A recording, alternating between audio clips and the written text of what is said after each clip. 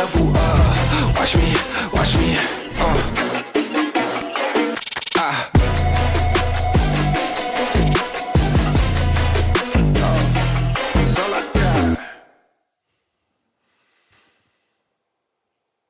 Welcome, ladies and gentlemen, to day 3 of the Mindvalley Summit 2021. My name is Ronan. I am one of your hosts. And if you have just joined us right now this is your first moment of Mindvalley Summit 2021, our warmest welcome. If you have been here with us for 1 or 2 days already, it's amazing to see you again. It's amazing to be here with you again. I'm very grateful that we have been spending this time together in this journey of learning, of insights, of sharing, of questions, of discovery, and of transformation. We are now kicking off day 3 of Mindvalley Summit 2021. But first I want to see who is in the house today, ladies and gentlemen. If you are, just like we did in the beginning of this event, if you remember, if we're here on day 1, if you are from the west side of the world, any of the Americas, North America, Central America, South America, say hi and where you are coming, where you are speaking from, where you are connecting from in the chat. Let's go crazy, say hi, where the city you are from, the country where you're from. Let's give a glimpse to everyone in the summit of all the western side of the world map.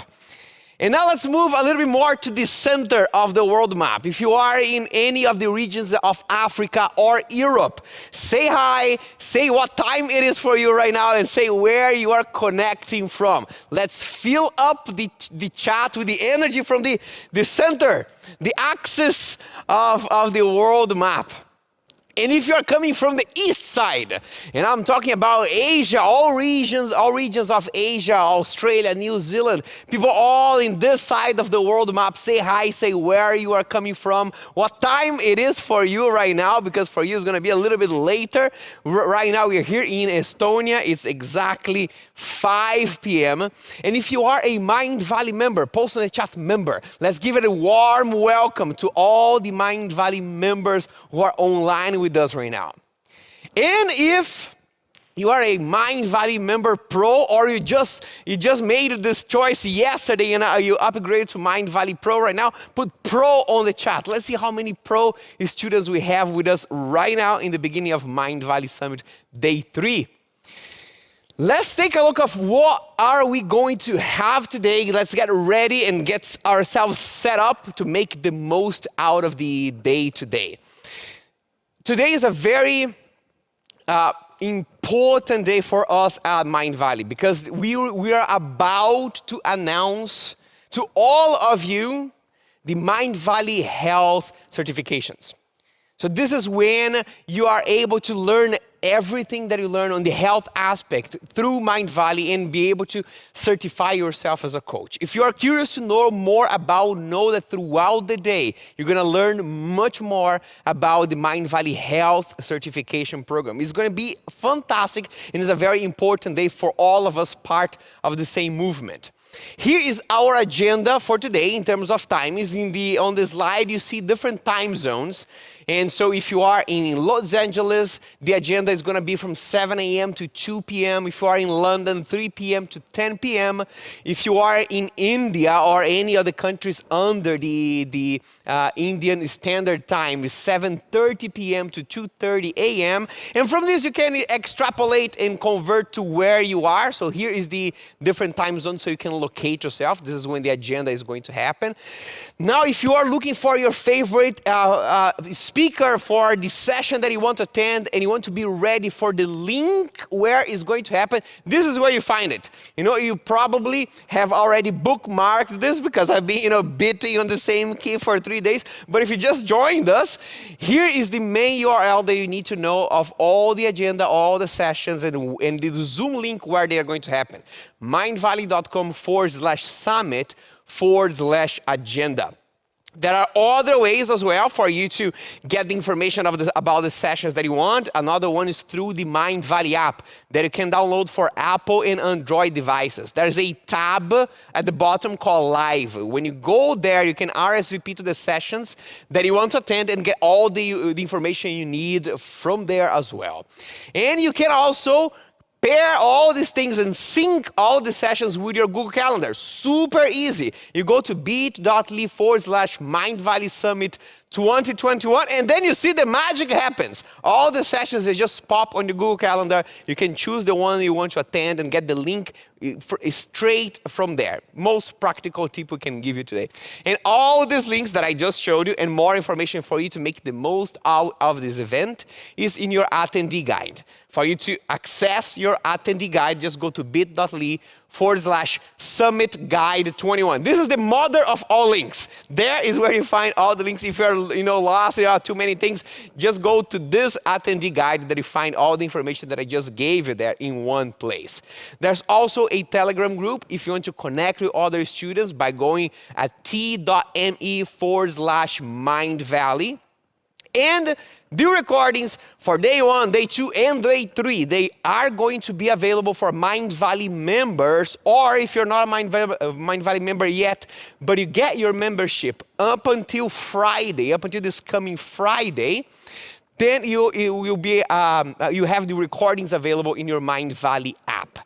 For sessions that are going to be translated. So right now you're going to look at the agenda, you find the sessions that you want to attend. You will see in the description of those sessions, in case English is not your favorite language, you see on the description what are the sessions that will be translated into other languages. And for the ones that will be translated in your Zoom window, for you to access the translation, the real-time translation, you just go to language interpretation. There will be a button at the bottom of your Zoom window called language interpretation. You can choose the language that you want the real-time translation, so you can follow in your favorite language.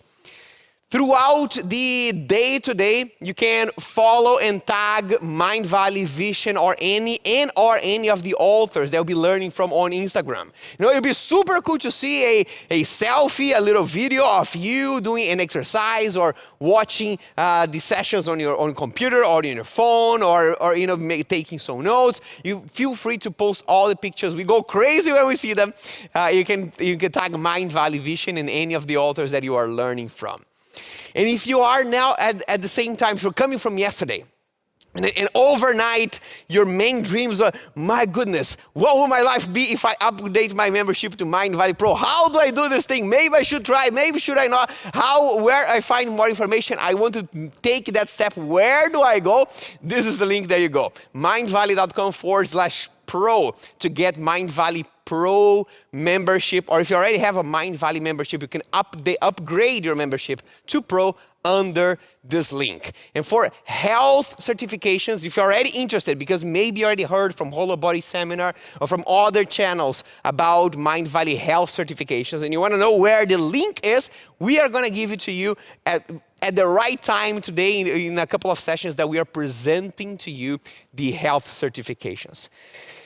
So, ladies and gentlemen, let's get started with our first session today. And if you are here, it's because you know that you want to have the most beautiful experience with our next speaker, Paul McKenna. It's a very special moment to introduce Paul McKenna, because he has started working with Mindvalley a few years ago. And he has become almost immediately one of our favorite teachers for the amount of insight and amount of mind-blowing experiences that he provides to all the Mindvalley students and Mindvalley members. Paul McKenna, he's British, and he's considered the top 1 hypnotist in the world. He has worked with people from all over the world, hundreds of thousands of people, helping them become more confident, help them quit smoking, help them getting rich, helping them getting thinner, helping them create self-confidence, becoming a better person. He has even worked with the United Nations very lately, showing how we can solve most complex problems of human life in a split second with astonishing results. You know, he is the guy that London Times consider as one of the top influential teachers today, alongside Nelson Mandela and Dalai Lama. We're not kidding when we say that this guy is powerful, and it's my honor and my pleasure to introduce all of you and bring on stage, welcome all, Paul McKenna. Paul McKenna, it's good to see you, my friend. How are you doing? Very good to see you. Thank you very much. And welcome to what is going to be a life-changing 40 minutes. I want to do with you everything that I would do with you if you were sat here in my study and we were doing a coaching session to make your life better. Now, I'm going to be touching upon 5 areas: reducing stress, increasing confidence, increasing resilience, motivation, and happiness. Now, because we only have a certain amount of time, unfortunately, I won't be able to do any Q&A or to work with anyone individually. But what I'm going to do is I'm going to work with you, and I'm going to do a number of techniques, thought experiments, visualizations. I'm a hypnotist. I won't be doing old-fashioned hypnotherapy. I'll be doing modern hypnosis, NLP, and some psychosensory techniques. So I want to start really by dealing with stress, because I've noticed that a lot of people during the last year have become very stressed. They become anxious or they panic about things. And that's understandable because the world is upside down. And so if you hadn't had some stress, there'd be something wrong. But the very first technique I want to teach you is something that is used by all 4 divisions of the American military. It's called heart math. Now, the reason it's called that is because in our heart, we have about the same number of communication connections as we do in our head. So what I'd like you to do right now is think about something that makes you stressed or anxious. Take a moment to think about it now. And as you do, notice how stressed you are on a scale of 1 to 10.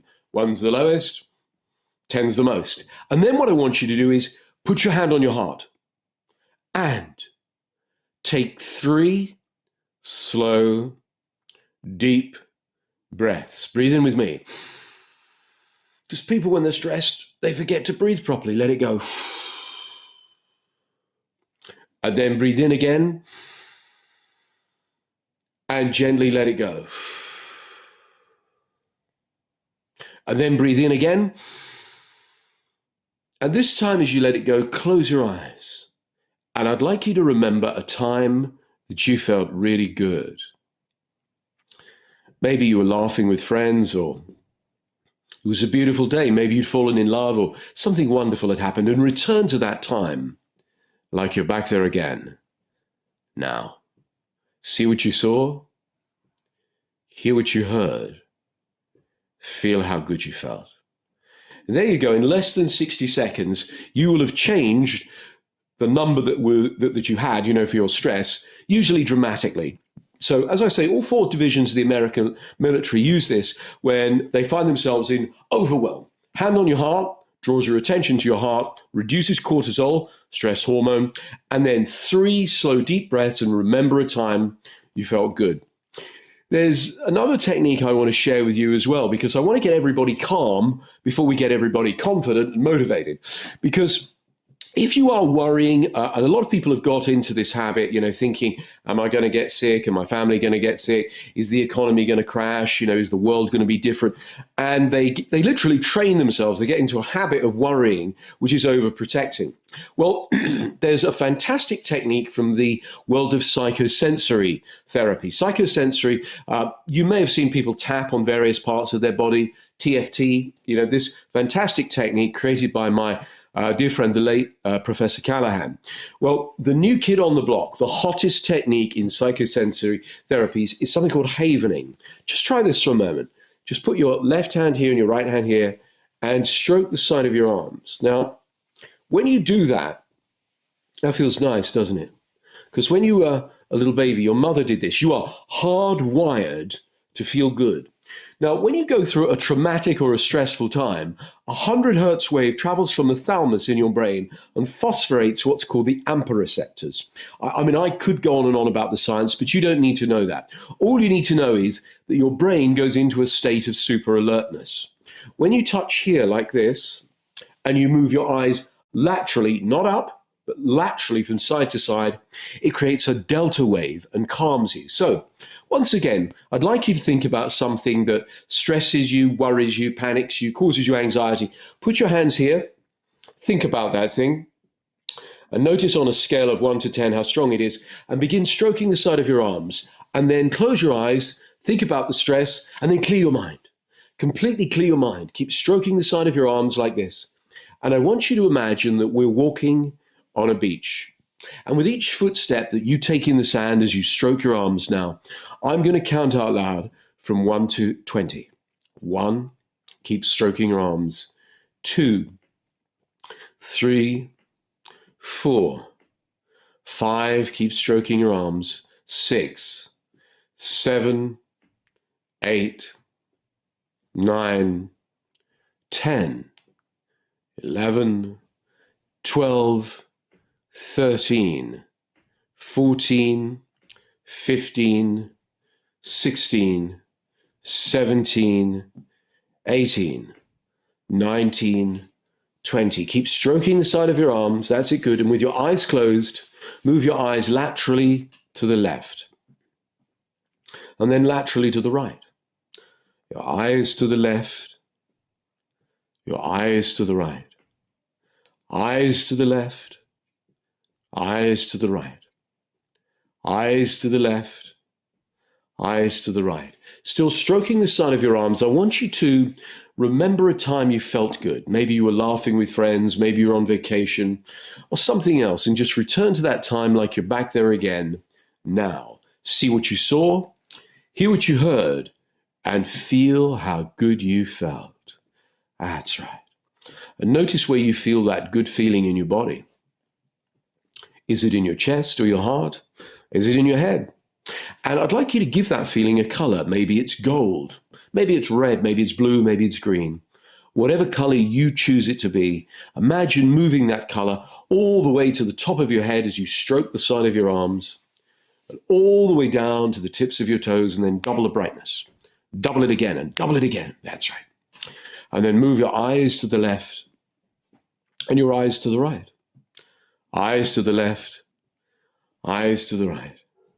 And then open your eyes and come on back out. Now, right now, you should be feeling quite calm. And when you think about that thing that was stressing you, on a scale of 1 to 10, you should have a lower number. Many people will have a very low number.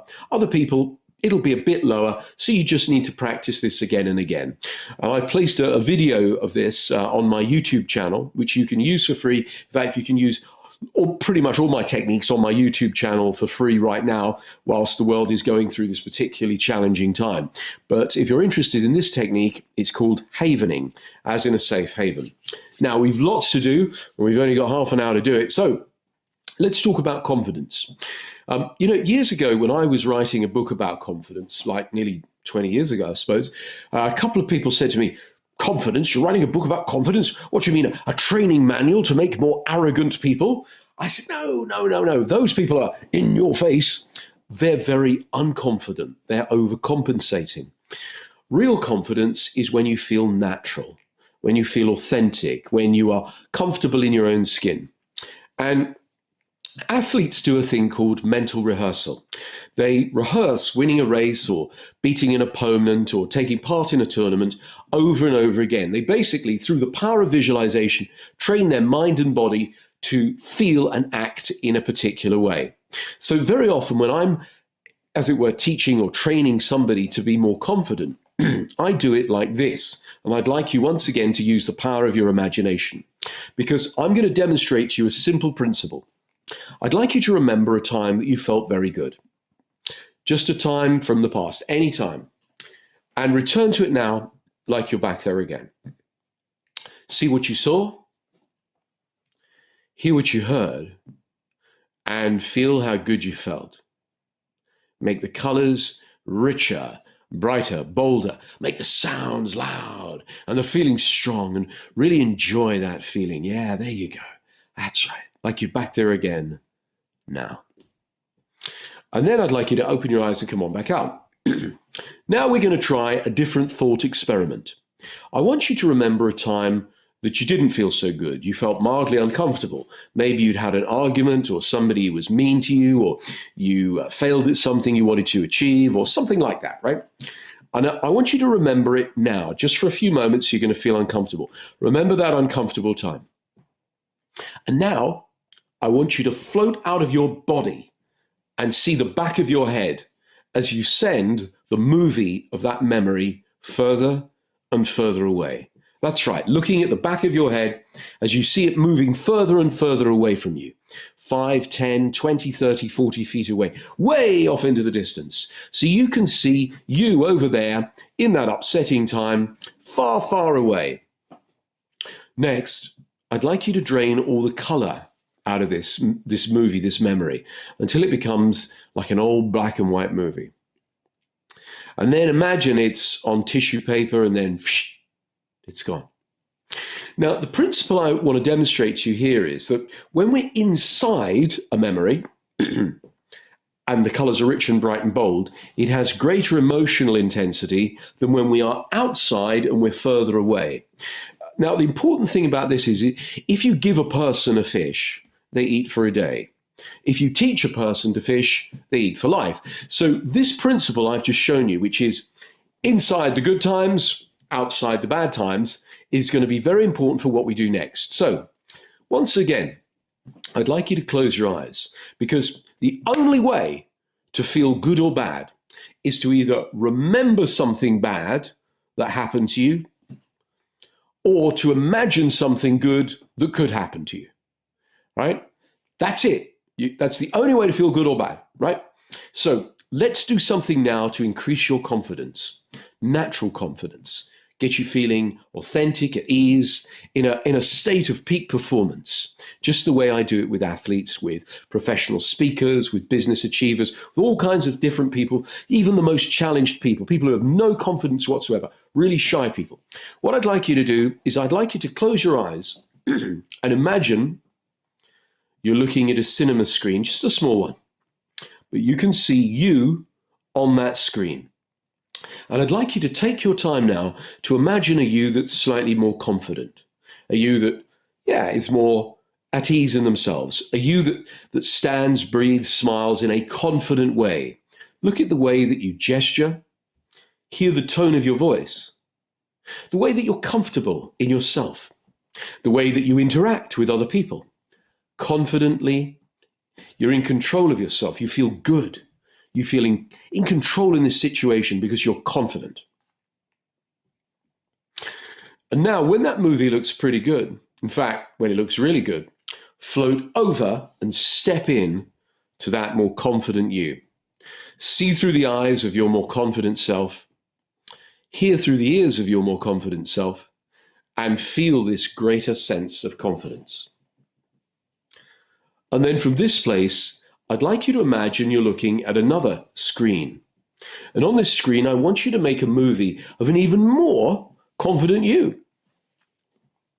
Look at the way you stand, breathe, smile, the way you gesticulate, the way that you talk to other people, the way that you have about you that is confident.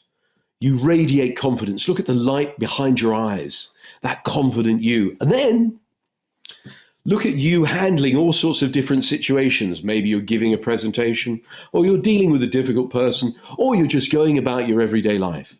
And when that movie looks good and you look good, you look confident, healthy, and happy, float over and into you, and into this confident you, and see through the eyes of your more confident self, hear through the ears of your more confident self, and feel this greater confidence. And now I'd like you to notice where you feel that confident feeling strongest in your body. Is it in your chest? Is it in your head? Is it in your arms? And give it a color. And then move that color all the way up to the top of your head and down to the tips of your toes, and double it. And double it again and double it again. That's right, until you are glowing with this confident feeling. Now, I'd like you to imagine taking this confident feeling into all the main areas in your life, into your relationships, personal and professional, into work situations, maybe dealing with challenging people or different situations, into your social life. I'd like you to imagine waking up in the morning feeling this confident through the day, all the way through the evening. Into situations where you need this confidence. Imagine seeing what you'll see, hearing what you'll hear, and feeling how good you feel as you feel this confident. Because we're instructing your mind and body to create the neurophysiological state of confidence and to take it into your life and to generalize it into every area of your life. When you're ready, open your eyes and come on back out. So right now, you should be feeling pretty confident. See, a lot of people are very good at practicing feeling unconfident. They think about all the time about how they failed in the past, how they could fail in the future. And of course, it becomes a self-fulfilling prophecy. What I'm going to encourage you to do is to make a movie of yourself succeeding. And when that movie looks good, step into that you. Become that confident you. See through the eyes of your more confident self. Hear your internal dialogue right now. Hear your internal dialogue in this moment saying this: all is well. All is well. All is well. That's right. And feel this great confident feeling. Now, next, we're going to talk about resilience. A lot of people think resilience is just toughing it out. Well, there's an element of persistence in resilience, but it's also about flexibility. Now, we know through an area of science called cybernetics, a particular thing called the law of requisite variety. And the law of requisite variety is that basically the part of a system that has got the greatest flexibility always ends up in control of the system, be it a family, be it a political party, or be it a corporation. Now, a simple way of looking at this is if you're a reed and the wind is blowing really strong and you just try and resist, bam, you can snap. But if you've got enough flexibility, you can move with the blowing of the wind and survive. So your ability to adapt to your environment gives you greater power. So as a hypnotist, when I work with people, if they've got 6 ways of resisting or not wanting to change or stay stuck to their old habits, I've got to have 7 ways of persuading them. So adaptability and flexibility is an important part of resilience. So we're going to do some exercises right now, just 2 techniques to increase your adaptability, your creative thinking to make you a more resilient person. I'm going to ask you to think right now, what are your 3 biggest problems? Think about them now.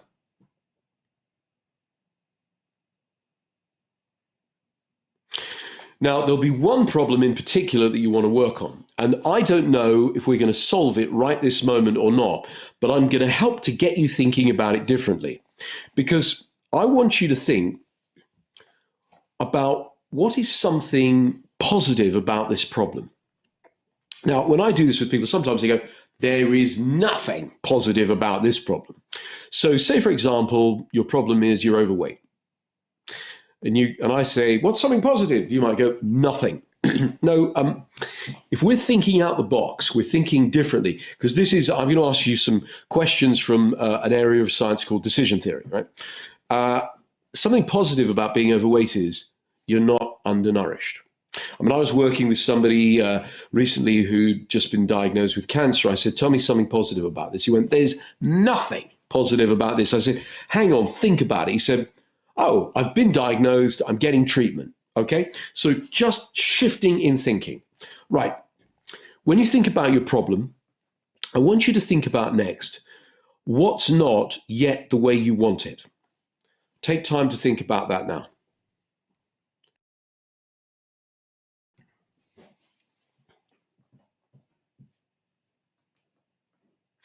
Now, what are you willing to do to get the result you want?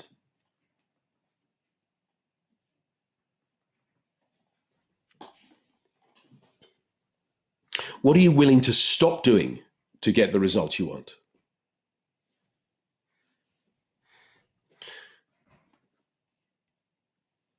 What can you do to motivate yourself to get the result you want? Now, close your eyes once again. And I'd like you to imagine that standing in front of you is somebody who's very good at solving problems.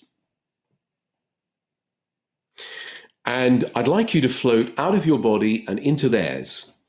And I'd like you to look at the world through their eyes.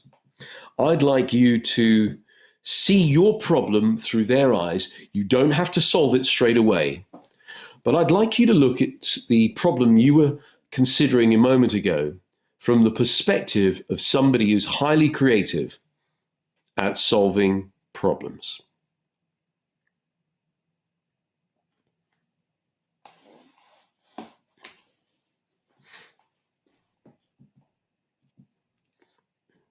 Take all the time you need to get all the insights you need. And then I'd like you to go further into the future in your imagination. And I'd like you to imagine you've solved this problem, you've overcome it, whatever the challenge was. And I want you to look back and let your unconscious mind tell you how you did it. Now, you might know straight away, or you might not know at all. You might go, I'm not really sure, but no, you don't have to know absolutely at this moment. Because what we're doing is we're asking the unconscious mind. Remember, your mind is smarter than all the computers in the entire world put together. And you are the expert on you. So rather than me install my model of happiness within you, I'm eliciting from your genius unconscious mind ways to solve your problems. Excuse me. So that you in future have got more ways of thinking, more possibilities, essentially more freedom. When people come to see me and they say, I want you to make me stop smoking, I'm not taking away a choice, because if they feel they have to smoke, they're a slave to cigarettes. So I give them the choice. If you want to do it, you can. But if you don't, you don't. That's freedom. Now, I'd like to do one other process with regard to resilience, which is very straightforward. Once again, it's a visualization technique. I'd like you to close your eyes and I'd like you to make a 9-square grid like that. Yep. Like noughts and crosses. And once you've done that, I want you to begin to fill those squares with things that make you feel good. Either people that love you and you love them, times in the past that you've succeeded, or just things that make you feel good. Oh, it feels so great when I laugh and enjoy myself, etc. But times when you've succeeded in the past, people who love and respect you, things that you feel good about, and put them in every square except for the bottom middle square. Leave that one empty for now.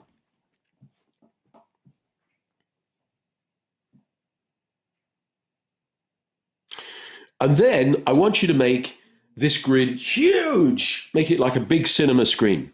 So you can see all these different times you've succeeded, people who love you, respect you, and make you feel good. And then in the bottom middle square, I want you to think about a challenge or a difficult situation, something that is your problem that we were talking about a moment ago. Put your problem in the middle there and put it in the context of everything else that's good in your life. And let your unconscious mind recontextualize, reconfigure. That's it, at the unconscious level. Let it figure out how it is that it's going to help you overcome this problem, think about this problem differently, and be resourceful and creative in the way you live your life. So next, let's talk about the future, because it's a good idea to be interested in the future. You're going to be spending the rest of your life there.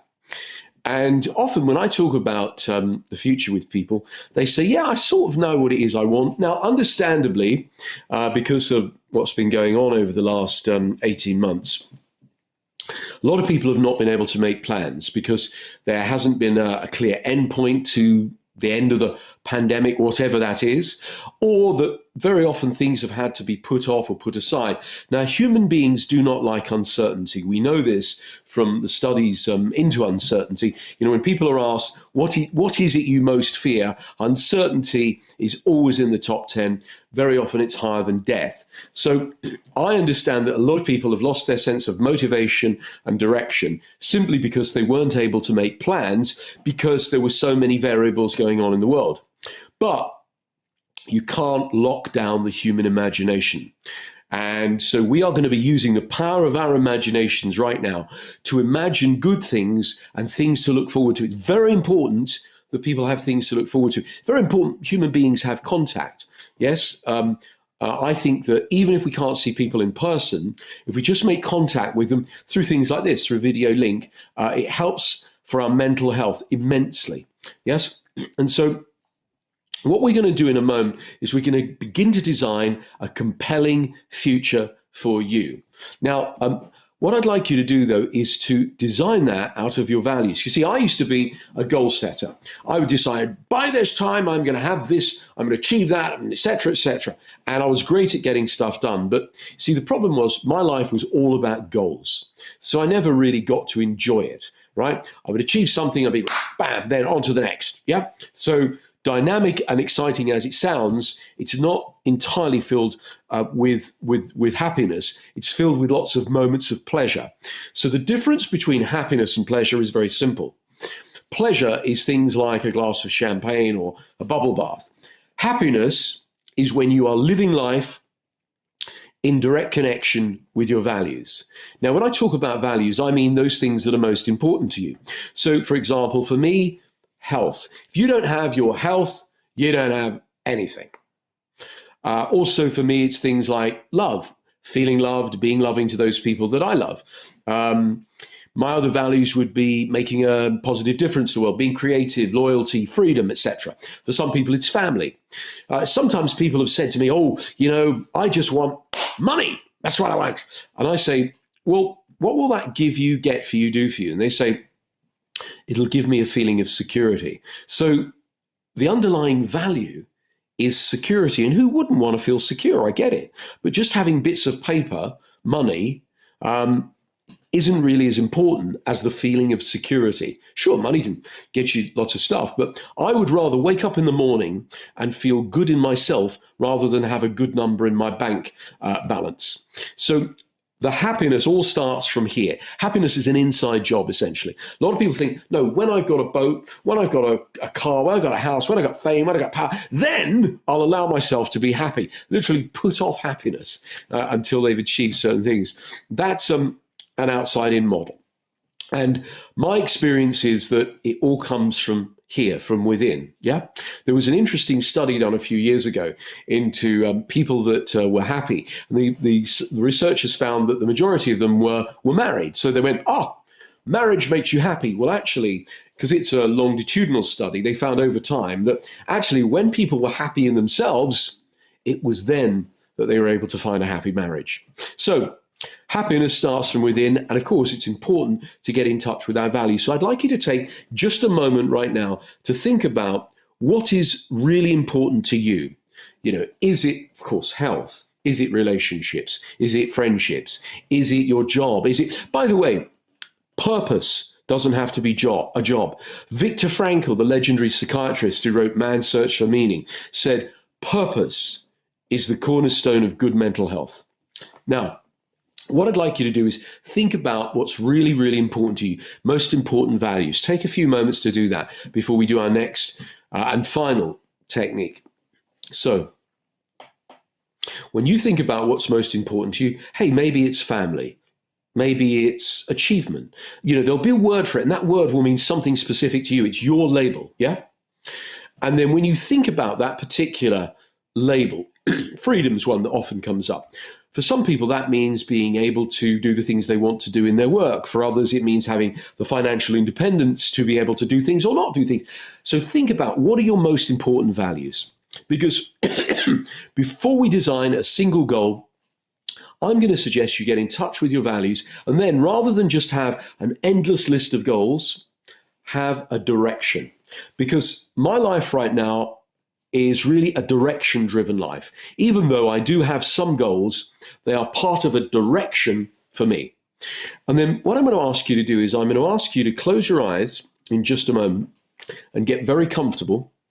And we are going to go on a journey into the future of designing a compelling and amazing future for you. So close your eyes, and I want you to travel out into the future a year from now.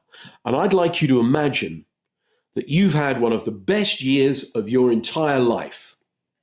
It's been amazing. It's been absolutely fantastic. And I tell you what, let's put some relaxing music on while we do this, because I want you to be very comfortable when you design your compelling, your amazing future now. So, what I'd like you to do is imagine it's a year from now and you've had one of the best years of your life. And if that's true, what must have happened in regard to your health, physically and mentally?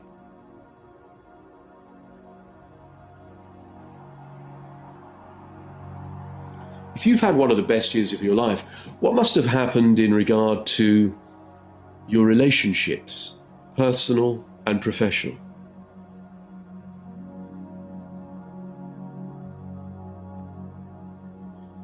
If you've had one of the best years of your life,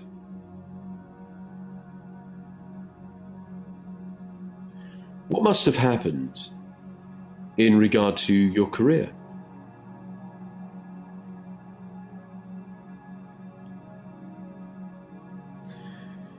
If you've had one of the best years of your life, what must have happened in regard to your finances?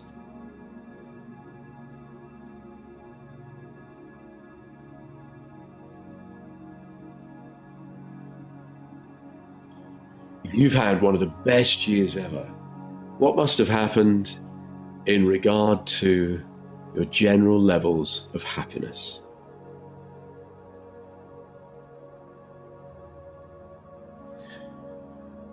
Now, I want you to float back from that and look at yourself and your life.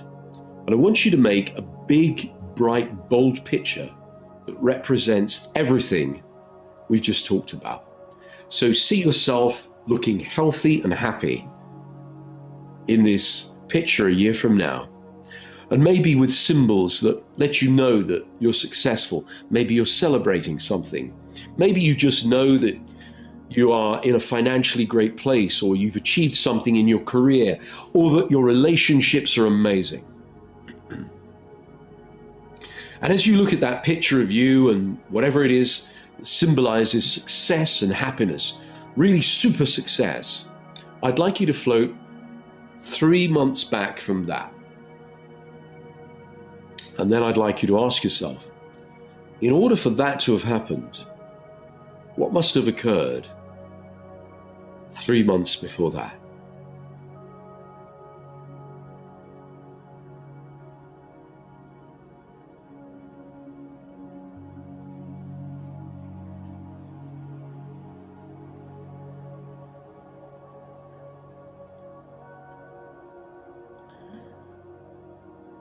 And then I'd like you to float 3 months back before that and ask yourself, what needed to have happened 3 months before that? Now, you might have a very clear idea, or it might just be a sort of fleeting intuition. Oh yes, that and that may have occurred, yeah. And then I'd like you to float 3 months before that.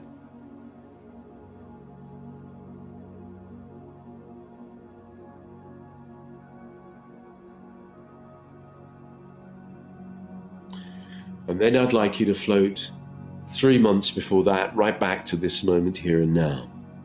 And then I'd like you to look at a succession of images on your timeline.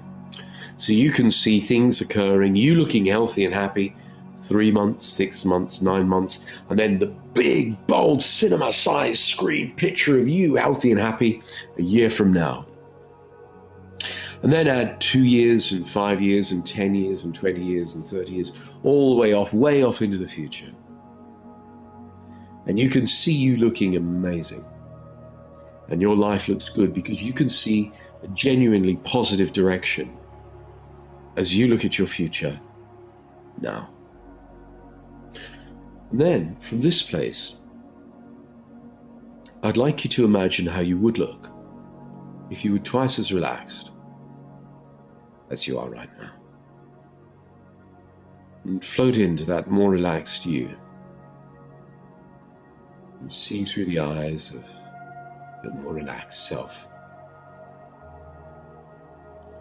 Hear through the ears of your more relaxed self. And feel this deeper relaxation.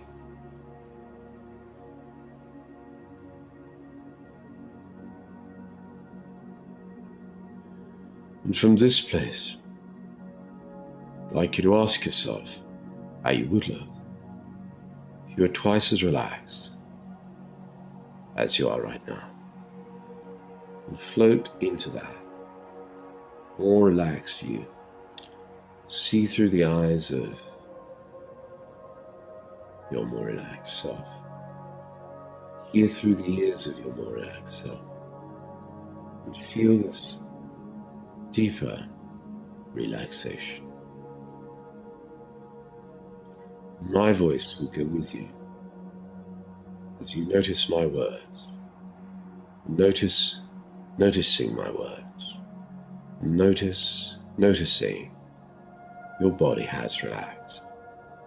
Your mind has relaxed.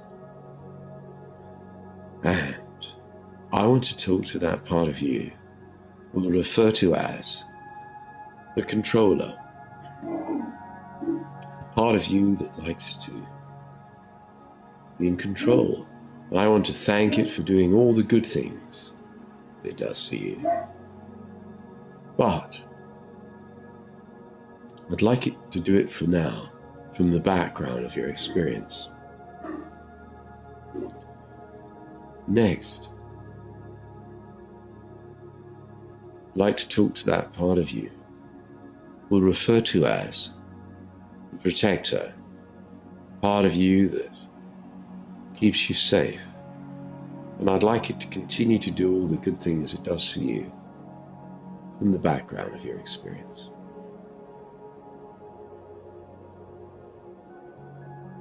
Next, I'd like to talk to that part of you we'll refer to as the evaluator, part of you that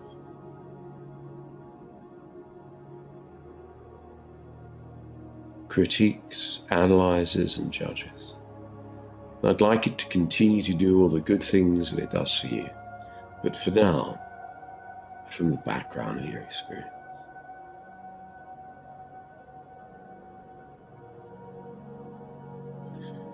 Now, I'd like to talk to that part of you we'll refer to as desire, part of you that gets you things. And I'd like to thank it for doing all the good things that it does for you, and I'd like it to continue to do those things. But for now, from the background of your experience.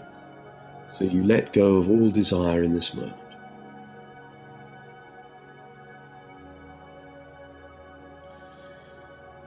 Now I'd like to talk to that part of you we'll refer to as the seeking mind, the mind that seeks the way.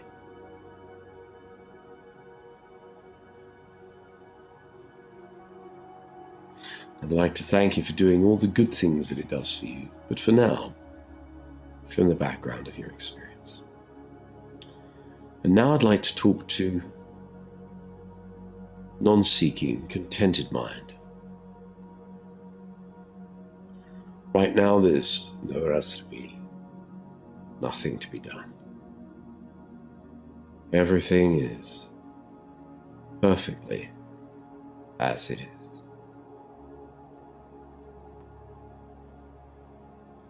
Now, I'd like to talk to Big Mind, the infinite consciousness. How big are you? How small are you?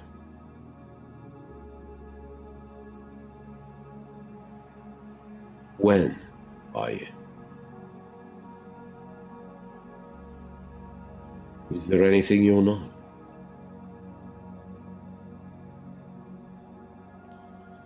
Then I'd like to talk to Big Heart, the infinite compassion.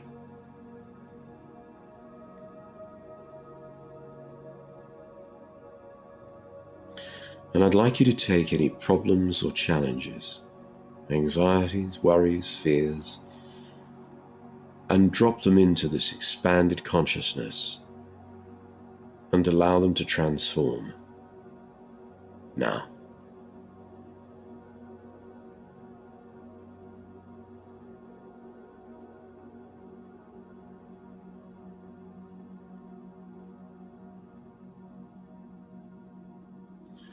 And I'd like your unconscious mind to assist me, because if there's anything that needs fixing on the inside, go fix it now. And soon it will be time to awaken from this relaxing process, feeling refreshed, relaxed, and alert, calm and confident with a renewed sense of optimism and deep inner joy.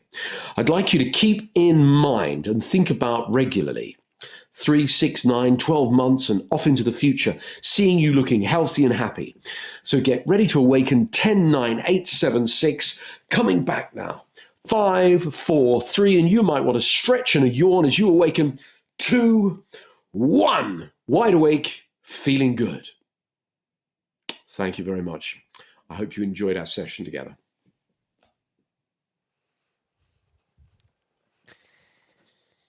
Wow, ladies and gentlemen, Paul McKenna. This was beautiful. I was doing a couple of exercises in the session. I was thinking of different boxes where I see all the successful parts of my life, and I put the problem in the bottom. It's time to see things from a different perspective. And I thought that was the best moment of the whole session. Little I knew what was to come. Ladies and gentlemen, I just wanted to go to the chat and try to describe one or a few words how you're feeling right now. How are you feeling at this exact moment? Because I'm pretty sure that this session was powerful for a lot of people. Paul McKenna, from the bottom of our hearts, thank you very much. Thank you. Thank you. God bless. Bye-bye. If you want to learn more from Paul McKenna, if you are a Mindvalley member, you can access his program with Mindvalley called Everyday Bliss right now. Not right now. Let's finish this session first. Let's finish the summit first. But after the summit finish, you can start Everyday Bliss and take a multiple day, multiple week session with him. You know, I was thinking as the session was going on, this is one of the sessions that I want to re-watch again. Because of all the exercises, I'm pretty sure you want to. And if you want the recordings of that session, we will pretty much very valuable for you. You can also access them if you are a Mindvalley member, or if you get your Mindvalley membership up until the end of this week. As the session is finishing, you and we have an agreement. You remember what is the action that comes after the session, after every single session finishes? Fill in the poll. There's a poll coming up on your screen right now on Zoom for you to assess how much you loved this session. I'm sad that it goes from 1 to 5, but there's no 6, there's no 500. Probably you're looking for that in your screen right now. And fill up the poll for the session, and we are going to have a short break starting right now. And after we come back, there'll be 3 other sessions happening in parallel. One with Christina Mandelakiani on hacking happiness. The second one with Catherine Woodward Thomas on how to get what you need in love. And the third one with Maria Menounos about my rebirth and yours, how I went from human doing to human being. Ladies and gentlemen, just 7 minutes from now, I'll see you there. Cheers. Another level, we ain't never settle now. Level up, watch me level up, watch me, yeah. A lot of people think that controlling stress is a remedial thing. It's only for people that are high-pressure executives or working themselves all hours. It's also for anyone and everyone who wants to actually get more out of life. It's about being able to learn how it is to relax profoundly and deeply whenever you want to.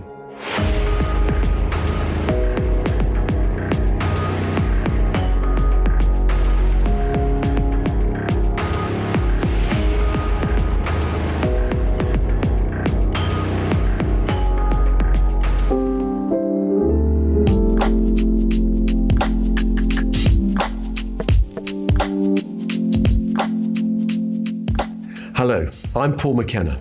I've helped people from all over the world successfully quit smoking, lose weight, overcome insomnia, eliminate stress, and increase self-confidence using hypnosis and NLP.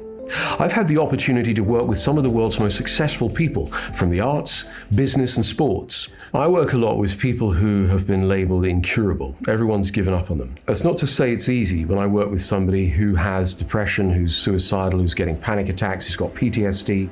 Everybody has some stress, but hardly anyone has the skills to deal with it.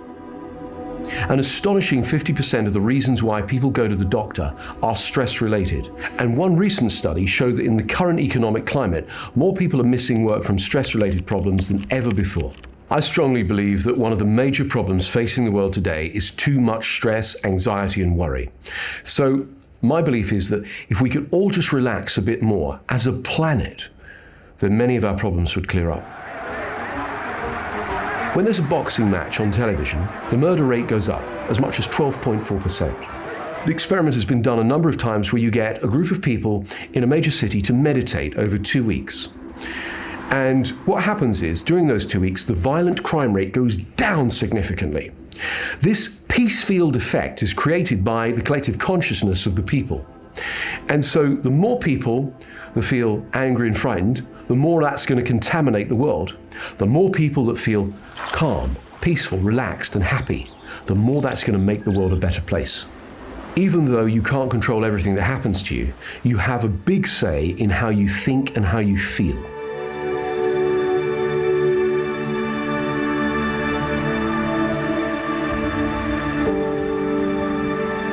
Many years ago, back in the 1980s, I was a radio DJ. And I was interested in yoga and meditation, but I had to interview the local hypnotist. That day had been a bad day. I was stressed. I'd broken up with my girlfriend. I'd had a row with my boss at the radio station, and the people in the apartment above me were making a noise and keeping me up late. And so when I showed up to interview the hypnotist, he said, rather than me talk to you about it, let me do it to you, because you look like you need some. You're stressed. I said, go ahead. Let the healing begin. I was a little skeptical. But a few minutes later, I felt so relaxed. It was though a burden had lifted off me. I was almost floating in this lovely sea of happiness. And I could hear the man talking to me, and his voice was off in the distance, but I just felt so good. I was in deep bliss. So I opened my eyes when he tells me to wake up, and felt like it had been just a couple of minutes. It had been half an hour. I could suddenly see a way forward. The future looked bright. I was optimistic. And I said, can I borrow some books from you on this? And he said, sure. And he gave me a book by Richard Bandler, who was later to become my most prolific teacher. I'm a sort of compulsive person, so I either do something or I don't, but if I do it properly. And I decided that I wanted to be a hypnotist. I began doing little hypnotism shows in pubs and clubs and then theaters, and then hypnotizing my friends to lose weight and quit smoking. And it pretty much worked all the time. I couldn't believe how powerful this was.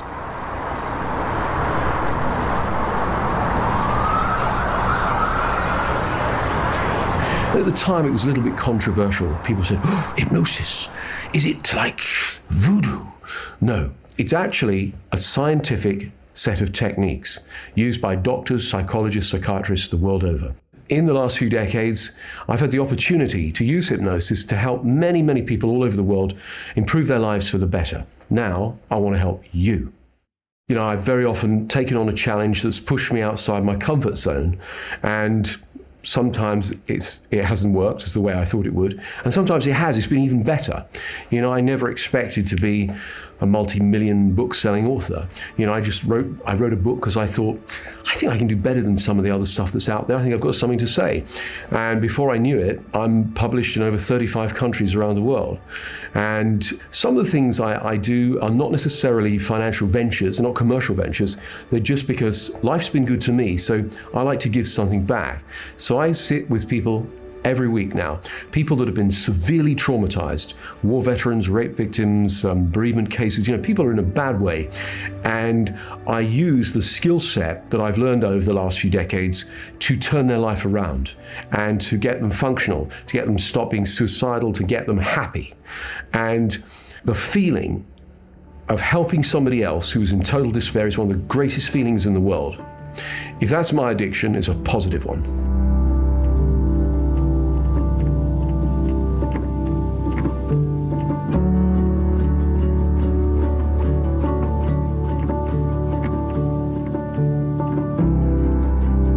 My job is to take complicated scientific breakthroughs and techniques and distill them into what's common sense so that everyone and anyone can benefit from them in minutes.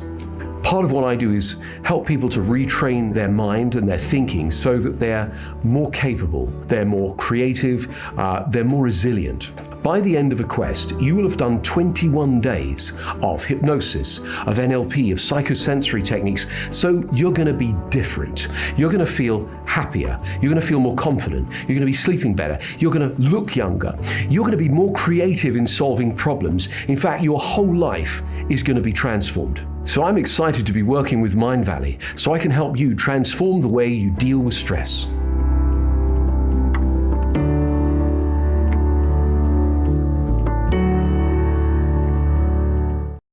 We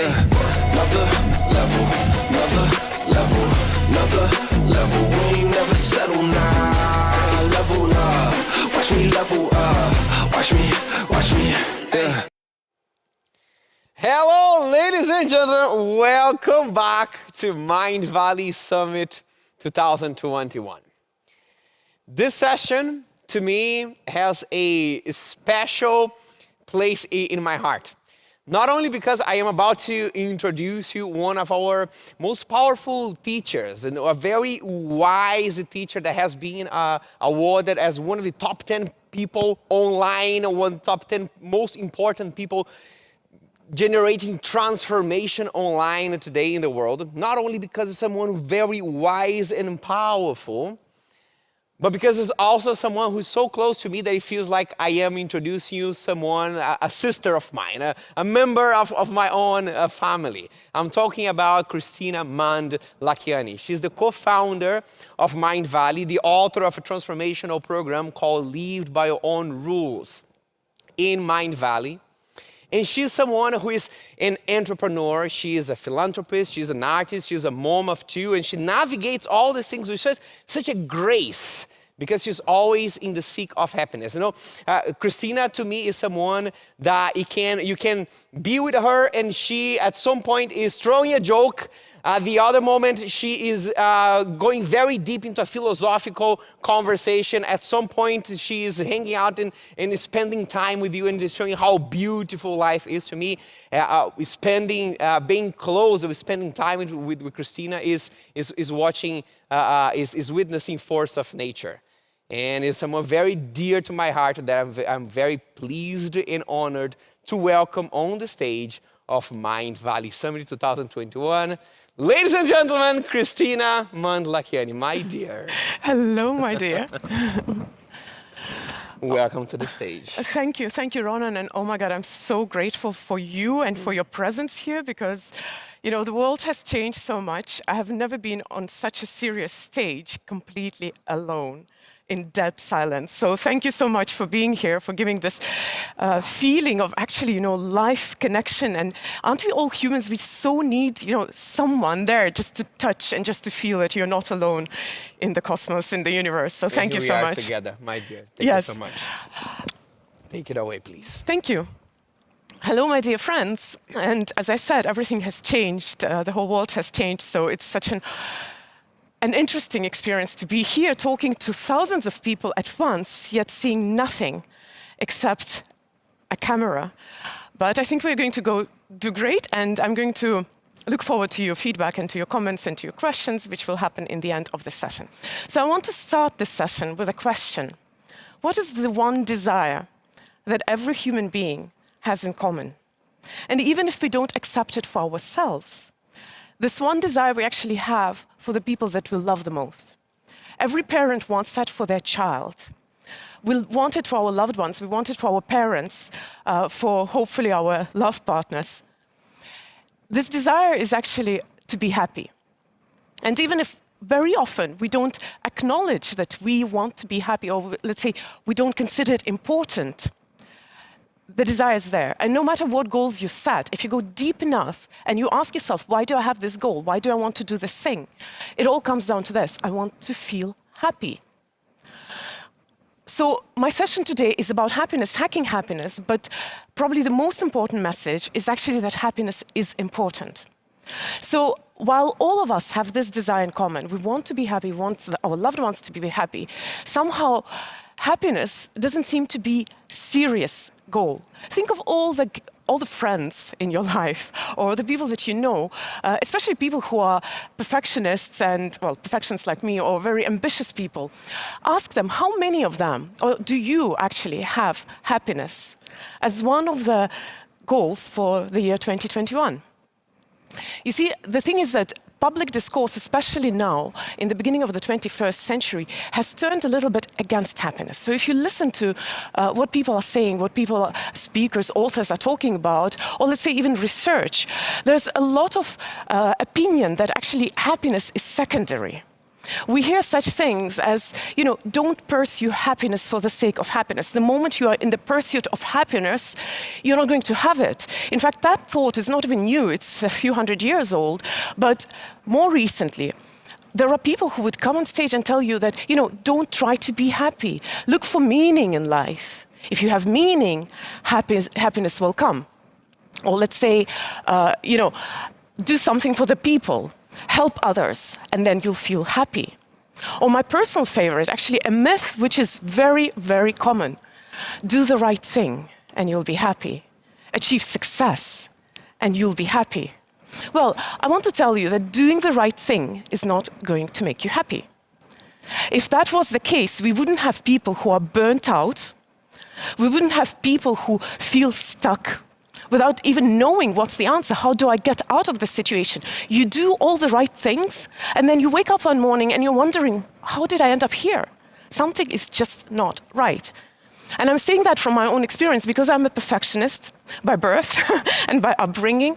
I was a straight-A student, ambitious girl, doing everything right by the book because I knew, I was told from childhood, from a young age, do the right thing and you'll be happy in the end. Study well, and you'll be fine.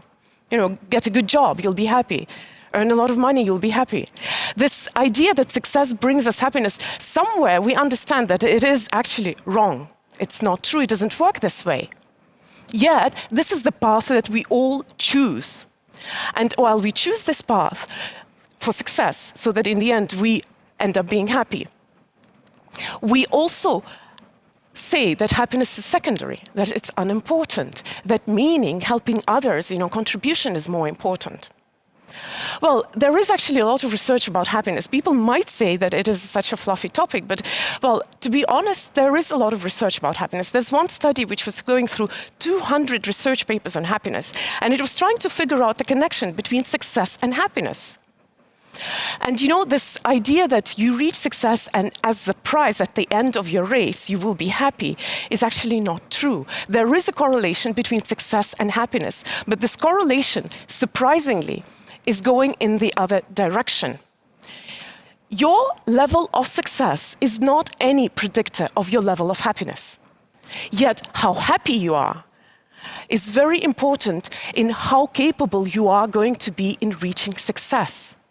Well, research shows that apparently, if you are happy, well, I'm not going to overload you with psychological lingo, but let's say if you have a lot of positive affect, then your state of mind and your thoughts, your feelings are exactly the kind that are necessary for you to reach success. Isn't it exciting? We all put success on a pedestal. We think this is important, and by success I mean not just financial success, obviously. I mean big, meaningful goals, changing the world for the better, all the things that we good people want for us and for the world.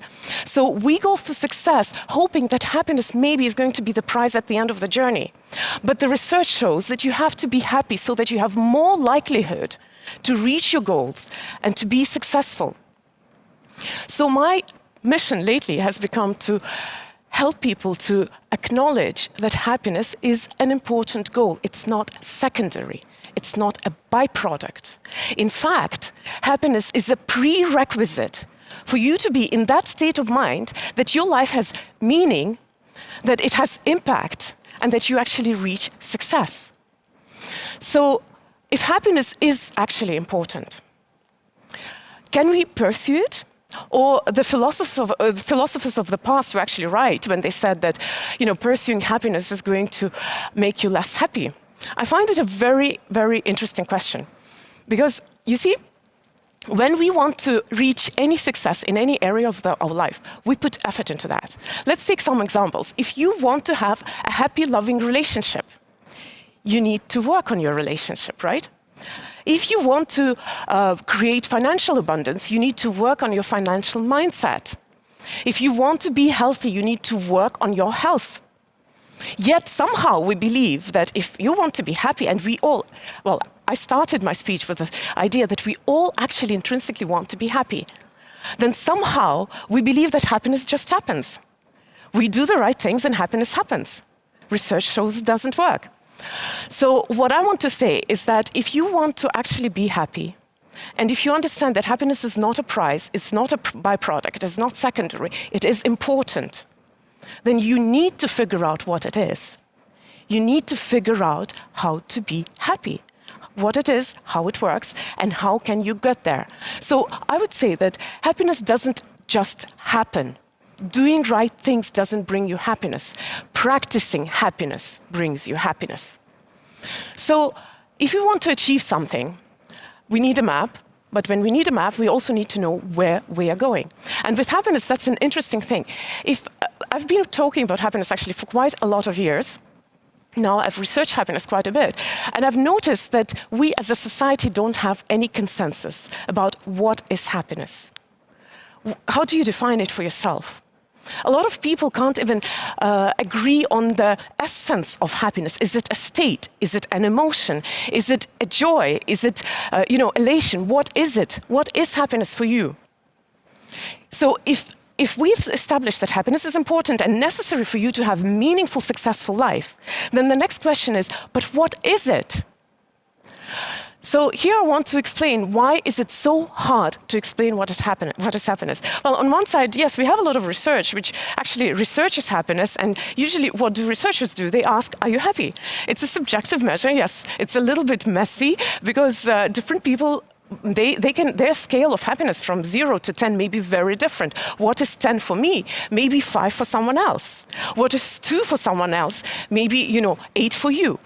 Our perception, our feeling of happiness is very different. But my point is that happiness is a personal thing. While success is a universal concept, we all more or less understand success very similarly. Happiness is a personal thing. And while there are a lot of maps to success, there are lessons and courses and tutorials, do this, don't do that. These are the habits of successful people. It's really hard to create a tutorial for happiness. And a lot of the research, a lot of the books, a lot of the authors actually talk about that. They kind of dig into happiness, but then in the end, it comes down like, do you feel it? Do you not feel it? So what is happiness for you?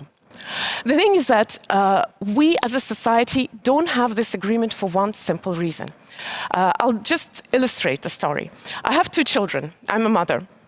And those who have children, you will understand. If you don't have children, probably you have people that you love, and you should still relate. As any mother, if you ask me, what do I want my children to be, or how do I want them to grow up, obviously I'll say, I want my children to be happy. So what do I do for that? I create the environment for them that they don't experience anything which is not happy. So when I was a kid, my mom wouldn't take me to hospitals to see our, let's say, very sick relatives, because she thought, as a small child, I shouldn't be exposed to such grim sights. I never attended funerals when I was a child. The same reason. I remember when I took my children to Serengeti to see the animals. It was a dream of ours to go to Africa to see the animals. We landed in Serengeti, and it's millions of animals. We were following the migration of wildebeests, millions of animals. It came actually with millions of dead animals. And when I saw that, not millions actually, sorry, with a lot of dead carcasses, when I saw them around, I was shocked because I had a 3-year-old daughter with me. And my thought was, oh my God, how is she going to take it? She sees, let's say, a lion come and kill a zebra.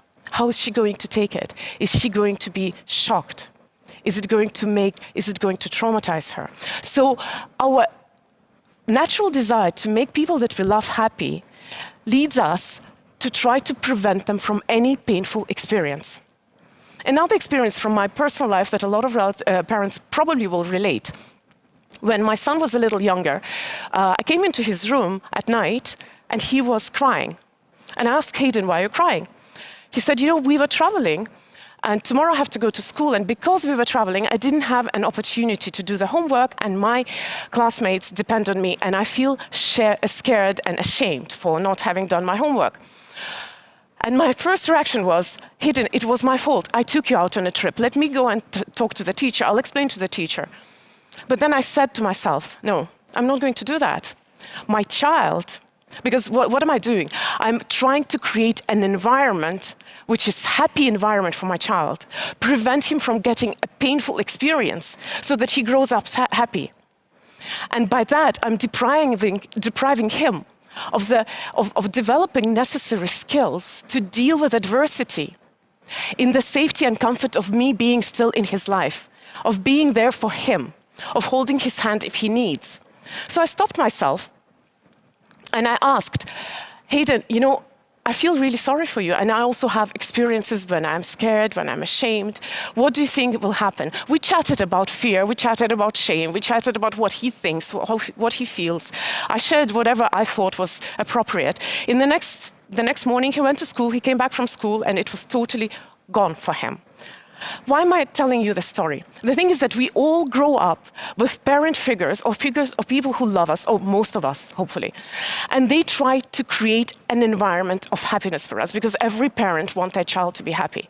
And we grow up with the myth of happiness. It's like a unicorn. Everybody understands conceptually what is happiness, but nobody has seen it because what we have created in our mind is this myth of the absence of problems, the absence of pain. And that would be half the problem. The other half of the problem is that because of that artificial environment, which is not likely to happen in real life later, we grow up without the necessary skills to deal with regular, normal things in our life, such as fear, such as shame, such as pain, such as loss and death. So because of that, I think a lot of people are chasing happiness like a unicorn, and never getting to bridle it and ride it because we don't know what it is and we don't know how to create it. So I think the first thing that you can do to hack happiness is to define what does it mean to be happy for you. Obviously, I cannot define it for you because, as I said, happiness is a personal thing. While success is a universal phenomenon, we generally agree about what is success. This guy is successful, this guy is not. This woman is successful, but this one is not. When it comes to happiness, it's up to you. It's up to you to define, it's up to you to decide that it is a priority, that it is important for you. And yes, I wouldn't try to tell you what is happiness, but I want to share some ideas with you to help you define that. Because, as I said, nobody has taught us. We kind of understand it, but we understand it all very differently. So I'll tell you what happiness isn't. For one, if you want to really achieve the state of happiness, as I said, happiness is this prerequisite for you to live a successful, meaningful life. So if you want it to be tangible and not a mythical creature like a unicorn, then I strongly suggest that you take, for a definition of happiness, a state of being, a state of mind, your general state and not an emotion. A lot of the times we have those ideas that, don't go chasing happiness because you'll never get it. Because in that phrase, happiness is an emotion. An emotion, by its nature, is transient. It's elusive. It doesn't stick in one place. It's like, if I want to give you an analogy, it's like waves on the ocean. Emotion is like it's like the cloud in the sky. It's not the substance per se, it's a transient phenomena.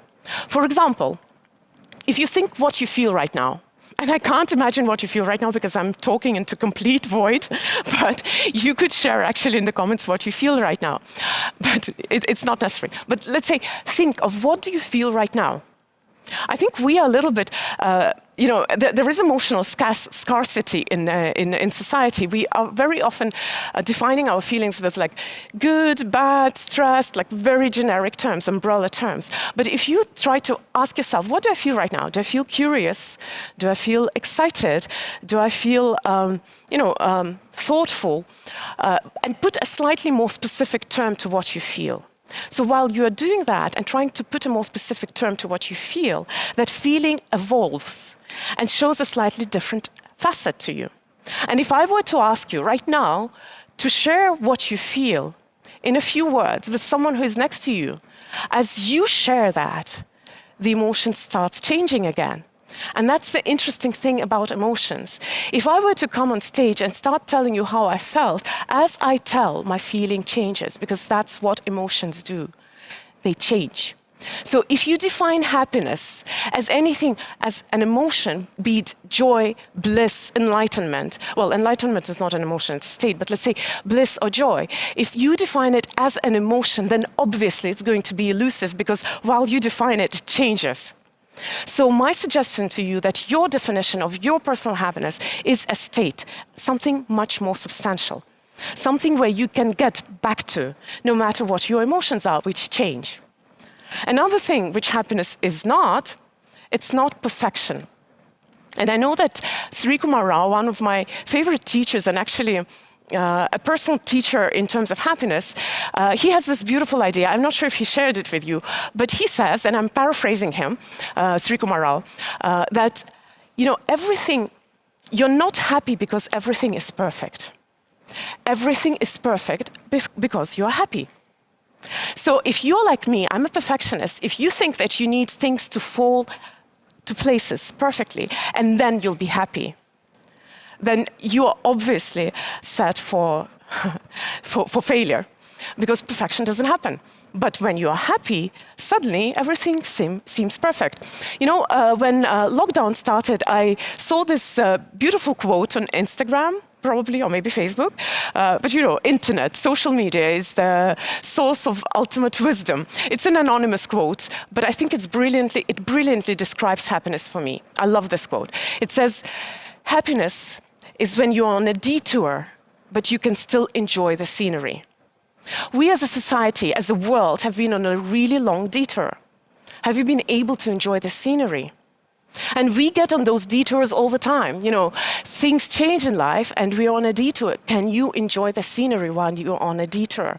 I think this quote is exactly the opposite of this idea that things have to be perfect for me to be happy.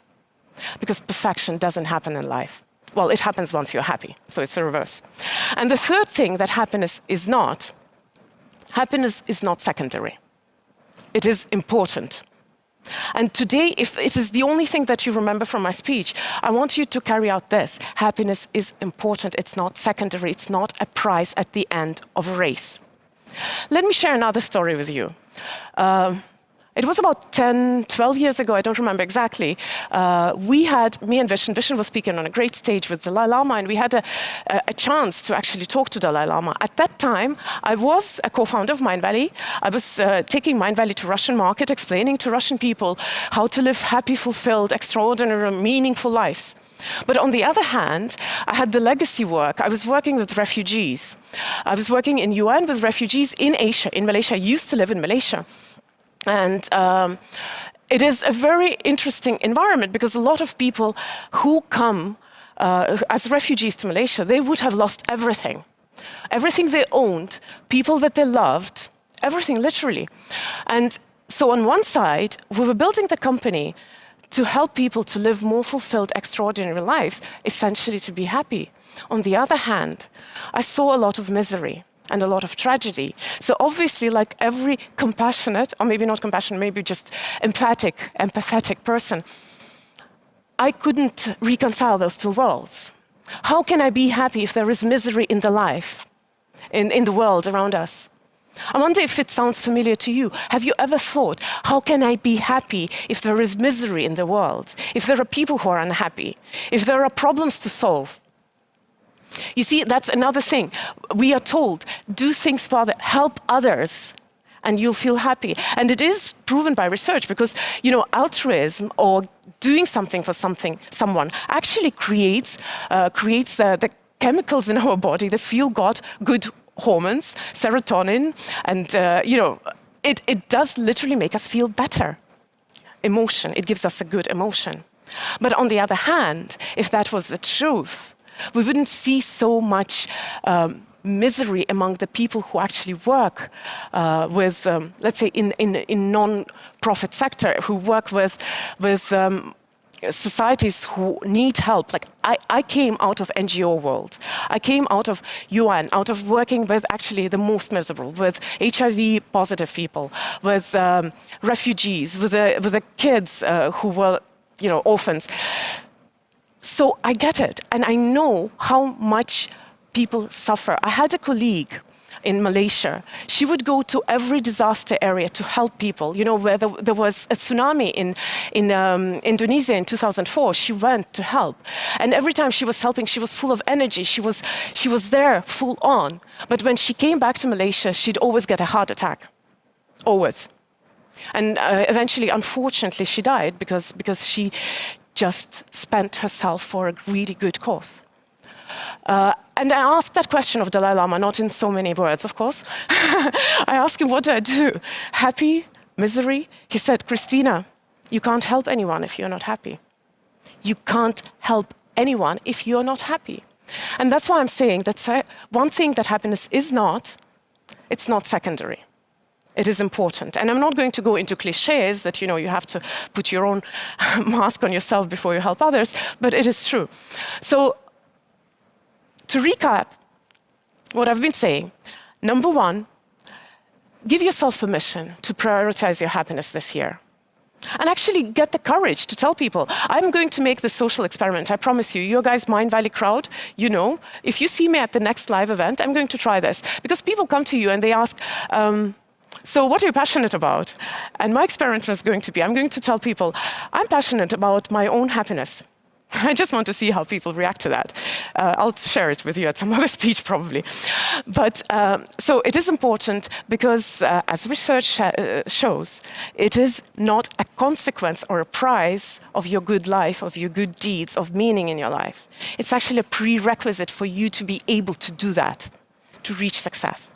So, obviously, the logical conclusion is that, if you want to be happy, you need to learn to be happy. It doesn't just happen. You have to practice happiness.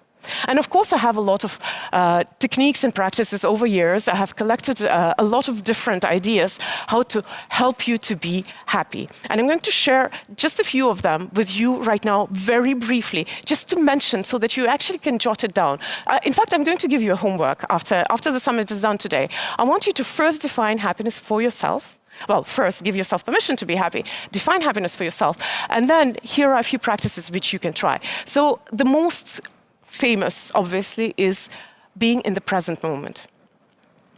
And without going too deep into that, obviously a lot of our unpleasant emotions, our unpleasant feelings, or the things that actually get us out of this resourceful state have nothing to do with the present moment.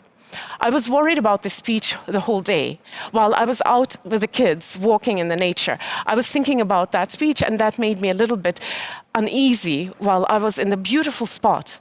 So obviously, let's say our worries or fears have more to do with the future. In the present moment, there is no fear. I'm not on stage. I'm not in this stressful situation where I have to perform. And a lot of our unpleasant feelings have to do with the past, the regrets, or let's say the nostalgia when we think of something that was beautiful in the past and now it's not here, or the loss. And in the present moment, it's not there anymore. So obviously the present moment is that interesting spot in time on the universal timeline where you can feel bliss and happiness. Again, I'm talking about emotions and happiness, the state of happiness, a little bit interchangeably. So I would say bliss. You can feel bliss in the present moment, or carelessness, or any other emotion, be it joy or elation or excitement. It happens in the present moment. The unpleasant emotions happen either in the future or in the past. So bring yourself back to the present moment is a really good practice. And after me, I do not know which of the stages, there's Gelung Tupten speaking, and I really love this guy. He's another of my favorite Mindvalley teachers. He talks beautifully about understanding what it means to enjoy the present. So if you get a chance, check out his teachings. So another very famous practice, obviously, is gratitude. But I wanted to give it a twist, actually, recently, because gratitude is, in a way, looking into the past, a little bit looking into the past. You think of all the good things that have happened to you that you can be grateful for. Obviously, well, there is a lot of research that proves that if you practice gratitude for, let's say, 30 days, your experience of happiness or your self-assessment of happiness goes up by about 25%. It is true. But I wanted to give it a little spin because I believe that in this world, in the universe, nothing is absolute. There are actually contradictions, and that's what makes it so beautiful, because I can tell you something, and the next moment I can tell you a little bit different thing, and those contradictions, actually managing those contradictions, what makes you perfect at living, and makes the living experience perfect. So the opposite side of gratitude is looking forward to. And I came to that over the past 1 year. Because what I noticed, that when things changed and we were stuck at home, I stopped looking forward to things. I used to have things to look forward to meeting someone, to going to a fest, to having Mindvalley party or whatever. There were things to look forward to. And suddenly there was nothing to look forward to. Well, in a big scale of things. So yes, here's the contradiction. And I think contradictions are beautiful. Expectations are the killer of happiness. Shefali Sabari would have talked about that. Expectation is a killer of happiness. But looking forward to is different from expectation. So I decided to make a twist and to practice. What am I looking forward to today? I started this experiment on Wednesday. I thought Thursday morning, I wake up and I start thinking, what do I look forward to today? Wednesday night, I got a massive fever. Massive fever. I was out all of Thursday, and everything that I was looking forward to was cancelled. And here's the contradiction. I think it's a beautiful thing, though, because I got to change my plans and look forward to something different, to something new. And I want to practice that because I believe that, you see, the problem with gratitude is a beautiful practice which reminds us that we have already achieved so much. But also, if you constantly turn your gaze to the past, you're prone to nostalgia, you're prone to romanticizing what has been. And it is okay while you still have the lighthouse in the future to move you forward to. So my problem of the past year was that I stopped looking forward to things. And I wanted to add that as the opposite side of the same coin. What am I looking forward to? And can I look forward to things without being hung on expectations? That's another practice I might want to suggest to you. Another one, double practice, is actually perfectionism. Perfectionism, comparison. Because I believe that comparison is a really bad habit that we all have. As a speaker, as an author, I compare myself to other speakers, to other authors. As an entrepreneur, I compare myself to other entrepreneurs. So if I take myself facet by facet by facet, there's always someone who's achieved more than I have. And if I start comparing myself as a speaker, there are more, energetic, more expressive speakers that I would think like, I'm lesser. If I compare myself as an entrepreneur, there are obviously more successful entrepreneurs. If I compare myself as a mother, there are other mothers who are more hands-on. So when I start comparing myself to other people, it is such an easy way to slip and start feeling bad about yourself. So the flip side of comparison is inspiration. Because while it's horrible to compare yourself and to feel bad about that, it is incredibly good to have a role model to aspire to have someone to learn from, to have an example of what I would like to be. So here's another balancing act. Can you actually not compare yourself, but still see the inspiration for yourself in your life? And it's a great practice for happiness. Another great practice for happiness, I paired it up a little bit, I paired it up a little bit, but it is not so contradictory. It's self-love and actually meaningful connections with other people. And these two components or two practices are incredibly important for happiness. In fact, self-love is a topic that I could talk about for the rest of the day. So what I want to maybe leave you with as a practice, as a homework, is that can you take self-love deeper? Because often the way we take self-love is a little bit skin deep. We talk about, finding time for yourself or spending time with yourself or doing something good for yourself. I define self-love as thorough knowledge and understanding of yourself and the ability to love and accept yourself, not despite your flaws, but with them. Can you be kind and tolerant to yourself? And as the other side of the coin, although it's not a complete contradiction, it's your connection with the world. Here again, I won't be able to go deep into this topic. I think Brené Brown is a famous TED speaker who talks about connection to the world and that connection with your self-image. The thing is that we always try to look perfect for the world or to be something for the world. We put on the masks, we play the roles, the role of being polite, the role of being, pleasant, because we think that this is what is going to make us acceptable for the world. So why I put connection, meaningful connections on the other side of self-love is that because actually, research shows that you create much stronger and more meaningful connections if you have the courage to be just yourself. So it is about authenticity, but it's about honesty with yourself, which is why on the side of self-love, I talk about actually knowing yourself perfectly well, not perfectly well, knowing yourself, having the courage to know the true, real self, and having actually kindness and compassion for yourself, to accept yourself the way you are. And if you achieve that, then as a collateral with that is that you will have a much easier way to create meaningful connections with the world. And there is probably the most famous research on happiness was done by Harvard. It was the 75 years long research that a lot of people refer to, where Harvard researchers, actually several generations of researchers were following lives of young men until their old age and trying to see what makes some people happy, other people less happy. And that massive research on happiness showed that one of the best predictors of our happiness is the amount of close, meaningful connections in our life. But what I'm trying to say here is that your close, meaningful connections start with your relationship with yourself first. And I don't have a lot of time, so I'll just mention a few more practices that are absolutely necessary for you to up-level your happiness skill, happiness muscle. And you get to go and research them if you want. One of them is obviously the practice of forgiveness. Vishen talks about that.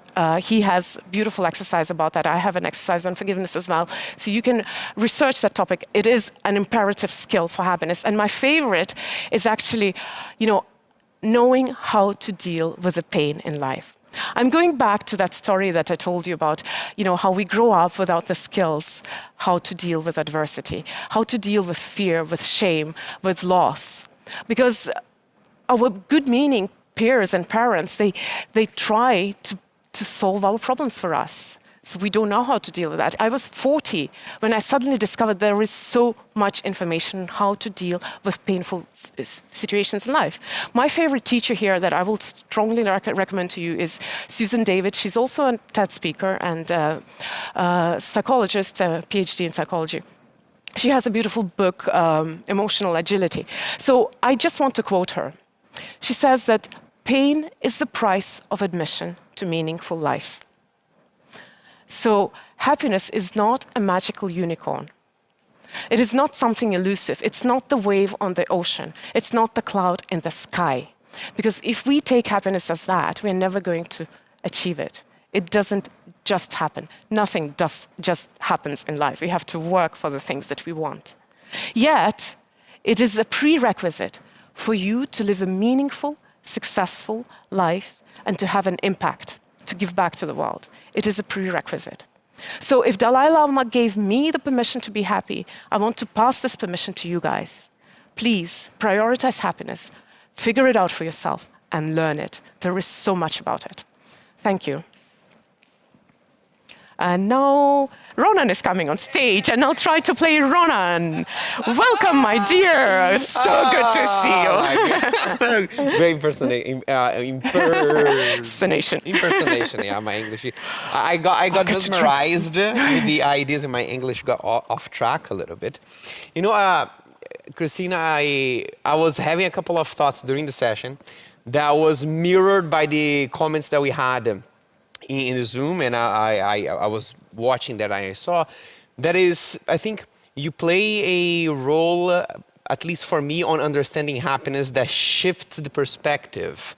That there's some earth-shattering truth. There's hey, I never thought it's kind of back. I thought it backwards, or maybe I didn't even think about this enough. I think the same type of effect that Shefali brings to parenting, that Ken Honda brings to money, is what you bring to happiness. Thank you. I love when you talk about happiness being something that you work on. If you want to be healthy, you work on your health. If you want to be happy, you work on your happiness. Isn't it logical, right? We've been in personal growth forever. And it never occurred to me, because to me, I think the taboo was that idea that happiness is something that you look for, but if you're looking for, you're implying that you don't have it. But if I work on my health, it doesn't mean that I'm unhealthy. I have my health practices to keep healthy, to stay healthier, and I think that this is double standard. Exactly. I think that's the perspective that you bring, the lens. This now I understand something that I hadn't thought before. Thank you. We have a couple of questions from our audience. Oh my God, I'm so grateful to you again, yet again. Well, I'm always internally grateful for you, but yes, please. You'll be the voice of the questions. Yes. I'll read a couple of questions that we have received. They were upvoted. The first one is from Nachiket. And the question is how to find happiness if your loved ones are energy vampires. That's an interesting question, and it's interesting that it's been upvoted. Well, the thing is that if you have toxic people in your life, obviously you have only two choices. You either let them outside your life, you cut them out, you lose them out of your life, or you live with them the way they are. And this is actually an interesting question, but it requires a very philosophical approach, because, a lot of the things in this life are as we choose them to be. Like you just said, that if I work on my health, it doesn't mean I'm unhealthy, but if I work on my happiness, that means that I'm not happy, right? But it's the same situation. It's how you choose. What kind of beliefs do you allow to govern your life? The thing is that we choose our beliefs. We are built, and how I like to look at beliefs is that beliefs are the viruses which eat evidence, right? Or feed on evidence. It's actually Eric Edmead's quote. So if you believe that there is such a possibility that somebody's an energy vampire or a toxic person can affect you, then that's going to be your experience in life, because that's how you see this environment. So if you don't have a choice of not have this person in your life, and by the way, don't get me wrong, there are about 2 or 3 people in my life that I have cut out, and I don't want them back because they hurt me. They literally hurt me. It happens. But I also don't think that that this whole idea of energy vampires, and it's not so bad. Do you let them do that or not? I remember when I started studying Silva Method, and there is healing in the Silva Method. There are a lot of healers who say, like, every time when I heal, I feel like I'm drained, that I'm losing energy. And one of the Silva members, family members, they said, if that's what you believe, that's what you're going to be experiencing. I believe the other way around. When I heal, because so much healing energy goes through me, I feel stronger. So it's the same with energy vampires and toxic people. Yes, there are people who have annoying habits. I agree. Are they toxic to me? I mean, this could be a glass of acid. I can just stand around it. I can look at it. I can even sniff it. If I don't drink it, it's not going to poison me. Are you going to let this toxicity poison you? If you want to keep that person in your life, you have to learn how to live with that person, obviously. obviously. Or another option, with some people, it's also okay to cut them out. And actually, that's the thing about happiness. I'm not going to, I really don't like cliches, but happiness is your making. And that's not just about happiness. It's one of the ground rules of personal growth. Nobody can do anything to you. And if we go a little bit more philosophically, even your reactions to other people have nothing to do to other people. It's your reaction. Like if you had, let's say, you cannot trigger me with anything unless this is a sore point in me. So whatever you do, no matter how crazy you go, no matter what you say, you will only trigger me if there is a hook in me that actually picks it up. So it doesn't matter what the people around you are. Philosophically speaking, you're reflecting. Your response to them is your reflection of those people. They are toxic because you allow that, but they won't be toxic if you don't allow that, if you want them in your life. I want to go and take my notes, you know. Yeah, that's the flip that I'm talking about. I think right now it was a moment of epiphany for me too. Thank you. It is. Yeah, I was thinking of a situation. We were having a dinner back home with my parents, and my sister was upset that a friend of her made a comment to her that she didn't like. And the conversation was my niece, who was then 2-year-old, learning to speak, made a similar comment on the same day to her, but it was something that she felt, yeah, that's cute. But when someone else that she had already a pre-construction that person is trying to attack and used the very same combination of words, was something that was draining energy from her. Yeah. And it's not that this is something that is triggering me, is that I am allowing that person. That is an asset that I'm drinking, allowing to touch that. When it comes from that person, because I gave that permission in a way. So I want to quote, actually, because that's a very interesting thing. We all have this little splinter. Like, if that person wasn't in my life, then I'd be happy, right? Or if I was just married right now, I'd be happy. Or if my business was a little more stable, then I'd be happy. So I want to quote a friend of mine who's at the back there, Masha. There are live people around us. She just recently told me, she's like, I'm happy. I still have problems, but I'm happy. And that's the beauty. That's what I was talking about. Can you still enjoy the scenery when you are on a detour? Can you be happy not despite your problems, but with them? That's the high level of mastering happiness. Beautiful, beautiful. Let's go to the next question. It comes from Manasi and says, happiness is my innate and default feeling. And yet I get caught in the if-then model sometimes. Yeah. How do I break that pattern? Well, if-then is actually, I think it's, if-then, Sri Kumaro is the teacher who talks about if-then model quite a lot, and I think even Shefali Sabari. I would say this, when I want to break any pattern in my life, I start with an awareness. Because awareness helps. First of all, there is definitely a formula how to deal. If you're expecting something, then it's this dilemma that I was talking about. Can you look forward to something and not get hung on the expectations? Unfortunately, a lot of us get hung on the expectations. So, if you have the formula how to deal with that, and the formula would probably be like when you notice yourself attaching a certain expectation to a certain event, to stop and to reframe the situation. That would be probably the psychological formula. By the way, you're not weird. Psychology shows, the research shows, that our expectation of a pleasurable event feels more pleasurable than the event itself. It's our nature, that's how our biology works. It's like, it's more exciting to wait for the party than to actually be at the party. So it's our biology to have the if-then.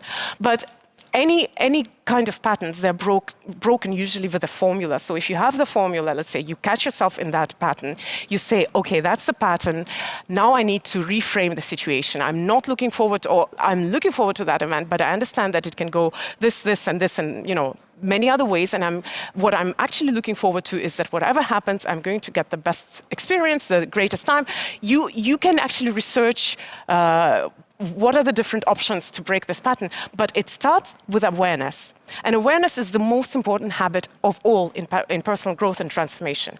Awareness is when just very briefly, to answer this question very briefly, obviously, you guys all know that. It's first grade in personal growth.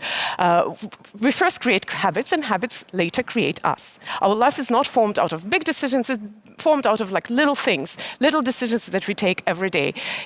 Like, what to eat. If I'm hungry, do I snack? Do I sit down to a proper meal? If a loved one says something unpleasant to me, do I react? How do I react? These are decisions. And we do them on autopilot.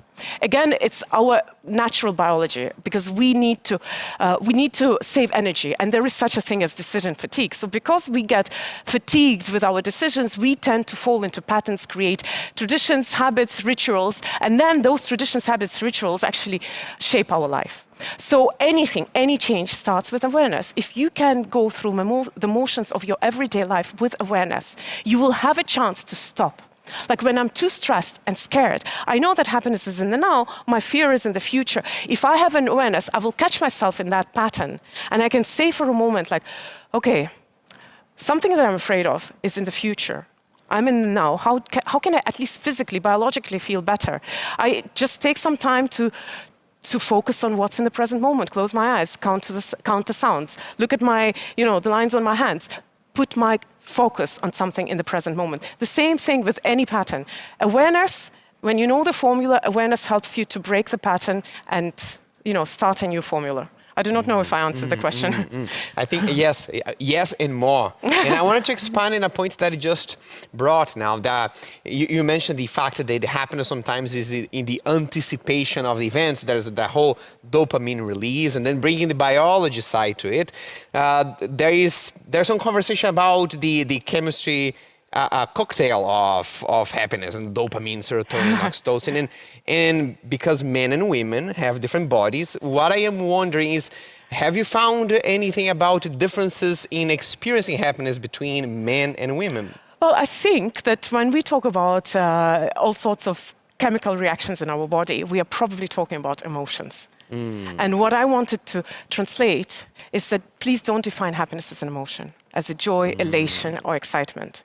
If you look at it as a state of contentment, a state of resilience in the face of anything that life throws at you, the state of, I'm content with where I am, with who I am, with what I do. For me, happiness, the key of happiness is to be free to be me, to be free not to lie to myself first. Then I'm at peace with the rest of the world. It's a relationship with myself. For me, happiness is a relationship with myself. If I'm at peace with myself, the rest of the world will fall into place. And that is not chemicals. That's not emotions. And these emotions, because it's a state, it's different. It doesn't depend on our biology as much. Beautiful. I was about to ask, how do you define happiness for yourself? I think that's exactly where you landed right now. My dear, this was beautiful. My goodness, thank you so much. Thank you for coming on, and thank you for all the lessons that you give to us, not only here, but throughout your work with Mindvalley and your work with people all over the world. And thank you for being an important person in my life. Oh, my goodness. Thanks. Yeah, it's reciprocate. And thank you guys for joining us, for being at Mindvalley Summit. My tradition, a heart to you guys. Thank you, my dear. Ladies and gentlemen, was this beautiful or was this marvelous? I would love if you could come to the chat and describe what you're feeling right now. I'll show Christina in a little bit the comments that we have on the Zoom. And because the session is also finishing, you know the rule, you know the agreement is let's fill up the poll to assess this session and tell us a bit more about how you appreciate, how you loved this session. And if you want to know more and study more about Christina's ideas on happiness and all the work that she's doing, she has a quest on Mindvalley for all the Mindvalley members that is living by our own rules. And this is one of the ways that you can learn more, interact more with Christina if you are a Mindvalley member or if you get your Mindvalley membership right now. We are going to have a short break, around 7 minutes from now. We are going to come back, everyone in one room with Vishen, and he's going to have a session where he's going to speak a little bit more about advanced spiritual abilities. He's going to explain his ideas and techniques on working with guides, manifesting, and intuition. We're taking this to an advanced level. You don't want to miss, I am pretty sure. So go get your water, go stretch a little bit, work on your happiness in the next 7 minutes, and be back here in 7 minutes. I'll see you soon. Bye-bye. Another level, another level, another level. We ain't never settle now. Level up, watch me level up. Watch me, yeah. We're having a problem at Mindvalley. We needed a tagline for a Mindvalley Summit, and my team came out like a 3-hour brainstorm. These are some suggestions that we came up with. Mindvalley, cheaper than a meditation retreat in Bali. Mindvalley, for the girls in Cali. Mindvalley, amazing. Mindvalley, deeper than the Mariana Trench. Based on other interesting brands out there. Mindvalley, just do it better. For faces, there's plastic surgery. For everything else, there's Mindvalley. Maybe she's born with it. Maybe it's Mindvalley. And we came up with what we thought was the perfect tagline, Mindvalley. Be all you can be. And then we heard that that's actually the tagline of the US Army. You can do it in the army. Now, my team is made up of a Pakistani, an Indian, and a Mexican, and myself, so we don't get hit by US Army recruitment ads, so we had no way of knowing. But I do want to apologize to the Pentagon. We have so much respect for the US military. We don't want to compete with you on a tagline that you have grabbed, so we have had to discard be all you can be. Don't want to mess with the US military, plus they have nuclear weapons. So I'm going to do this. I want you to comment below and let us know potential taglines that we can use for Mindvalley. And what I'm going to do is write a $5,000 check to the person who comes up with a tagline that we decide to use for Mindvalley. Help us in our time of need to come up with the ultimate Mindvalley tagline. So, simple. Let us know your winning tagline for Mindvalley. $5,000 check to you if we use it on our website. Thank you.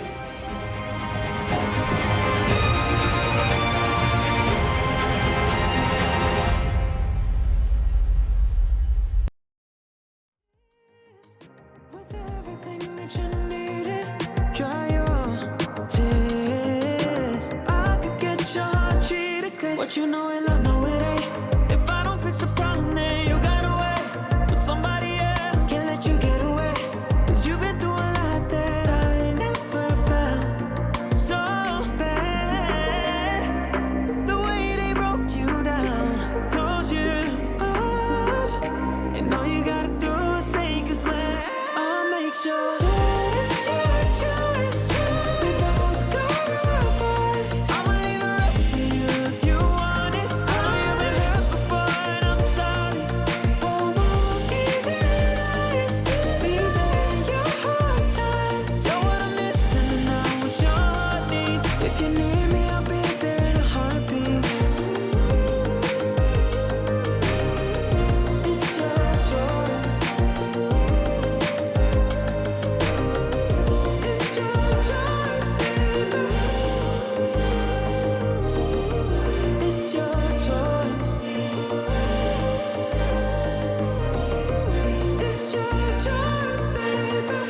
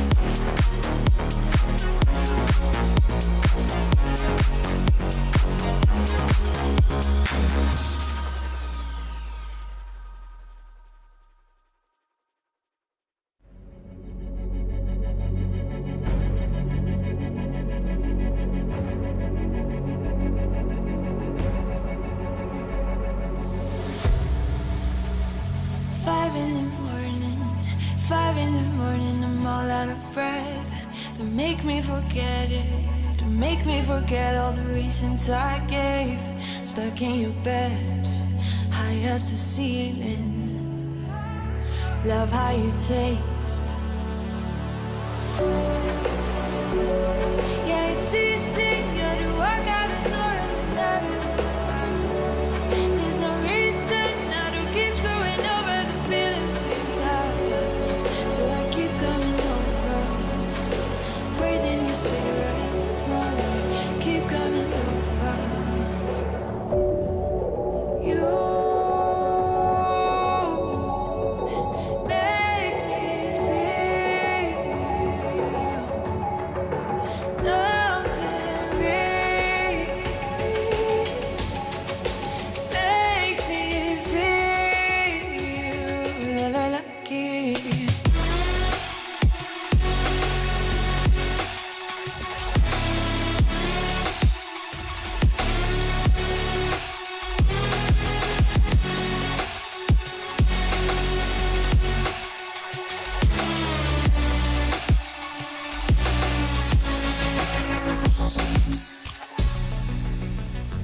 I keep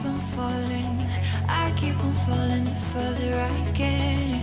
Don't be mistaken, there's still some parts that just don't make sense. Stuck in my head, I keep on thinking, why won't we stay? Yeah, it's easy, yeah, to walk out the door and then never look back. There's no reason now to keep screwing over the feelings we have.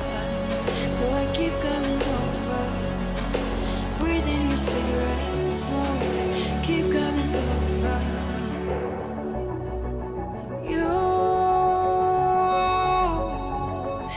make me feel something real. Make me feel lucky.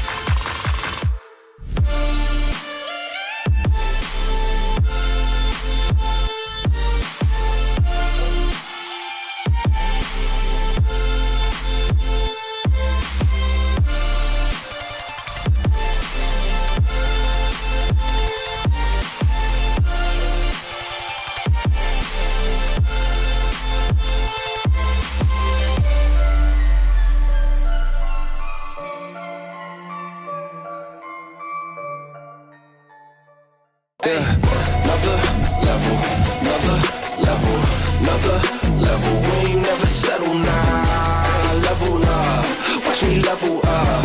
Watch me, yeah. Ladies and gentlemen, I have been receiving a couple of jokes because every session I start with ladies and gentlemen. I should be a little bit more creative, so let me start it over. Gentlemen and ladies, welcome to Mindvalley Summit 2021. We are back right now working on advanced skills. We are going into the advanced spiritual skills, working with guides and some really beautiful experiences that Vishen is ready to bring it to us. So let's warmly welcome on the stage the founder of Mindvalley, Mr. Vishen Lakhiani.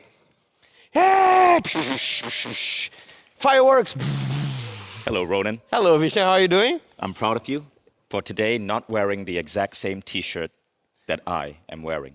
For 2 days in a row, this man has humiliated me on my own stage by wearing the exact same T-shirt I was wearing. I know it was an accident, but it was even more excruciatingly painful because he is the fittest and has the best chest of any person in Mindvalley. And so he makes those shirts look so much better on him. So today, I wore a shirt. I wore a shirt because Ronan can't fit in regular shirts because of the genetically mutant size of his biceps. Regular shirts don't fit him. So I know this way I would be able to one-up you. Yeah, I received a warning letter from the HR team, and I decided to play by my rules. I put some red shoes because I know you would never wear something like this. Exactly, I would never wear red shoes. Anyway, my friend, love you, take man. it away. All right, so we're going to go on with today's session. And today's session is a topic that I love talking about with Mindvalley Pro members, but it's not something that I typically do public. Why I decided to do it publicly here is because I think you guys are a very open-minded audience, and because I want to give you guys a taste of really just how deep we do go in Mindvalley when you go into other layers of the company. So first, if you were here yesterday and you were listening to me and Gary Zukov, this statement probably would strike you as being true. We are not just meat and flesh bodies, we are souls having a human experience. Gary Zukov spoke about non-physical reality, and he said this: non-physical reality is your home. You came from non-physical reality. You will return to non-physical reality, and the larger part of you currently resides in and evolves in non-physical reality. Let's repeat that for a moment.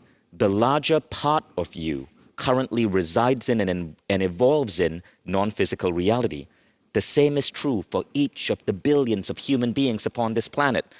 Therefore, the majority of your interactions with other human beings occur in non-physical reality. For example, when you think loving thoughts of someone who is close to you emotionally, such as a family member, you shift the quality of your consciousness and contribute to their energy system.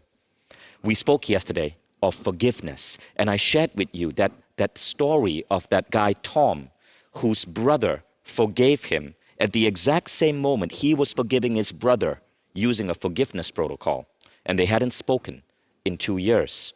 We also know from studies at the San Antonio Mind Science Institute that our mind can influence the physiology of other people. So for example, this study was done by a scientist called William Broad, and it was fascinating. He took 2 groups of people, he put them into different groups. One was senders, one were receivers. The people who were receivers were hooked up to machines that measured 19 different parts of their physiology. For example, skin resistance, heartbeat, breathing rate, and so on. And then the senders were in a different room, and at specific times, the senders were told to think positive thoughts to the receiver. So they were given the name of the receiver, and they had to send positive thoughts to the receiver. Neither the senders or the receivers were trained in meditation or any form of distant healing. But what they found is that at the exact moment that the sender was giving positive thoughts to the receiver, say at precisely 1:53 p.m., the receiver's machines, these machines measuring 19 different neurophysical reactions, would show a reaction. In short, the receiver's body was being influenced through a distance from the sender's thought.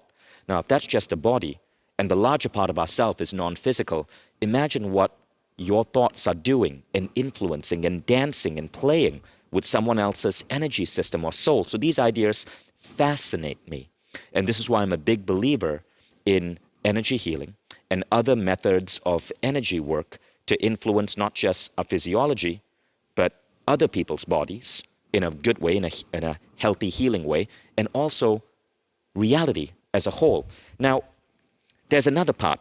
It gets weirder. Today, we mostly know that this works. There have been so many studies done on distant healing, but this is where it gets interesting. Guides and teachers. Let's talk about this quote from Gary Zukav. Guides and teachers assist the soul in every phase of its evolution. The number of guides and teachers that a soul has depends upon what it seeks to accomplish and its level of awareness. Souls that take upon themselves projects of more magnitude bring to themselves more assistance. Your soul knows its guides and teachers. It drew upon their wisdom and compassion in charting the incarnation that became you. And that part of your soul that is you will be gathered into their waiting arms when this incarnation that is you comes to an end, when you go home. You receive loving guidance and assistance at each moment. At each moment, you are prompted and encouraged to move into light. I love this because while this sounds a little bit out there, I've come to believe through studying the Silva method, through going deep with many spiritual teachers, that we are constantly surrounded by guides and teachers. And the deeper I went into my spirituality, the more I found these guides and teachers aided and helped me. The bigger my vision, as Gary Zukav said, the larger the number of guides that I found would come into my life. Some of them would appear in dreams. Some of them would appear during meditation. Some of them would reveal their names. Names such as, one was called Azurius, one was just called Barbara. One guide calls himself Thor. But these names come, and I find that as I'm going through life, I call upon them for assistance. And sometimes I get intuitive impulses. Sometimes obstacles clear themselves. And sometimes I'm able to heal my body by calling upon these guides to assist me. This is going to be the topic of today's training. Now, by the way, those of you who are going into Mindvalley Pro, we're going to be taking you through an exercise in partnership with the Silva method based on pioneering work by Jose Silva in the 60s and 70s that will help you see your guide to a degree where you know their name and you can converse with them. This will be happening in August and September this year. So those of you who join Mindvalley Pro, definitely join in July, because if you want to go deeper into this is some of the really deep spirituality that we're going to be taking you through. I want to share with you a story that reminded me so powerfully about the importance of guides. So you can watch this video if you want to. It is on Mindvalley Talks on YouTube. It's a really popular channel with millions of subscribers. And this talk is called Discover New Possibilities with Spiritual Awareness by Michael Beckwith. Michael Beckwith, of course, is a Mindvalley teacher. His program, Life Visioning, is part of Mindvalley membership. So if any of you want to go into a 30-day training with Michael Beckwith to truly tap into your soul and manifest from your soul, know that as a member, you have that, right? Now, in this speech, Michael shared a really interesting story. So he was in Costa Rica, and he decided to go for a swim. And all of a sudden, he got caught in a riptide that started pulling him into the sea. And he couldn't break free. He kept swimming and swimming and swimming, but no matter what he did, his body was getting tired. And then he said he felt a peacefulness come over him. And he said, well, if this has to be the end, this is the end. All of a sudden, what happened was he felt a wave come and push him forward. Then a second wave came and pushed him forward. Then a third wave came and pushed him forward. And finally, he landed on the shore. And he couldn't understand what happened, but all of a sudden he was breathing again. And then he remembered, just before the waves came, as he was surrendering and giving up, he let out a request for help. He said, if I have more to do in the world, help me. Just give me a sign and help me. And so the next day, or several days later, he was meeting with a healer friend of his who was a very strong intuit. And he shared this story with the healer friend. And the healer friend said, Michael, would you allow me to send my energy to witness what was happening, what was going on over there? What was the meaning of that in your life? And the healer remote viewed to see what happened and then spoke to Michael and said, Michael, I observed something really interesting happen. When you asked for help, I saw a guide come down. And that guide did 3 moves So the healer said he could see the guide doing 3 moves, and these 3 moves symbolized 3 waves that push you to the shore. And Michael said, well, that's right. Exactly, that was right. There were 3 waves that pushed me to the shore. And the healer said, Michael, I want you to know this. I want to remind you of this. In all shamanic tradition, in all spiritual tradition, we have spiritual guides who are there to help us. But they are not allowed to interfere unless you ask for help. The reason that guide was able to push you to shore with those 3 waves is because you asked for help. And that's the story that Michael shared. So the idea here is really simple. We have non-physical helpers. And the greater our mission, the more non-physical helpers we have. The bolder our mission, the better our mission, the more conscious our mission magnifies the amount of non-physical help we can call on. But we have to ask for that help. Now, I'm just going to ask Laura back there to bring my iPad to the stage because I want to see people's comments, okay, as we are going through this. So put in the chat your comments so we can, I want to see how you are reacting to this topic. What we're going to talk about now is a method to work with guides. You're going to use this to remove negative energy, shadows that you are unaware of. So it's easy to get rid of belief systems that you know you have, negative beliefs, lack of confidence. But what about the things that's under the surface? Now, you can also use this technique to help heal past beliefs that hold you back and remove unconscious blocks. Now, this is how the technique works. So it is a simple 7-step technique, and I'm going to guide you through it. Now, the first step is you are going to go into a level of meditation, and you're going to connect to Earth and the universe.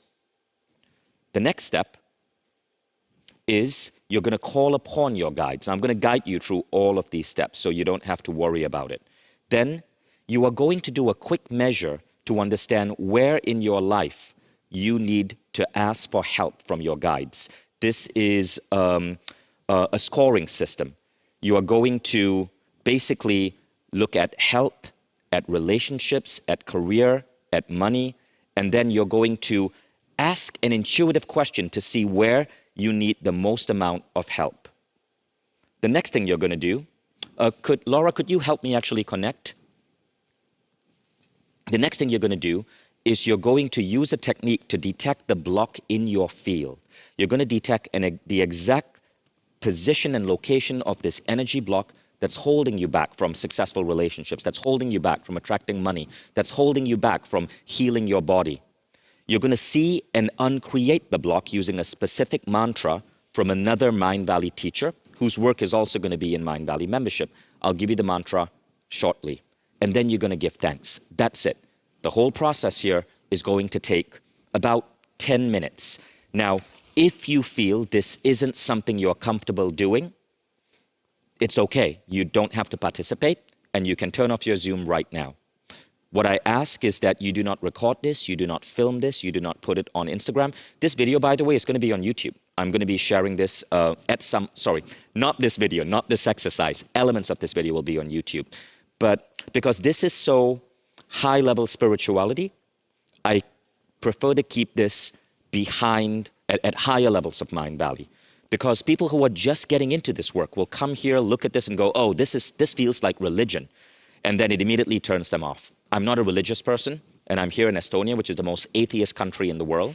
I don't really believe that much in religion, but I believe what I've experienced. And I believe that we are spiritual beings having a physical experience. And I believe in guides, and I believe in this technique because as my spiritual mentors and teachers have showed me how to do this, I've been able to create incredible flow in my life and do things that defy probability. One of the most interesting things about Mindvalley is that we're about to become a unicorn company, a company worth $1 billion. But we're one of those rare companies that is about to become a unicorn company without any investors, 0 investors. And we're doing it while being located not in Silicon Valley, but in Malaysia, in Southeast Asia. And it isn't because I'm a genius at business. It isn't because we have we have government funding or anything of that sort. It's because I believe our mission is the type of mission that unseen helpers, that guides really resonate with.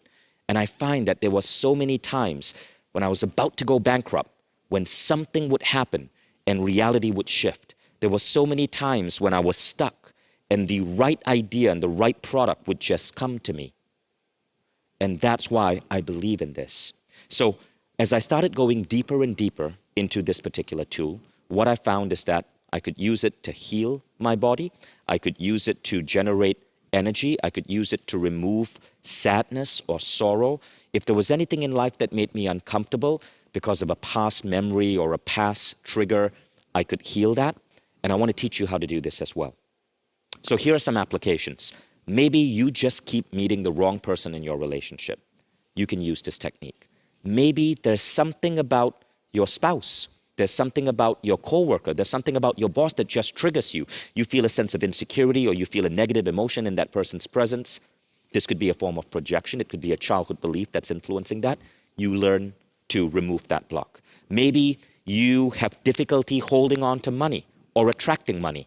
You can use this to remove that block. In fact, this particular technique, portions of it are in Christy Marie Sheldon's Unlimited Abundance, where she uses it very specifically to remove money blocks. Okay, so let's get started. Now, I want you to find a comfortable position.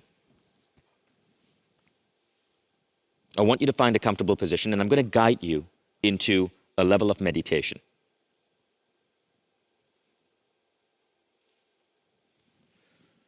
So,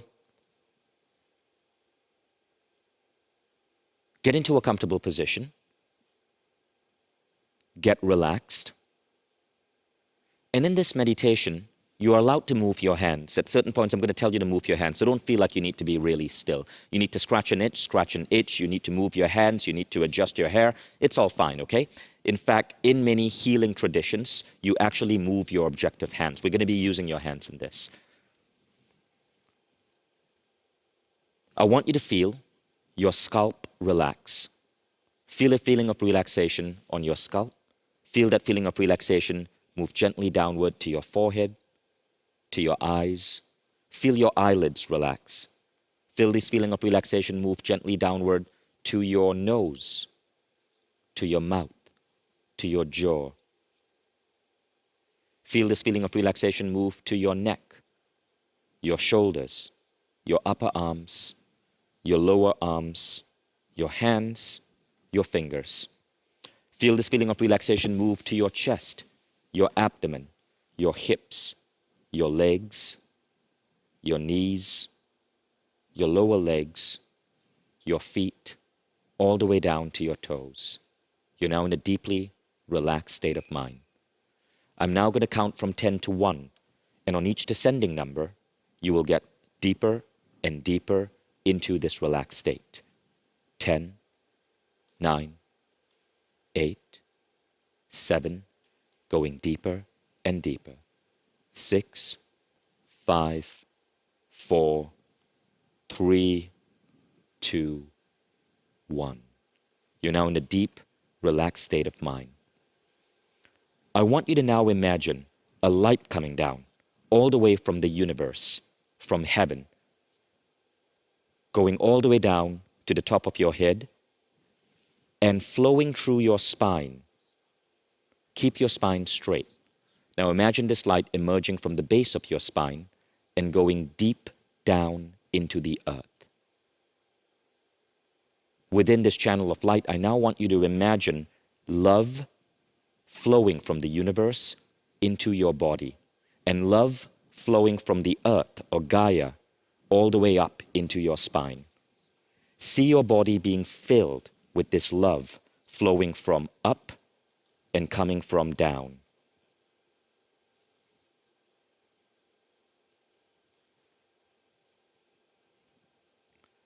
I want you to take a deep breath and visualize this love expanding from your spine and now filling your entire body.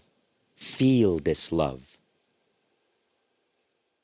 Now imagine the people closest to you, your children, your family, your close friends.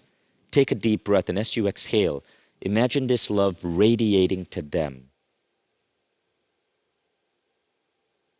Now take a deep breath and imagine this love radiating to fill your entire house or apartment. Now take a deep breath and imagine this love radiating to fill the entire city that you're in. Now take a deep breath, and as you exhale, imagine this love to fill your entire country. Give a spiritual blessing to all life within the boundaries of your nation. All people, all plants, all animals. Now take another deep breath, and as you exhale, imagine this love expanding to fill the entire earth.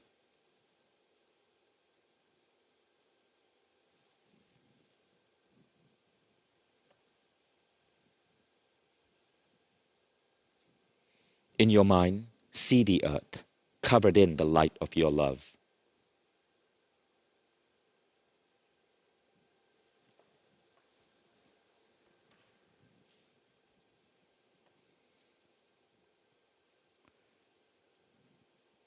Now we go to the next step, step 3. I want you to call upon your guides. If you've done certain Mindvalley programs, you might already know who your guides are.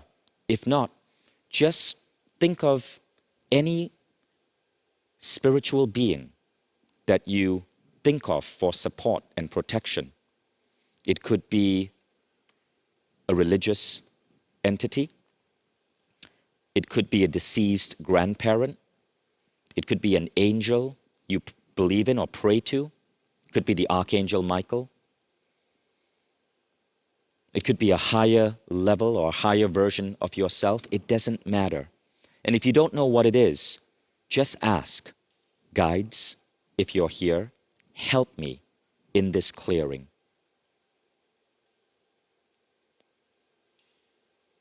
And imagine and feel as if these guides are around you. They could be 1, they could be 10,000, but they are around you in a circle. Thank them for showing up on time. Now,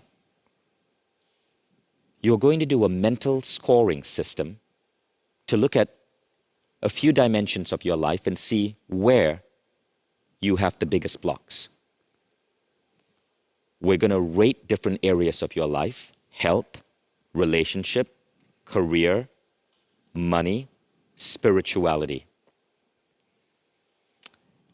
And the higher the rating, from 1 to 5, the bigger the block. I'm going to ask you to think of each of these 5 areas and try to zero in on the first number that comes to mind. The first number is usually the correct intuitive response. On a scale of 1 to 5, how big are your relationship blocks? First number that came to mind. On a scale of 1 to 5, how big are your career blocks?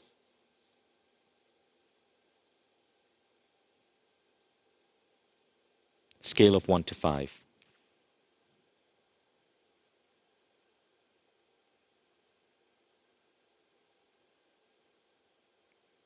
On a scale of 1 to 5, how big are your blocks towards health?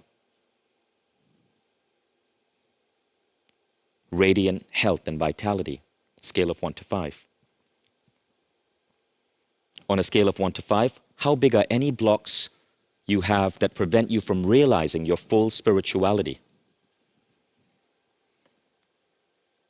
And then finally, on a scale of 1 to 5, how big are any blocks you might have towards attracting money and wealth? Now think about the area where you have the largest block. Or if you have 2 that tied for the largest, pick 1. This is going to be the area that you're going to focus on. So you've now gauged your score. Now, I want you to imagine you can feel your body. Draw your attention inwards. Like imagine you can bring your attention and you can imagine you can feel your spine. And you can feel this energy flowing through your spine from heaven and from earth. Now you've zeroed in on the area in which you want to heal the block. Now, we want to try to understand what the block is. Ask your higher self, where in your body do you feel this block? What is the first response that comes to you? Is it your knee? Is it your hand? Is it your chest? Is it your abdomen? Is it above your right shoulder? Okay, now you have the area. Now, what color is the block? What does it look like? Is it yellow, white, brown, black? What color do you detect?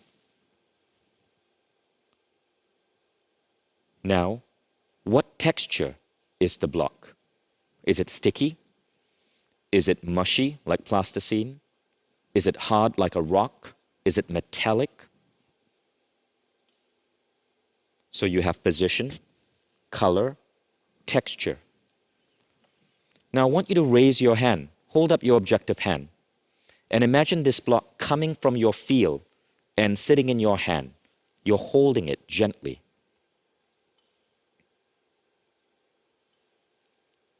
Now I want to tell you a great secret of healing.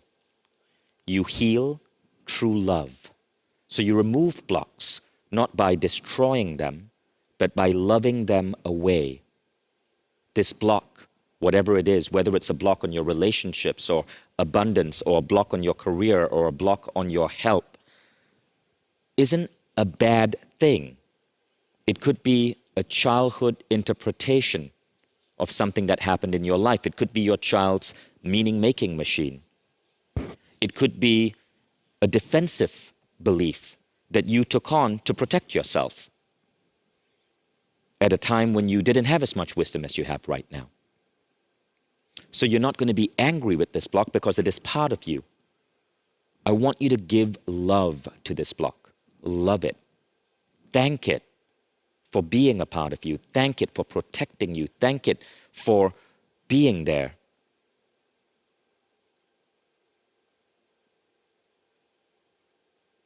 And now, I want you to ask it,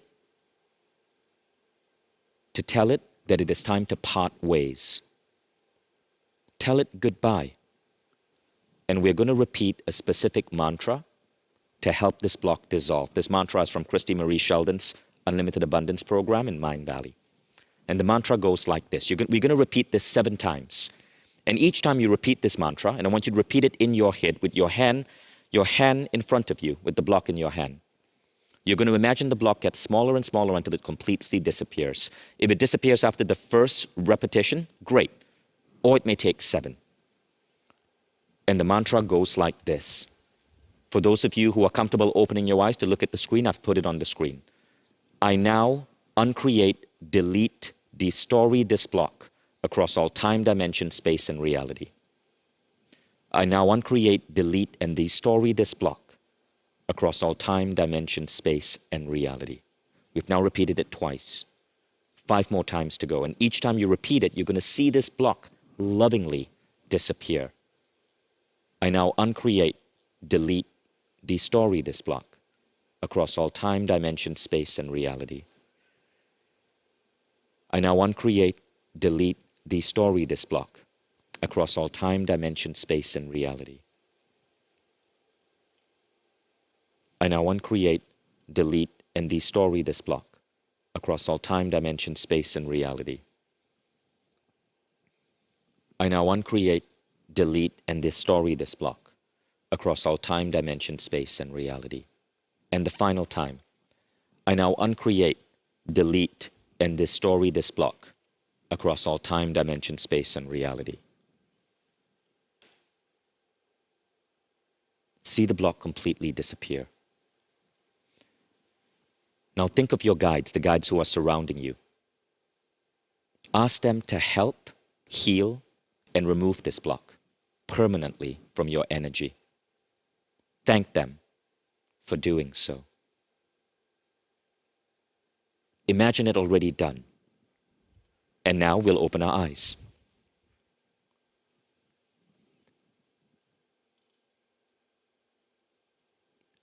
I'm going to count from 1 to 5. At the count of 5, you'll be wide awake, feeling fine and in perfect health. 1, 2, 3. Get ready to open your eyes. 4, 5. Eyes open, wide awake, feeling fine and in perfect health. Give a stretch. Thank the universe, thank Earth, and thank your guides. Okay, so feel free to put in the chat anything you experience, anything you felt, anything you want to share. And you can take a screenshot of this slide so you have the technique, and you can practice with this, okay? When you're doing this technique, the beauty of this technique is you're not required to be an amazing energy healer. All of us have that capacity, but some of us may be new to it. But what you are doing is you're calling upon your guides. And it is not just you, but a higher part of you that's helping remove these barriers. Remember what Michael Beckwith said. In all shamanic traditions, guides are not allowed to help unless you ask for help. And so this is really a technique where you're very deliberately and specifically asking for help.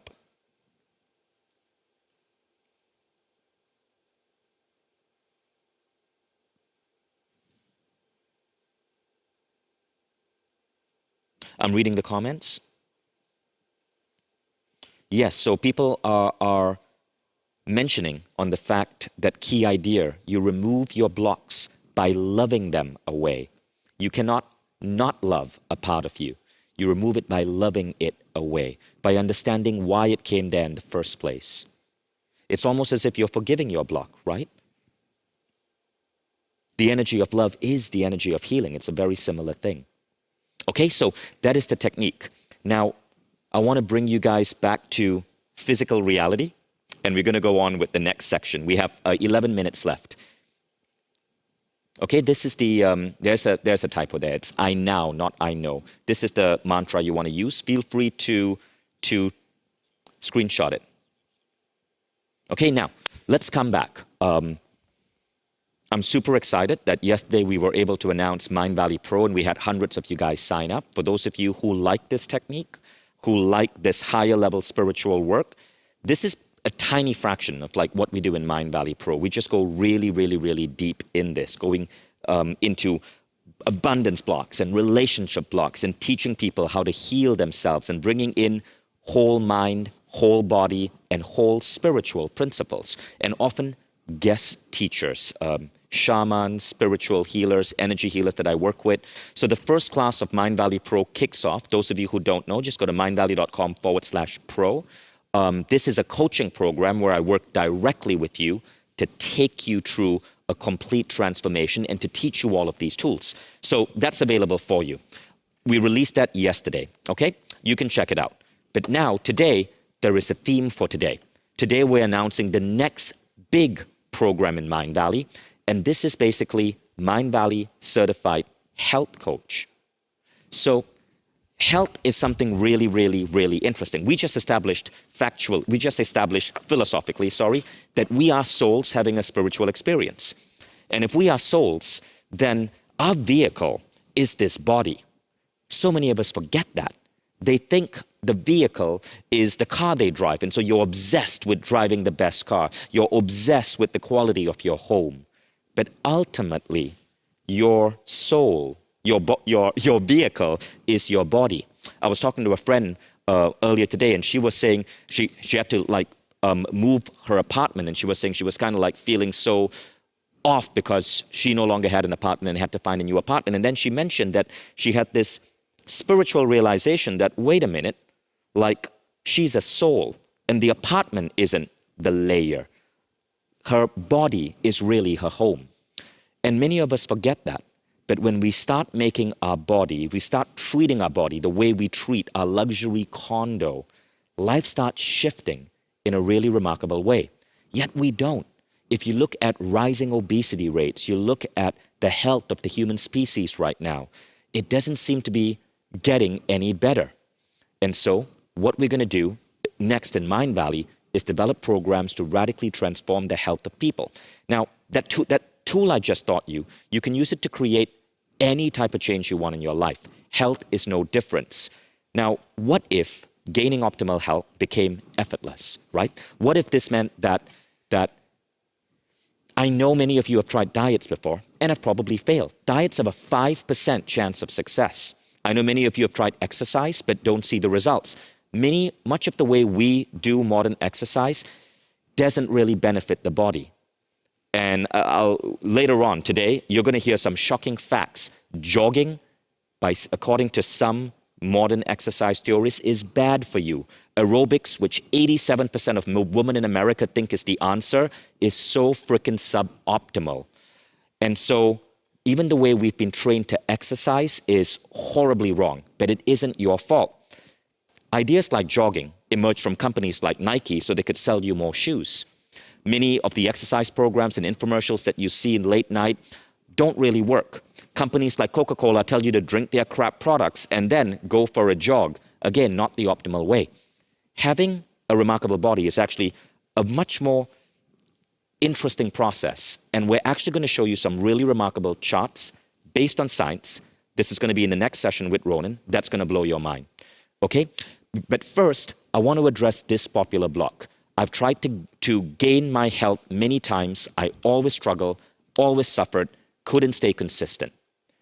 Now, what we're developing is a health transformation program that is 6 months that uses not just the modern science of exercise and working with your body, but also spiritual tools to remove barriers to health. What I'm sharing with you here is a picture of me in 2016. This is a picture I took on my 40th birthday when I woke up. I realized I'd been meditating, but my health was crap. This is a picture I took this was last year. Actually, this was maybe 2019, just before the pandemic. My health transformed radically. And even if you look at my face, you'll see I look like a very different man from the picture of 2016. That's because from 2016 to now, I decided that I couldn't ignore this body anymore. I had the Mercedes-Benz, I had beautiful apartments, I had property all around the world. But the human body that I was in, I'd stopped paying attention to that. But when I figured out that this was really the key, so many other aspects of my life changed. And as I went deep into it, I didn't just look at exercise, I brought in spiritual tools because you know me and you know my obsession with this. And over a span of around 4 years, I was able to create a remarkable change. Now, it didn't just happen to me, it happened to other people in Mindvalley. Many of you have been seeing Jason, who's been hosting some of these sessions. This was his transformation. So imagine if you could go through a transformation like that. You could release any resistance around health. You could gain your healthy body easily on autopilot. You could add years to your life. You could make sure you remain young, healthy, vibrant. And what if you could do this in 6 months? So the protocol that I went through, because it took me a lot of trial and error. In fact, we tested out these protocols on over 100 people. We also tested them on our entire team at Mindvalley. And you know what happened? Our company got awarded an award by the American insurance company, AIA, for having the healthiest workforce in the city of Kuala Lumpur. But what if we can do what took me 4 years, what if we can do to you in 6 months? And that is the next big product from Mindvalley. We already had 509 people enroll in it, and I'm super excited about sharing this with you. But here's the thing, okay? Before I tell you this product, just post this in the chat. If you could go through the health transformation that I went through, you saw my 2016 pictures, you've seen, people comment on this all the time, Vishen, you seem to be getting younger. What would that be worth to you? If you could experience that in 6 months, that means in 6 months, physically feel different, look different, be in a body that just got a massive makeover. What would that be worth to you? Put in a number. Some people said 10K. Okay, my number is 10 million. 10 million. When I got healthier, not only was I able to look and feel better, my confidence went up. The number of book deals I got, the number of media requests I got, the number of speaking engagements tripled. All because I looked like a different person. I look and felt better.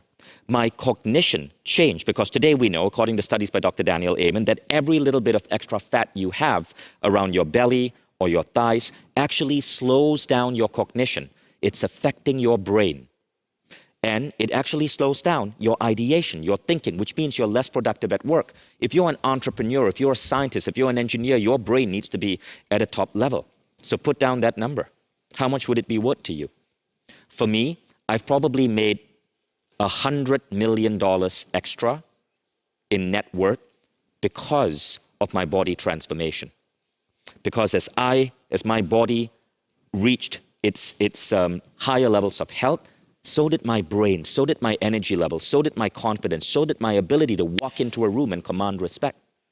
And that makes a massive change. Now, it may not be 100 million for you, but it would still likely be a very large number.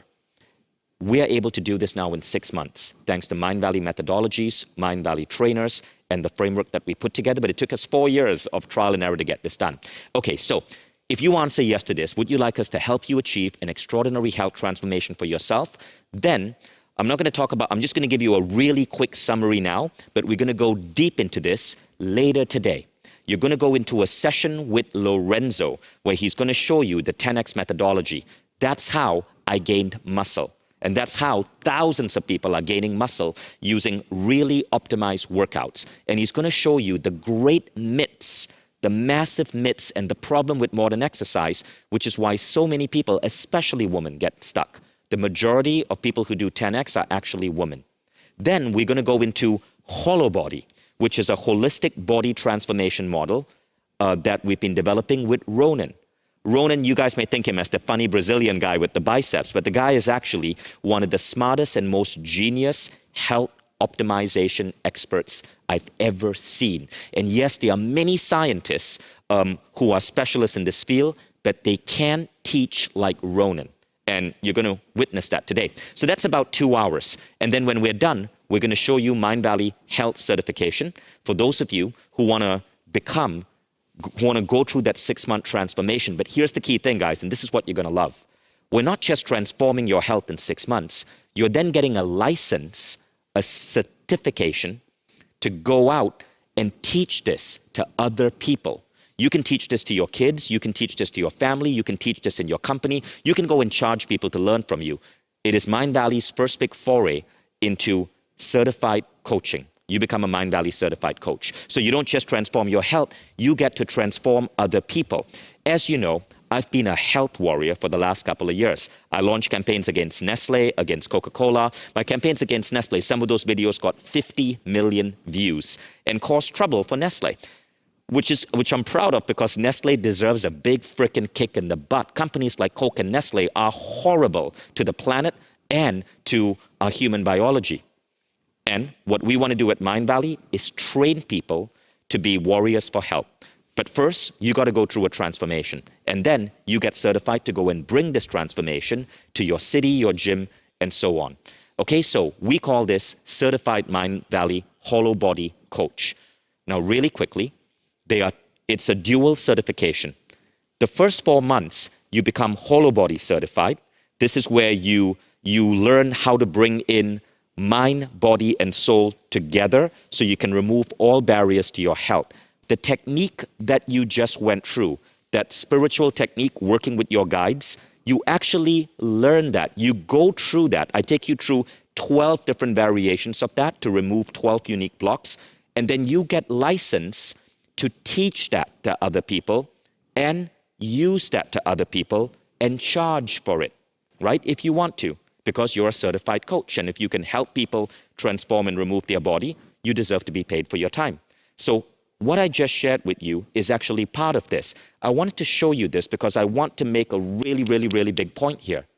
It's about time we integrated spirit into body.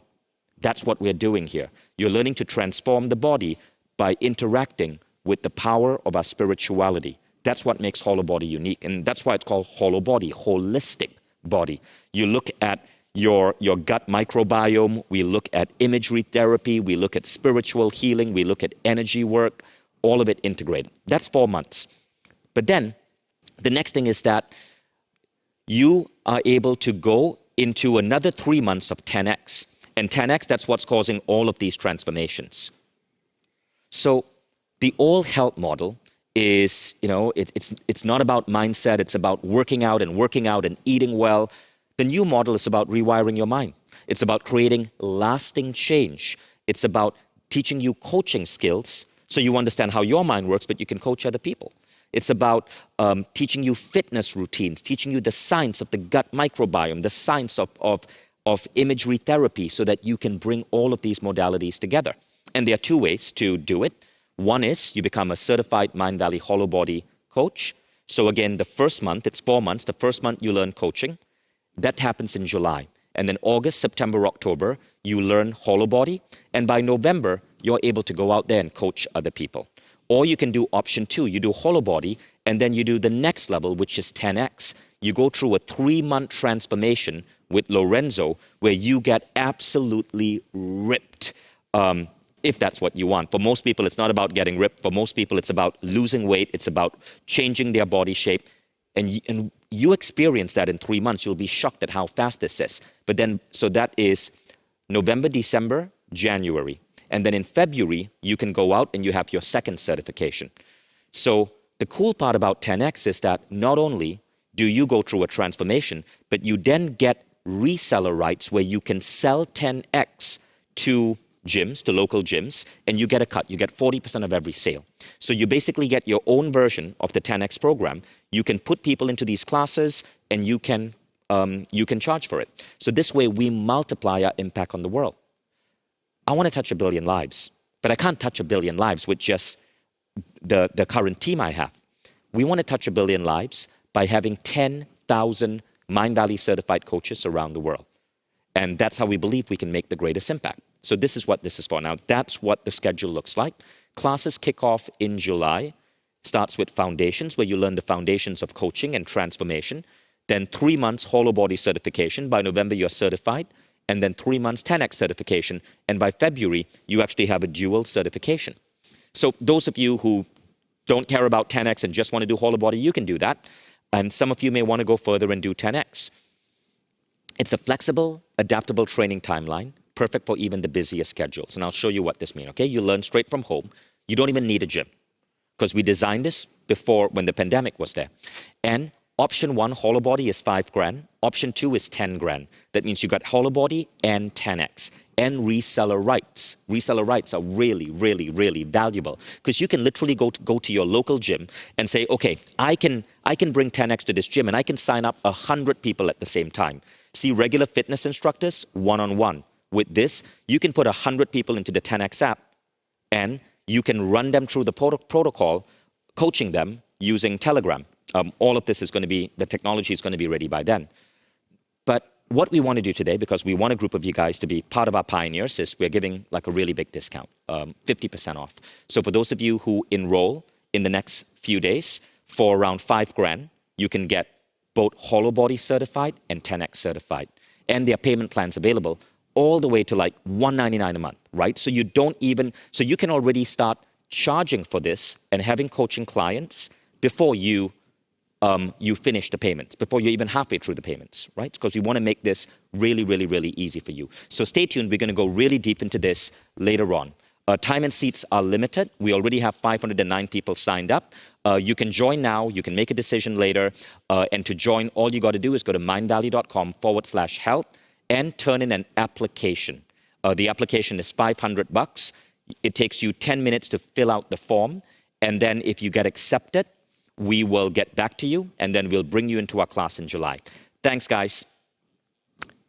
And Ronan, back to you. Perfect. Thank you, Vishen, my friend. Gentlemen and ladies, welcome back. I want to just make sure that we have our agreement now, going on. The poll is on the screen. Fill up the poll with the assessment for this session. We are going to go for a short break, around 5 minutes. Then we are breaking into 3 parallel sessions. And my hint to you is, if you are interested in knowing more about the health coach certification opportunity, or about becoming a coach in different ways, then there will be a session happening especially for you if you have this interest that is happening with Adi Nawalka. He's the CEO of EverCoach, and he's been talking about the power of coaching in one of the sessions. So if you want to find his session, just go to mindvalley.com/summit/agenda to get the URL and go exactly to the session that you want. 5 minutes break, and I see you in a bit. Bye-bye. Another level, another level, another level. We ain't never settle now. Level up, watch me level up. Watch me, yeah.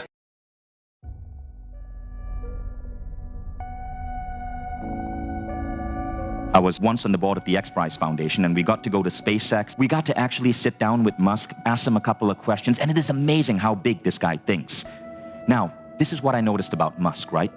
He said, when we asked him, so what's the grand vision here for SpaceX? Now, think about this.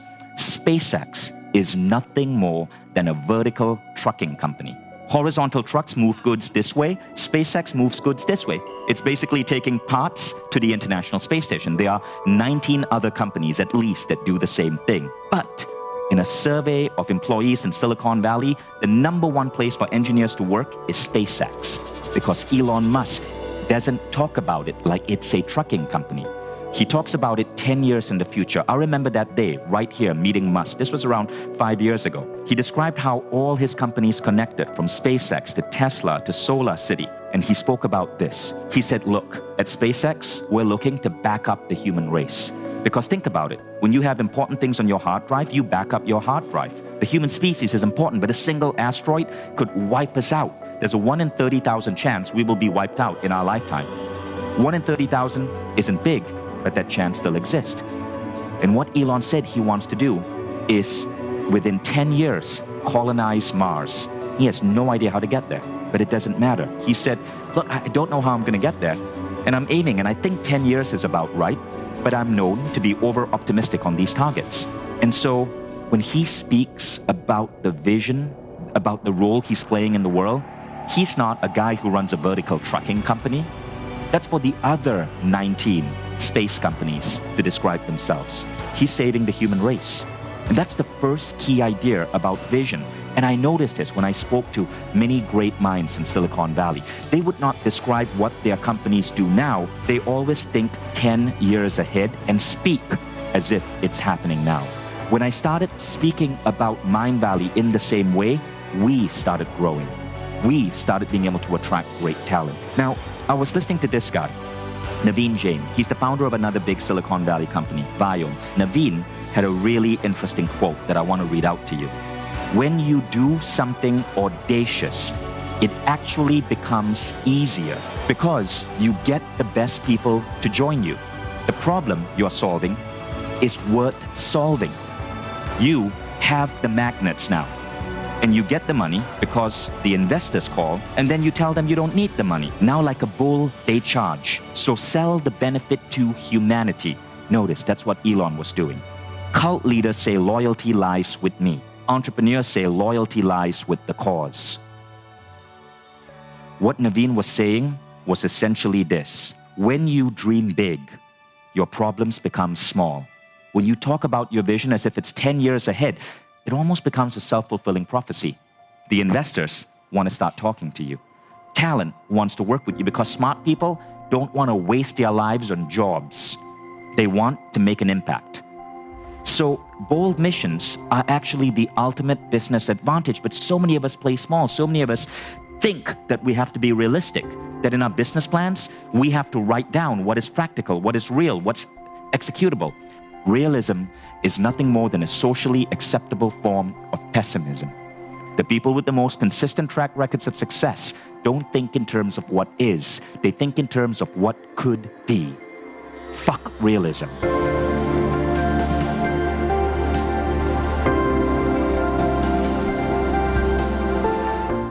Another level, another level, another level. We ain't never settle now.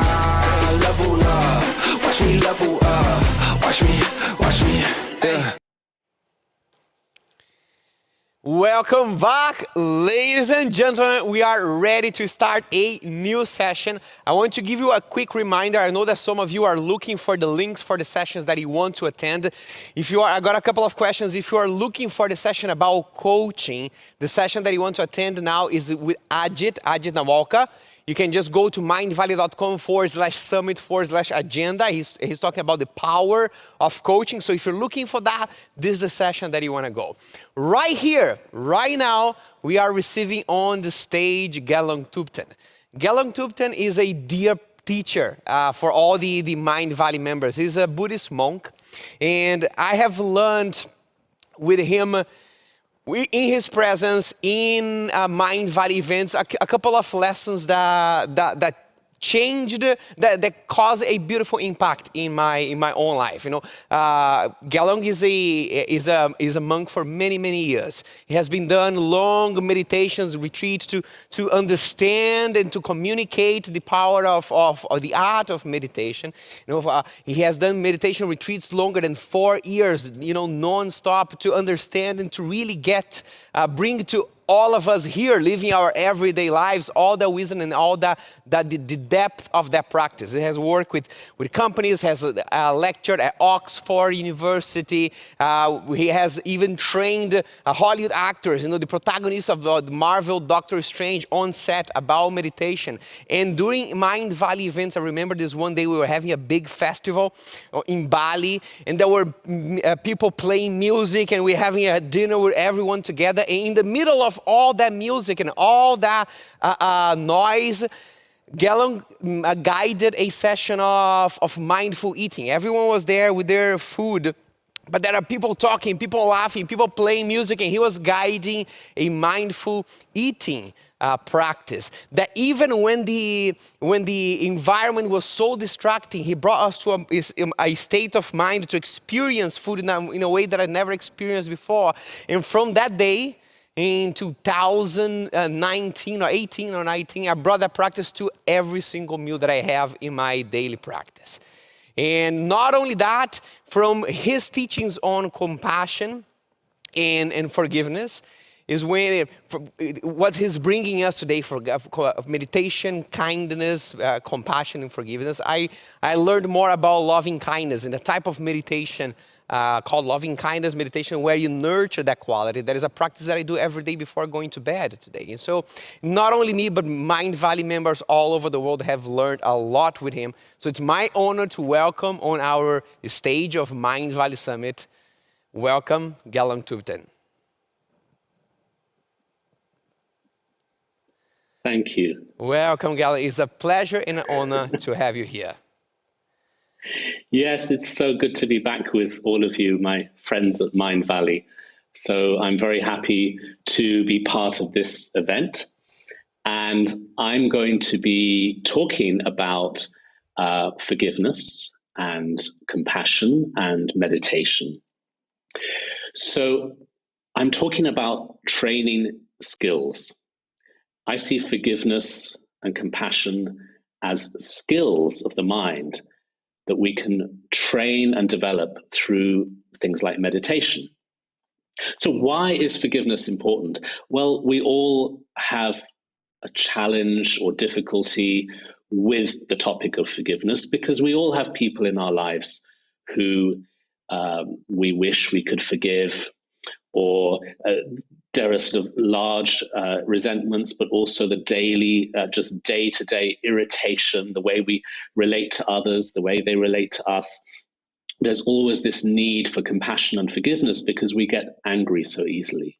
We feel hurt so easily. Maybe it's not even people we know, but just the notion of forgiving people we know about, people in politics, people on the world stage. We have so much resentment and bitterness that arises when people do or say things that we feel troubled by. So forgiveness is not about allowing all of that and just saying, okay, I forgive, you can all just abuse me and abuse others. No, it's not that at all. It's a skill of the mind so that we can learn to not get hurt. We can learn to stay strong and stay calm and understand people And through that, change can happen. Because otherwise, when we're holding on to our resentment and anger and our feeling of separation from others, it becomes incredibly toxic for us. It becomes something where we can't let go, we can't really breathe. But with forgiveness, we can drop a burden and our heart can start to breathe again. So it's an act of compassion towards ourselves as well as towards others. So the first thing I want to address is to think about how much we live in a world where we are programmed to push away discomfort. Everything we've created around us is to enhance our comfort and to push away discomfort and unhappiness. It's a very natural urge that we should seek happiness and seek to be away from unhappiness and whatever is uncomfortable. But if we look more deeply into the psychology of the mind, we might start to understand that these habits of searching for the pleasant and seeking to discard the unpleasant, these habits lead to more habits. A habit sort of replicates itself. The more we search for happiness externally, the more we search. We never really find it, because whatever we find, we have still created the habit of searching. So we jump ahead looking for the next thing. And the same with pushing away discomfort.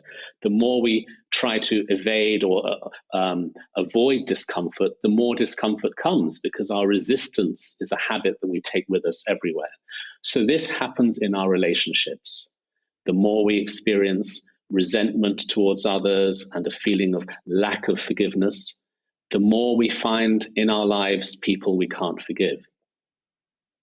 So through that kind of thinking of constantly wanting the pleasant and wanting to avoid the unpleasant, we become almost like a victim of our own world. It's when we start to look at our minds and change the way our minds function that we can become the boss. We can become the boss of our own lives. Because then we are learning to change our patterns of reactivity.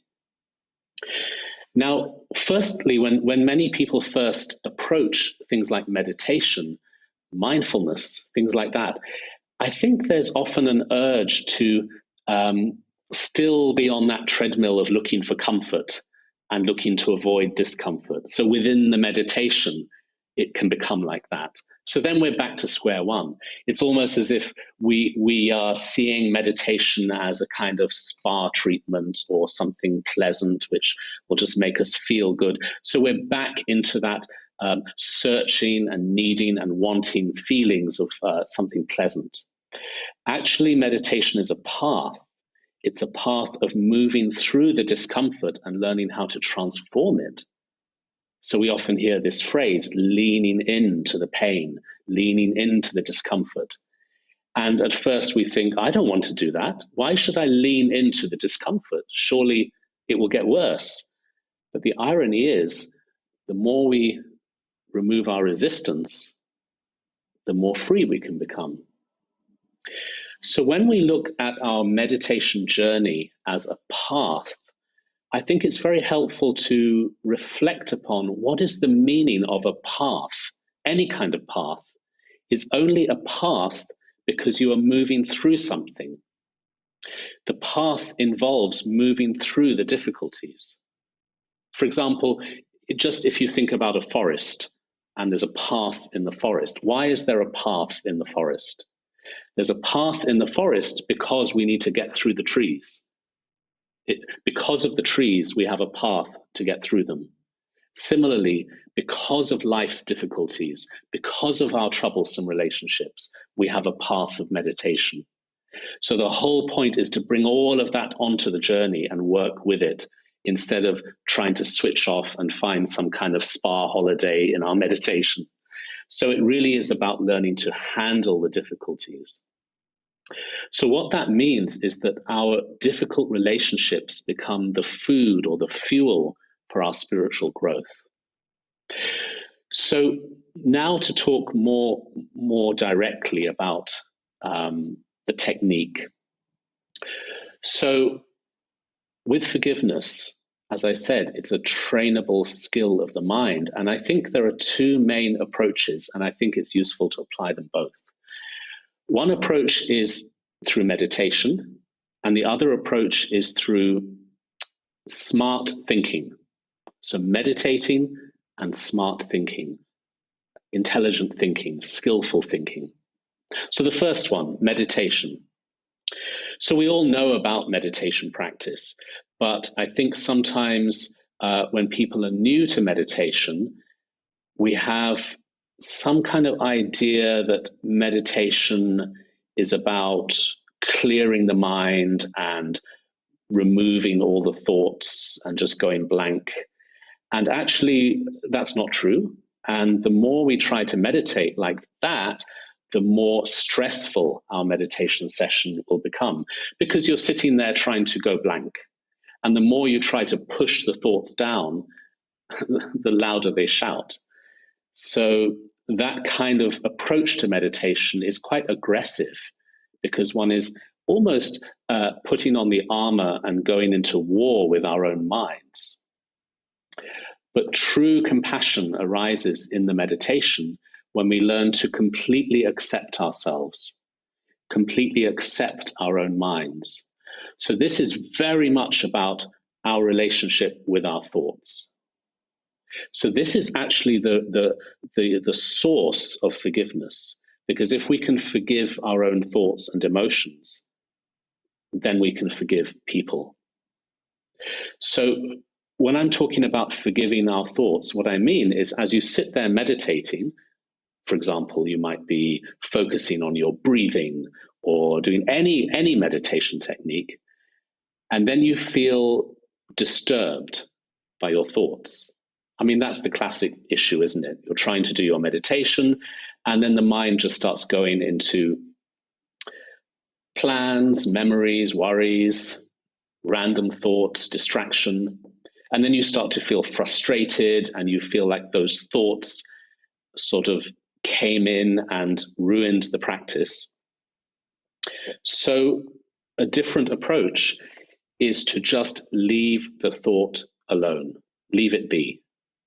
So we're focusing on our breathing, for example. I mean, you can substitute that with any practice, any technique, whatever you're focusing on in your meditation. You're focusing on your breathing, and then you realize that you're completely somewhere else. You're thinking about dinner or lunch or anything.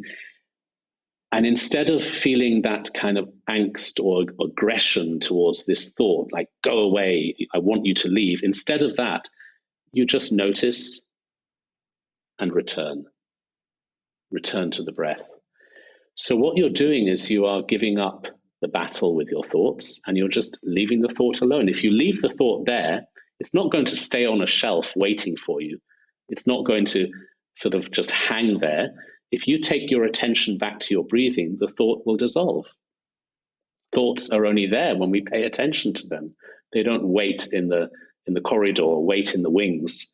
So the whole idea is just to let the thought be. So we don't push it away. Also, we don't jump in it and go for a ride and make 2 thoughts, 3 thoughts, 4 thoughts. We just leave it alone. We don't manipulate it. So this is compassion, because we are working with a non-judgmental acceptance, total friendship with our mind, unconditional friendship, unconditional love. Let the thought be. Don't try to change it. Don't try to remove it. Don't try to develop it. Just leave it. Let it be. So this develops an internal landscape of gentleness and compassion. And this is the ground or the source of developing forgiveness. So it's really, really helpful to understand this, because it can actually revolutionize your meditation practice. So many people struggle when they meditate because they have this idea that they're supposed to have no thoughts and be blank and not have anything, just emptiness. And they struggle so much. They find it so enormously stressful. Actually, when you're doing a practice such as breathing, there are three phases within the practice. There's the phase where you are with the breath.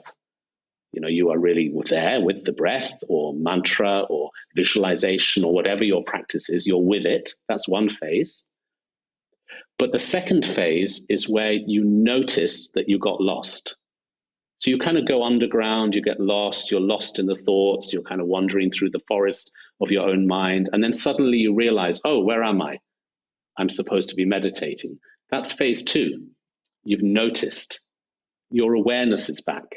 You're aware again. That's meditation. That's good. So to get there, the thoughts took you there. Your thoughts are not your enemy. They are the very thing that enables you to practice the meditation. So phase two is you notice that you got lost. Phase three is returning to the breath or the visualization or mantra or anything, whatever your meditation is. So there's three phases: being with the practice, or noticing that you got lost, or returning. And if you understand that all those three phases are crucial aspects of meditation, you realize that the thoughts that take you away from the practice, that you thought were your enemy, those thoughts are your friend, because those thoughts enabled you to notice and return. Every time you return to the breath, you are building enormous strength, because you are developing power and authority over your own mind. But it was the thoughts that took you away that allowed you to come back and develop that authority. So this non-judgmental acceptance of the mind can be developed through understanding these three phases. You're with the practice, or you're noticing that you got lost, or you're coming back to the practice. So meditation is developing compassion in these ways. The first way was through just not judging the thoughts, just letting them be. The second way is through understanding these three phases, being with the practice, noticing that you got lost, and returning. And then the other thing is just generally, in terms of forgiveness, the more we meditate, the more our habits of anger, resentment, bitterness, the more those habits will have less control over us. Because even in a simple practice, such as focusing on the breathing and then bringing yourself back to the breathing, even a simple practice like that relates to forgiveness, because when you come back to the breath, you are kind of thinning down the glue that holds us with our thoughts and emotions, the addiction or the attachment to our mental activity. So we're kind of thinning that down. We're learning how not to get sucked in by the thought, and instead develop the authority to come back to the breath. So our deeply ingrained habits of resentment, fear, upset, paranoia, these are all habits of the mind.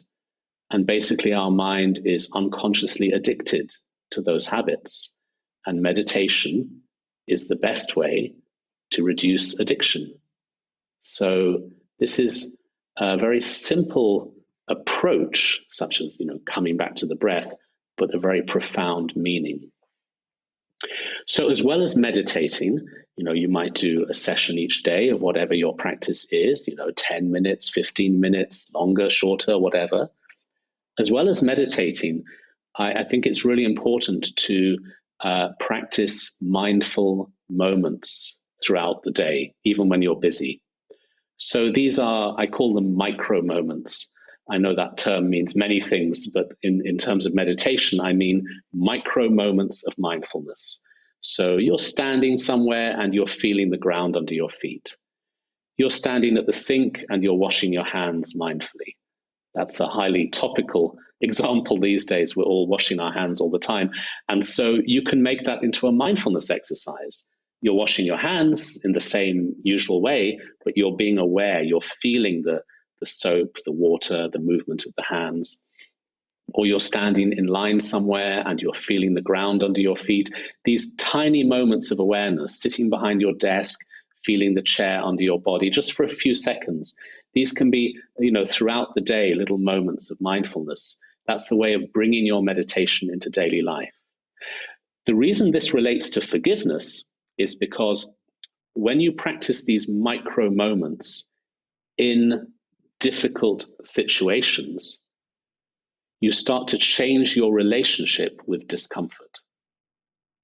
So, for example, you could learn to practice tiny moments of awareness when you are waiting for things, like waiting for a bus or a train, standing in line, waiting with the computer for something to load. I mean, we're always waiting. Our day is constantly made up of moments of waiting for a kettle to boil, anything. These are moments that are generally uncomfortable for us because we're always busy, we feel very time pressured, and then when we're stuck waiting for something, we feel as if our time is being stolen and we get tense. But if you learn to practice a mindful moment while you're waiting, how? Okay, you're standing in line and you just feel the ground under your feet, you drop your shoulders, you just let go of wanting to get to the front of the line, you're just there in the moment. Or you are sitting in front of your computer and it slows down and you just feel the contact between your body and the chair you're sitting on. You can use your physical senses as the sense of touch, the feeling of standing or sitting. You can use that as the focus. So what you're doing is you're literally rewiring your own brain.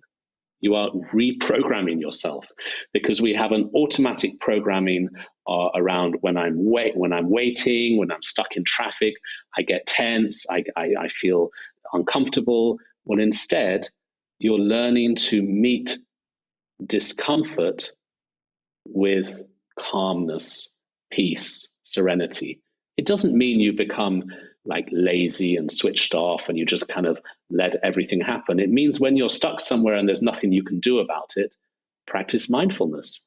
You're changing your programming. So what this means is you start to experience moments of discomfort in a completely different way. They become tools for your training. A little bit like going to the gym and lifting weights. When you go to the gym and you want to get stronger, you want heavier weights, you need more resistance. You build muscle when there's greater resistance on the weight training machine. So in that way, the things in our life that bring up resistance in us can become tools or opportunities for mindfulness training, taking us to a deeper level of mindfulness. So too with relationships. If we learn to train with easy things like being stuck in traffic, standing in line, waiting for something, then we're building the habit of meeting our edge with calmness and not getting wound up.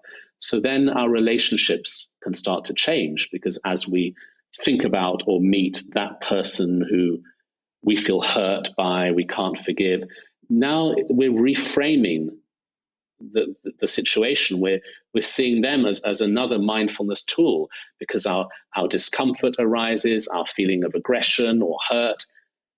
And this is another reminder to go deep into the mindfulness.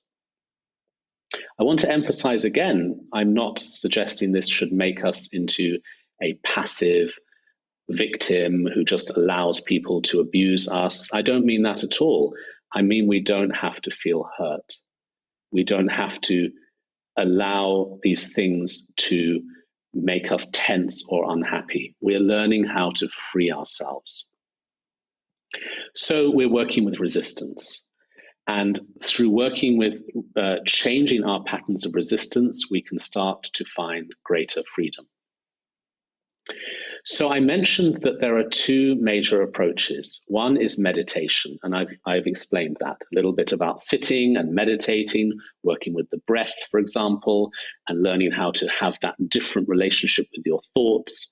And then also the mindful moments, that's also part of meditation. The other major technique is changing the way we think. You can call this smart thinking or skillful thinking, intelligent thinking. It means as well as meditation, we can start to practice different thought processes in relation to our relationships. Think about them differently. So forgive is the subject here. So when we have a relationship or somebody we think about and we find it hard to forgive them, we can apply 3 ways of thinking, all 3. The first one, these 3 steps, the first step is to recognize our reaction, because it's very easy to get lost in the situation. He said this, she did that, they're so bad, why did they do this? These are all the words we tell ourselves about the story. I'm not saying those things are unimportant. I'm just saying from a meditation point of view, you can go deeply into recognizing, here is me feeling hurt and upset. I am experiencing anger. This is in me. Therefore, this is something I can change. If it's in me, I can free myself from it because it's mine. So we're recognizing the feeling of anger or the feeling of hurt. That's step 1. Step 2 is to practice gratitude. Gratitude towards the person.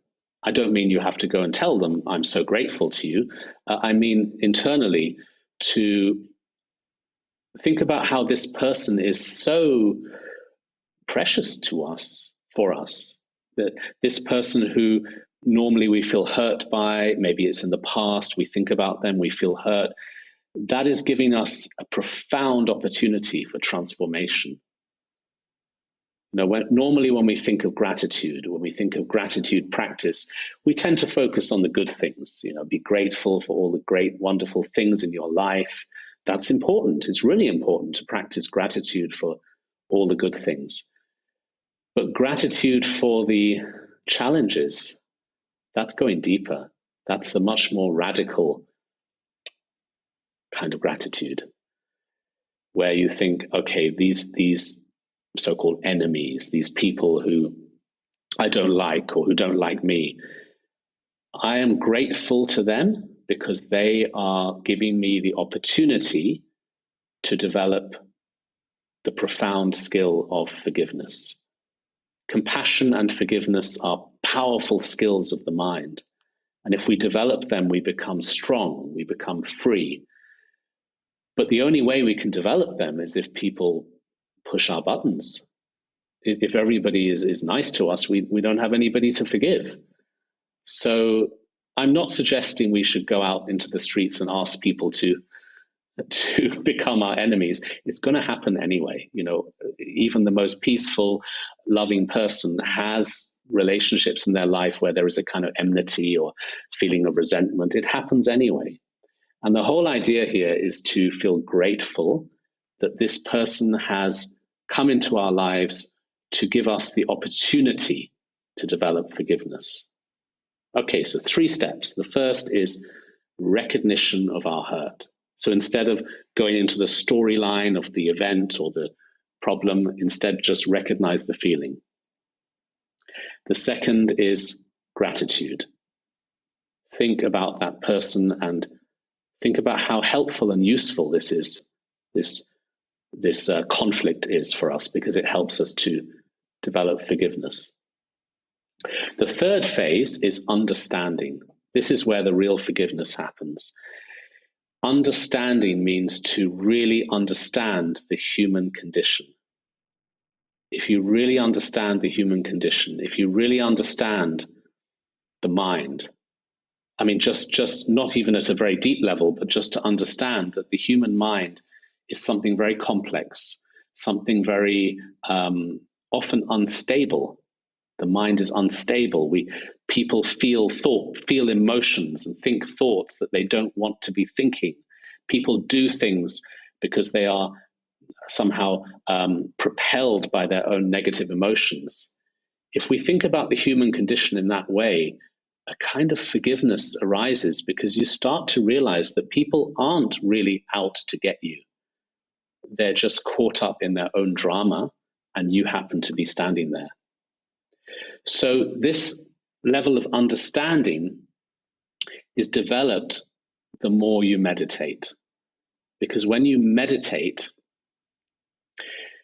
regularly, you start to see how hard it is to control your own mind. You start to see how much we lack freedom. You know, we might be very efficient, professional, educated, successful people, but when it comes to our minds often do things we don't want them to do. Our minds often go to places we don't want our minds to go. So we're not always the boss internally. We're often bossed around by our own minds. And when you sit down to meditate and you try to focus on your breathing, and then within about 3 seconds, our mind starts thinking about something else, it's very humbling because we realize how wild the mind is. It really does all kinds of things we don't want it to do. So you start to understand this about human nature. You understand this, that the mind is untrained and wild and out of control sometimes. And then you start to look at your person who you can't forgive. You start to look at them with fresh eyes. You start to understand them. You start to think, okay, this person is acting from a place of stress, behaving from a place of their own conditioning, their own negative habits, their own instability. Even if they seem to be doing something very deliberately, very calculated, they're still completely under the control of their own anger. It's almost as if they are being thrown about by their own mind, and their reactions and their actions are coming from that place of lack of control. I don't mean that through thinking like this, we're going to condone what they do and say, oh, they can't help it, poor them. I don't mean that. I simply mean we don't have to feel so indignant and so like, how could they, how dare they, you know, they should be different. We don't have to think like that, because saying how dare they or how could they, they're just doing what they're doing. They're lost in their own drama. And so this takes away some of the sting, and we start to relax internally and think, okay, they're not really out to get me. They're just expressing their own pain and they're throwing it at me. Now, my response could be compassion. It could be understanding. And through that, I could start to free myself from the pain and resentment, but also the relationship might change. Because when you really understand somebody, you really, they feel it, they know it. Maybe that's what they were hoping for, was that we would understand their pain.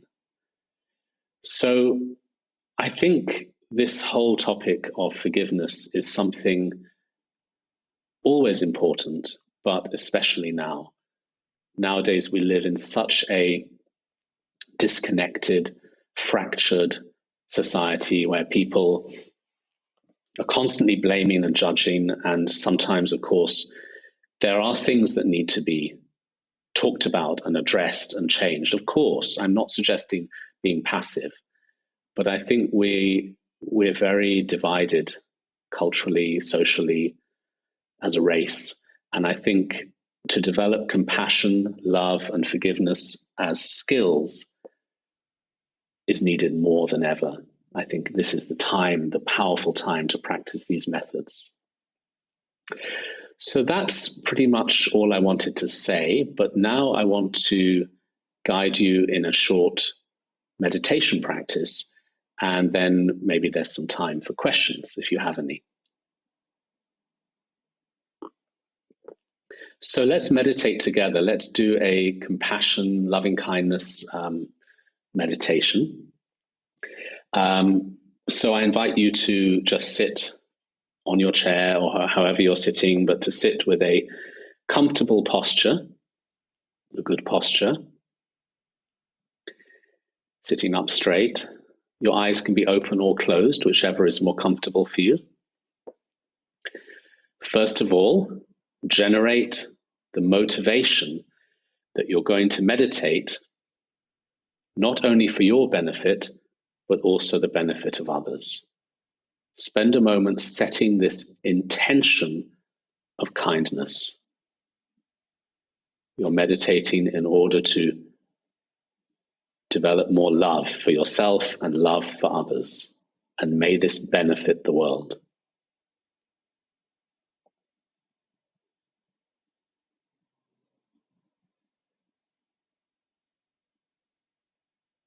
Now become aware of your body. Feel the contact between your body and the chair. Feel your hands resting on your legs or resting in your lap. Let your shoulders drop. Often we hold our shoulders up a little bit with tension. Let that drop. And feel the ground under your feet.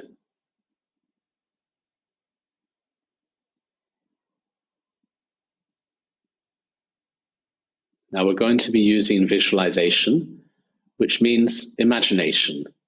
Just imagining something in one's mind's eye, creating a mental image. So imagine that in the center of your chest, kind of level with your heart, but right in the middle of your chest, there is a glowing ball of light, a glowing sphere or ball of light. It can be whatever color you like. It can be white or pink or many colors. And try to feel that this light represents the deeper aspect of your mind, the deep bliss and freedom and love that are everybody's true nature. Normally we just feel our stress and our confusion and the details of daily life, but here you're relating to the depths of the mind, which is peace, love, and compassion, and you're personifying that or visualizing that as a ball of light inside you. Imagine that the ball is radiating, glowing, sending lights out which start to fill up your body. The light from this ball of light expands and fills you up. And as it fills you, it bathes you with love, with kindness and happiness. All traces of pain and suffering dissolve. Just like when sunlight melts the ice. So all the hardness inside us, the harshness, the resentment, the bitterness, this just melts away through the warmth of the sunlight of love inside you.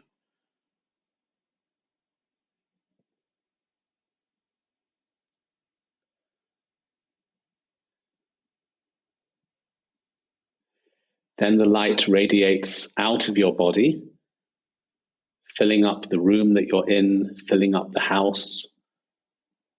The light is just bursting out of you in all directions, and it reaches other people in your neighborhood, in your town, wherever.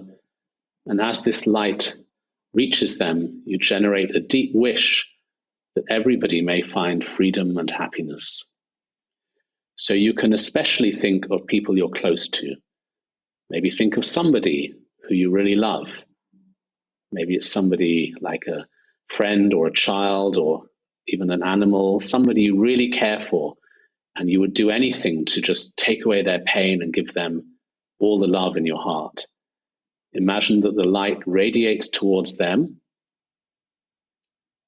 and fills them up with happiness and peace. All of their problems melt away as the light fills their body.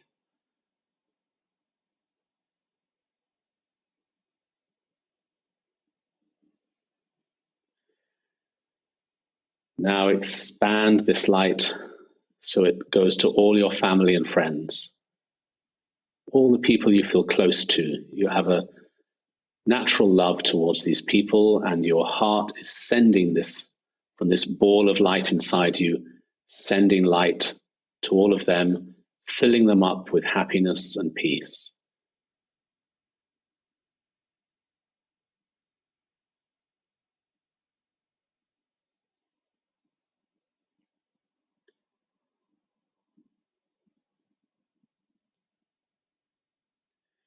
Now let that light expand further to people you don't know, acquaintances, and also strangers. Let this light just fill the space in all directions and go into all living beings everywhere and just filling them up with happiness and melting away any pain or suffering.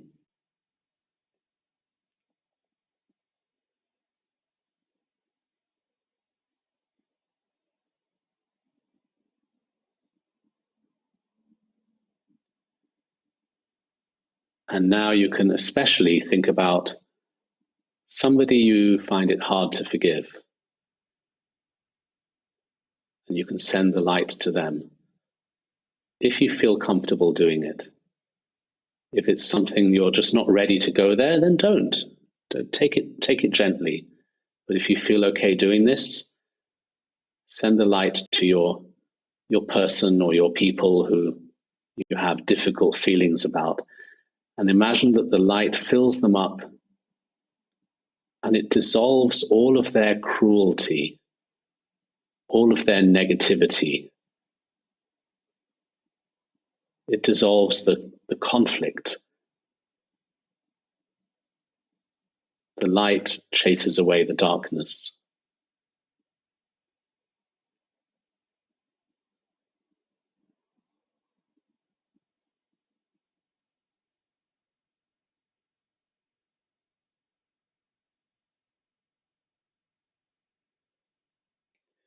And then let the light go everywhere and just have this deep wish that all of the universe may be filled with love and happiness. And just let go of that visualization and relax into yourself and let your mind and body feel love, kindness, and happiness.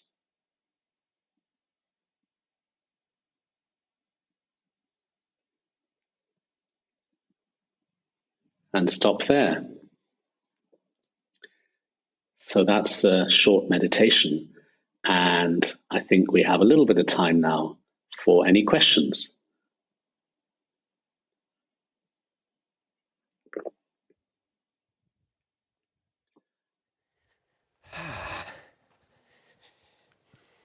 Hi, Galong. Hi.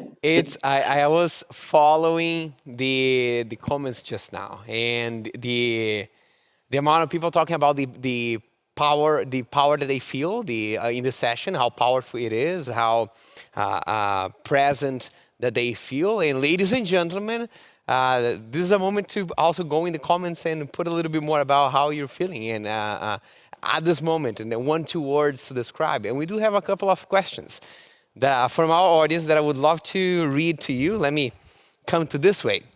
The first question, Galan, comes from Shietal. And the question is how to forgive a person whom we love a lot, but he causes pain to us repeatedly every day. Yeah, I think it's important to remember I'm not suggesting we should allow the abuse. You know, sometimes we might be in a really dangerous situation where there is a lot of abuse and we should get away. You know, I'm not suggesting we just stand there and be compassionate and all of that. Sometimes we need to get away. We need to really protect ourselves. But do you walk away holding resentment and pain, or can you start to work with that and free your heart so that you walk away with a free heart? Otherwise, we are imprisoned forever. Or if you're staying within the situation and this person is repeatedly bullying you, but you feel you can stay there and work with it, I think the more you practice calmness, compassion, meditation, and forgiveness, the stronger you become and the less possible it is for them to hurt you, because there's nothing there for them to hurt. They're not getting a sort of a result from it. So the more you free yourself, the more you free them from having anything to latch onto. It's difficult, really difficult, but it's all a process. It's a slow process of training.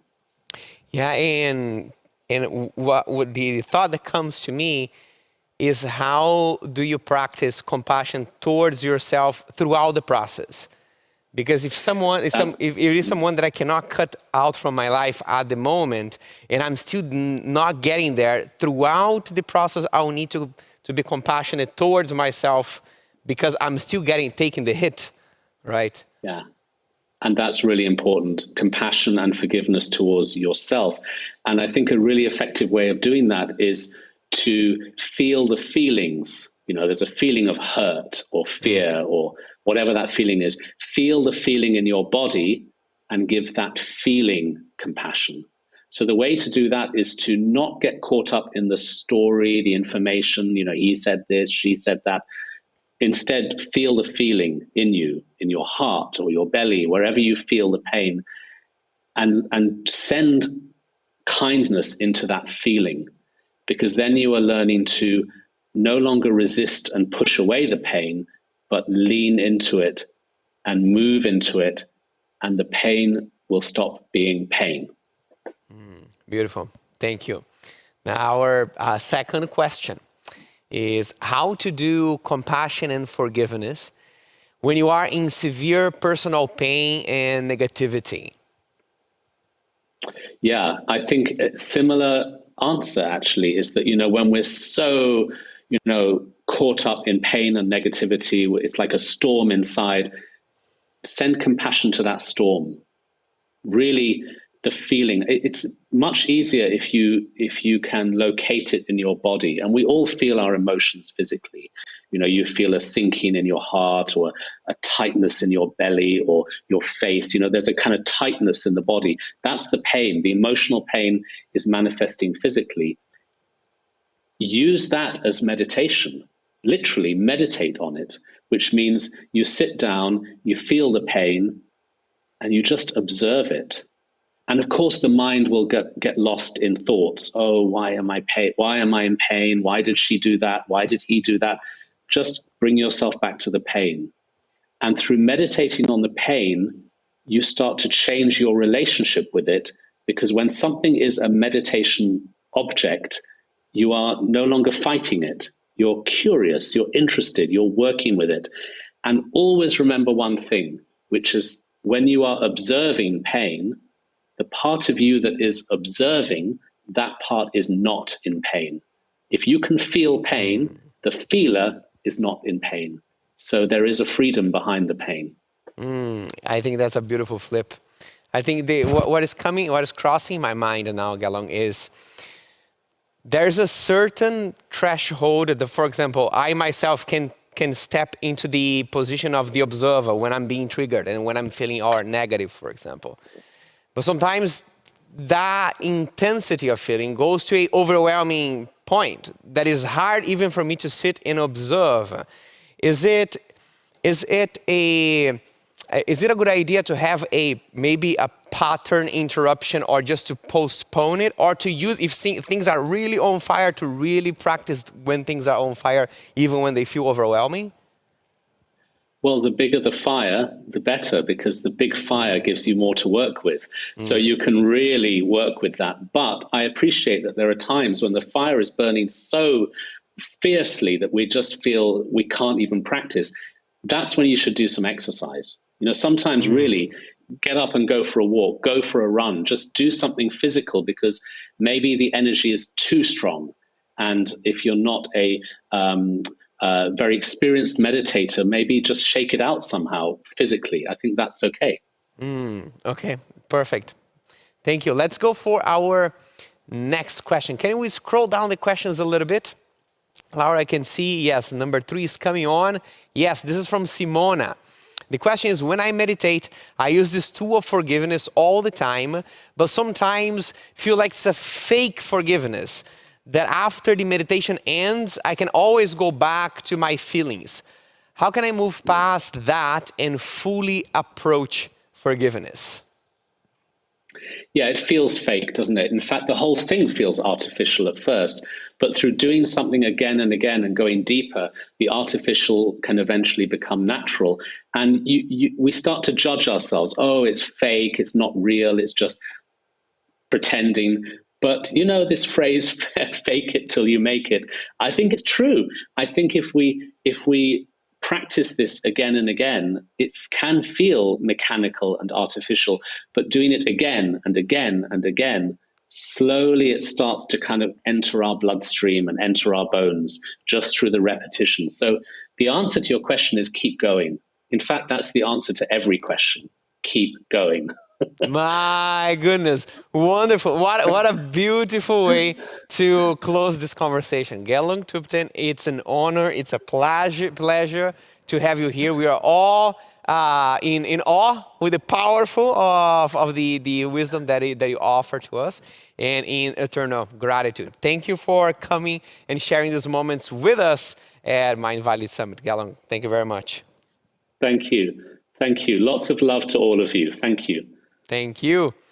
Ladies and gentlemen, we are closing this session right now. I think it's another time that if you haven't yet described how you're feeling, that could be a moment for us to share this chat with Gelung.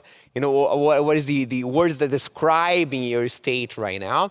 And as always, we have the standard process between you and me whenever every session gets done. That is the poll, from assessing the poll from 1 to 5 of how much you love this session.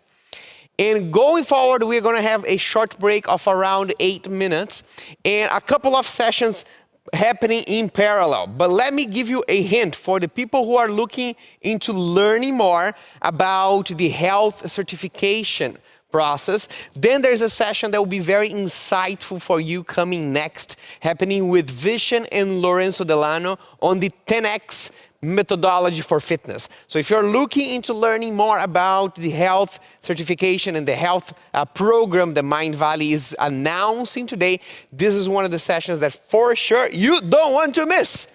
Ladies and gentlemen, I will speak to you in a few minutes. Bye-bye. Another level, we ain't never settle now. Level up, watch me level up, watch me, yeah. There comes a time in the life of a woman when she discards her old ways like tossed shoes in the garbage, when she shreds her list of shoulds and obligations, and when impossible expectations are burned in an incinerator. There comes a time in the life of a woman when the approval of others, once jewels, now turn to pennies in her sock, when the hunt for another is now replaced by a hunt for herself, and when parental tentacles of tradition no longer define her truth. There comes a time in the life of a woman when her desire to fit in with the crowd dissolves, when her manic compulsion to be perfect vaporizes, and when her obsession to be voted popular eviscerates. There comes a time in the life of a woman when she simply says no more, when facade, artifice, and guile leave her nauseated, and when righteousness, dogma, and superiority repulse her. There comes a time in the life of a woman when she no longer fears conflict, but faces it boldly like a lioness, when she guards her authenticity as fearlessly as she guards her babies, and when she drops the role of savior, knowing she can only save herself. There comes a time in the life of a woman when she no longer cowers in the shadows of her unworthiness, when she no longer plays small so others can feel big, and when she swaps the role of victim for the role of co-creator. There comes a time in the life of a woman when she unabashedly and boldly occupies her ultimate sovereignty, when she feels finally ready to claim her space in the world, and when she redefines compassion as unequivocal self-love. There comes a time in the life of a woman when she finally releases her childlike dependencies on others, when she dares to rewrite a new mandate of living for herself, one that says, I release unworthiness and fear. I divorce civility and passivity. I divest inauthenticity and enmeshment. I end the pretense of being someone I am not. And from now on, I declare I will ascend into my highest power. I will embrace my greatest autonomy. I will celebrate my deepest worth. I will embody my fiercest courage and manifest the most authentic me. The time is now. I am ready to awaken into my renaissance. Thank you, Shefali. That was beautiful.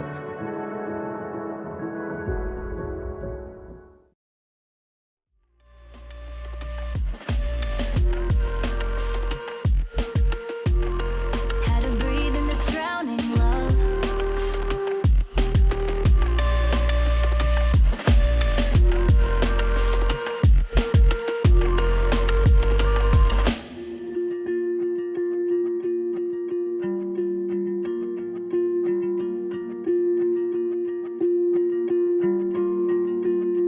Found your cologne.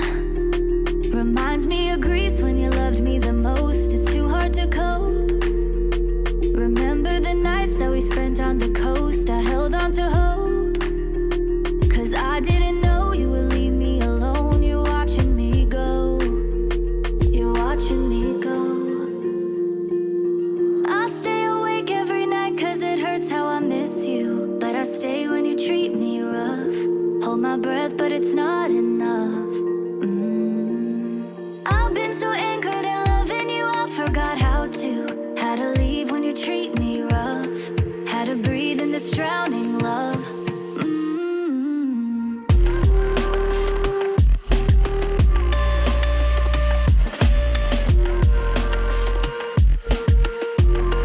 How to breathe in this drowning love.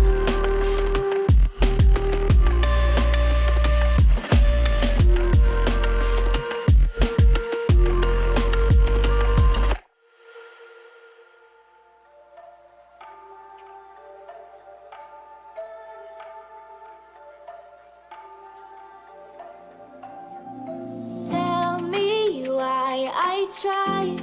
It's all for nothing. You're my only vice. My hands are tied and I'm not on your mind. Don't try to hide it. I'm not on your mind. On your mind. Is it obvious that I'm on the run? 'Cause I might have stayed. If I let you break me, oh, one more time, one more night, you and I. Is it obvious that I'm on the run?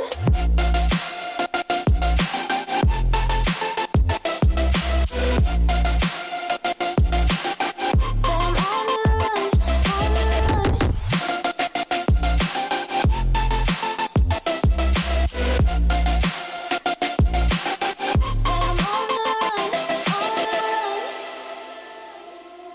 Kept me company, but not the type that I wished you would be. You held on tight and got the best of me. But what did I know? You're not what you seem. What you seem. Is it obvious that I'm on the run? 'Cause I might have stayed. If I let you break me, oh, one more time, one more night, you and I. Is it obvious that I'm on the run?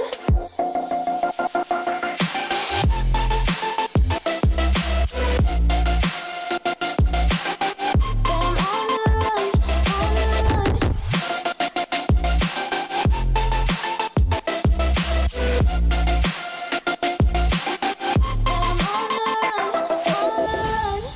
Is it obvious that I'm on the run? 'Cause I might have stayed if I let you break me. Oh, one more time, one more night, you and I. Is it obvious that I'm on the run? That I'm on the run, on the run. Another level, another level, another level. We ain't never settle, nah. Level up, watch me level up, watch watch me, yeah. Hi, everyone, and welcome back. So, I'm really excited about this session because our guest today is a man who has had an amazing impact on Mindvalley. Now, many of you have heard of Lorenzo Delano because he is the creator of 10X. He's that wonderful South African gentleman behind me. Lorenzo, how are you? I'm very good, thanks. Can you guys hear me? Yes, we can hear you loud and clear. So I'm going to go check the chat to see if you guys have been following 10X, and if you guys have learned from Lorenzo, go ahead and leave a comment in there. Now, what people don't know about Lorenzo is that Lorenzo dropped out of school at the age of 13. He's what you would call an autodidact, a self-educated man. But Lorenzo also has a really powerful, genius brain for connecting the dots when it comes to transformation. He educated himself in philosophy, in transformational theory. And then when he joined Mindvalley many years ago, he became my go-to person for designing the Mindvalley curriculum. So remember yesterday when I spoke about a concept called the 5 praxis of transformation, and the 5 principles that you need to bring in to transform not just yourself, but anyone. Well, that 5 praxis model came straight from Lorenzo's research.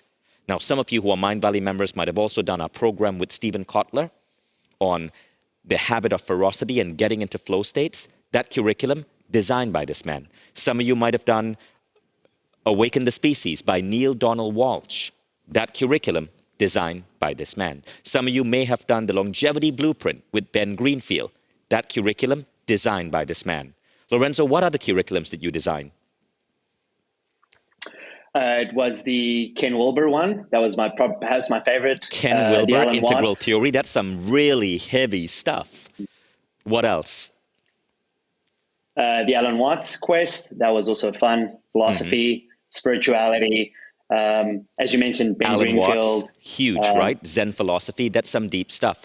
So the point I wanted to make is that certain people have a level of thinking that is way above the bell curve. And Lorenzo has that gift when it comes for transformation. And it turned out that not only was he helping design other people's programs, but he was kind of fed up by what he was seeing out there in health and fitness. So he decided to create his own health and fitness approach for his own life. And it was so effective, I asked him to train me. And as I went through my evolution, I brought this to Mindvalley, then we brought this to hundreds of test subjects around the world. We did tests in cities like Tallinn, Barcelona, Croatia, Kuala Lumpur. We saw amazing results. Women who could barely do 1 push-up in 4 weeks were able to knock out 13 full-body push-ups. And here's the crazy thing. In those 4 weeks, they were working out twice for about 15 to 20 minutes each time. That's it. Half an hour to 40 minutes a week. The transformation that was coming through 10X was because of precision exercise. You see, so much of what we learn about exercise is actually cultural programming. It's not actually scientifically legit. And Lorenzo, because of his ability to get straight into designing curriculums that create a transformation in people, was able to cut through all of that and design what I believe is the world's most efficient exercise routine. So today, you're going to learn about 10X. You're going to learn the 6 exercises that make the core of 10X. And what you're seeing over here on my screen is the 10X program on Mindvalley. All of you who are members, you get access to this 90-day program. You can see it's very, very, very deep. It's very structured. I'm going to play one of the videos for you. Ronan is one of the educators in this program. And you can see the quality of education, the quality of production. You don't just learn about exercise routines. You get an understanding of your own body. Now, here's the really big thing that's happening. As of today, we have announced to the world that we are now training 10X as a form of certification, which means that you could be trained to be a Mindvalley health coach, and you learn hollow body, and you learn 10X. 10X is about the body, it's about your musculature, it's about fitness, it's about endurance. Hollow body is about the mind, it's about energy healing, it's about your gut microbiome, it's about mind over body, it's about all the other elements that are outside exercise, right? And so many of you have already signed up. We're now at 550 something people who have signed up to become health coaches. Those of you who want to go further, I'll give you a link in a bit. But today we're going to talk about 10x. So Lorenzo, how would you like to start? So, Vishen, you and I, we've done this so many times. I think a conversation is going to be best in which I think we address the key points about what is 10x. And then I think we move on to just the importance of why, even if people don't have an interest in exercise in general, even less maybe resistance exercise, but to just make the point why it is so important for people to not only exercise, but specifically to put resistance exercise, also known as strength training, or what we call 10X, at the top of their priority exercise list, because it's just so important. So I think it's worth discussing why a resistance exercise is just so important. And then we can actually show people a couple of case studies. Perfect. So Lorenzo, I would what love we're for you able to to do talk in about 15 minutes. I would love for you to talk about this meta-analysis that you did. So this was a meta-analysis, meaning you looked at multiple studies comparing resistance exercise to aerobics. So let's start by defining what is resistance, what is aerobics. Then take us through this study, because guys, if you actually pay attention to it, you will see that 87% of women in the Western world are doing the wrong form of exercise, meaning aerobics. Lorenzo?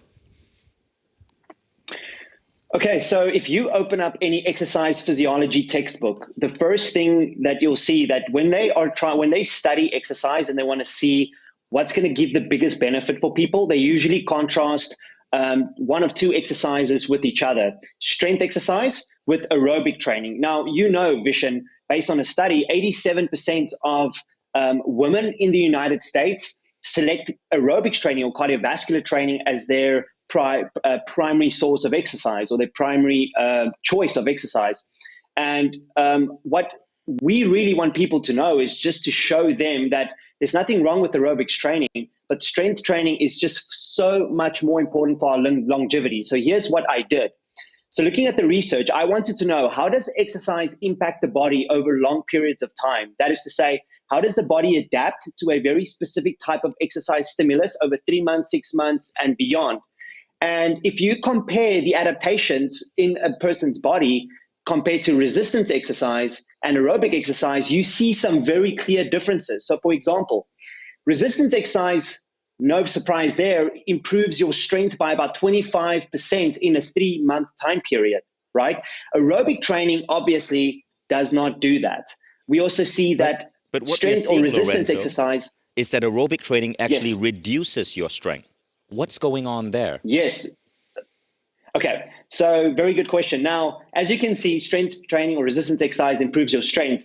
But because aerobics training is a type 1 muscle fiber dominant training modality, most of the muscle fibers, the big, large, fast twitch muscle fibers, we actually lose as we age, but we accelerate their loss when we only do aerobic type training. So what you're seeing there, Vishen, is that people are actually losing muscle mass doing aerobic training, not gaining muscle or gaining strength, but losing muscle the more time they spend doing cardiovascular-based modalities.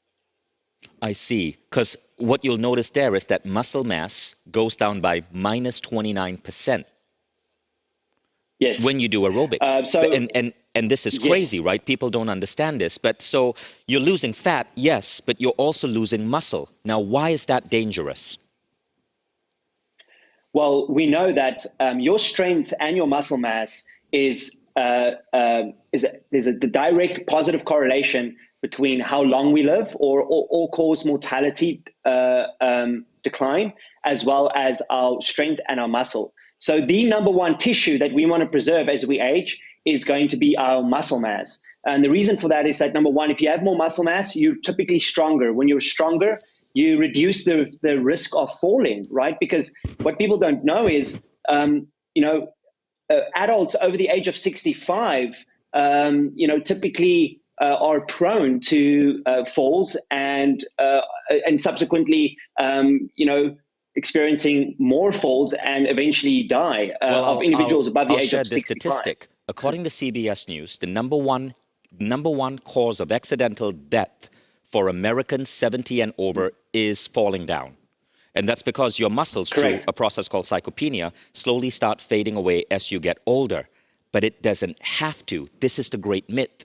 And Lorenzo, I love the way you explain this. I'd love for you to talk about this. You say that, you know, we have this classic idea that when people get older, their bodies change, right? Women put on more fat over here, men put on more fat around their belly.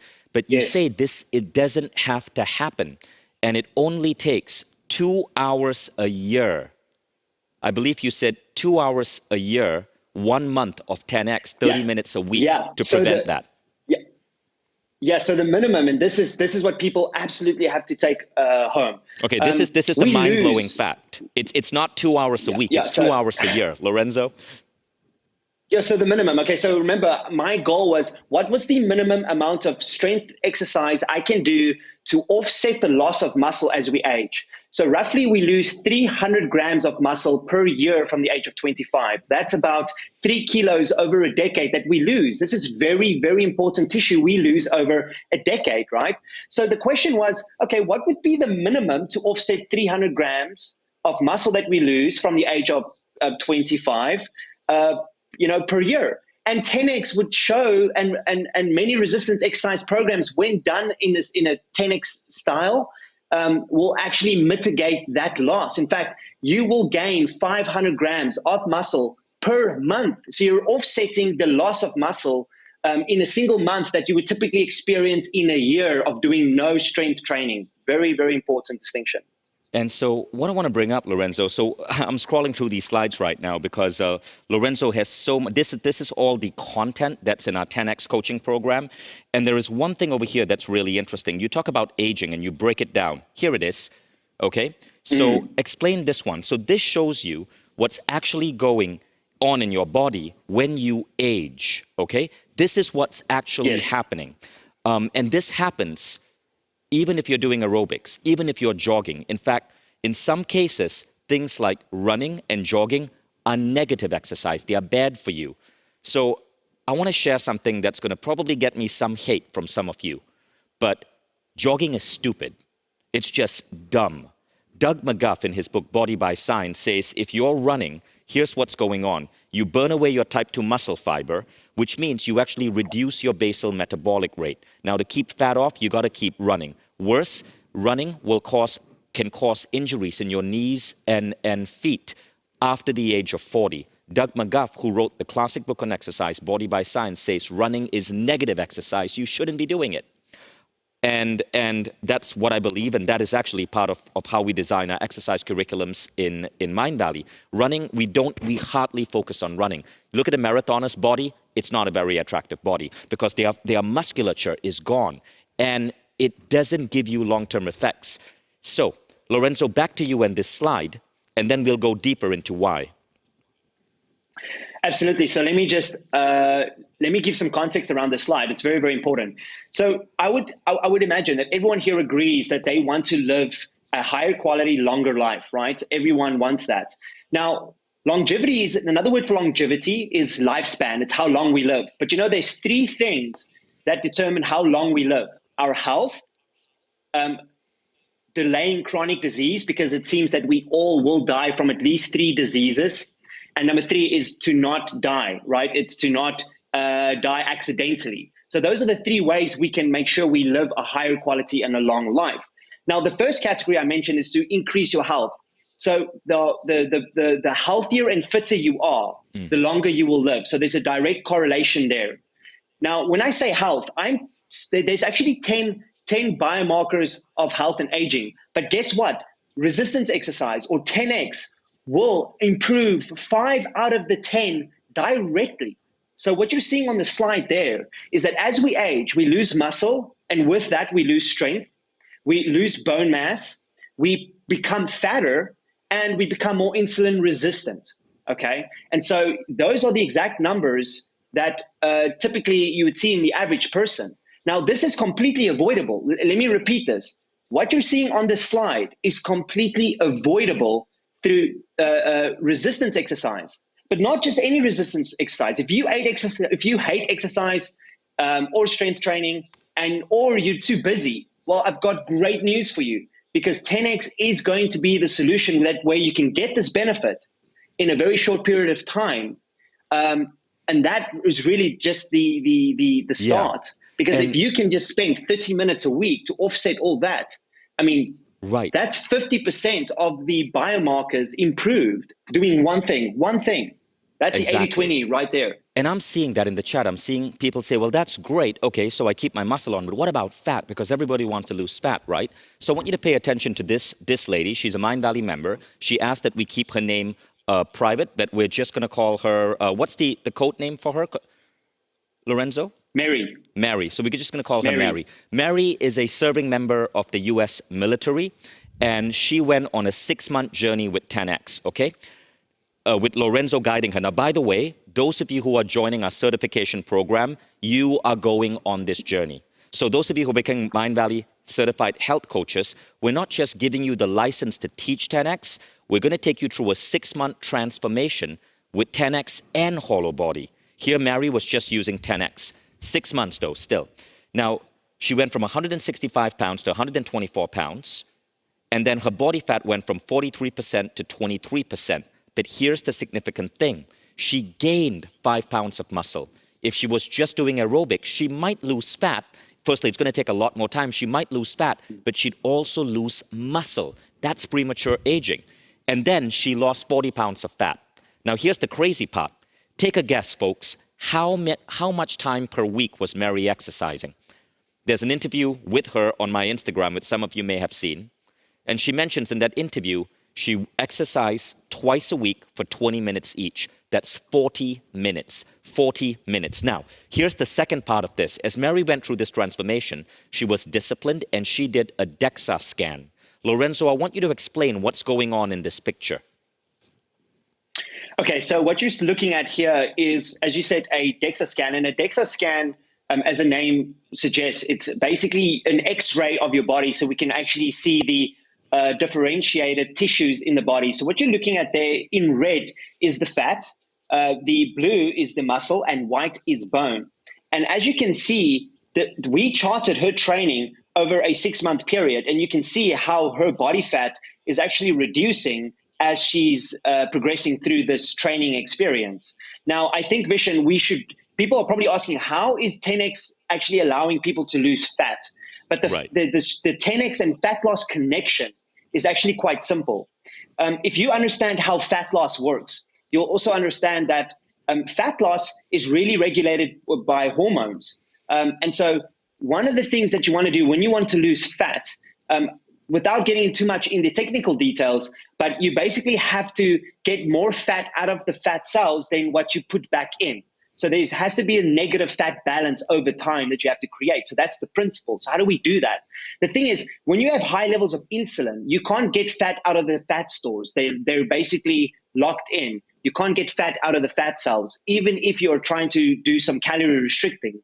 So the connection there is strength training can independently help suppressing insulin by making your muscles more sensitive to the response of insulin for glucose disposal, and thereby over time allowing you to actually access your fat stores and actually burn your fat stores. This doesn't mean diet's not important, but people overlook the very, very important connection between strength training and fat loss. It's a very powerful one.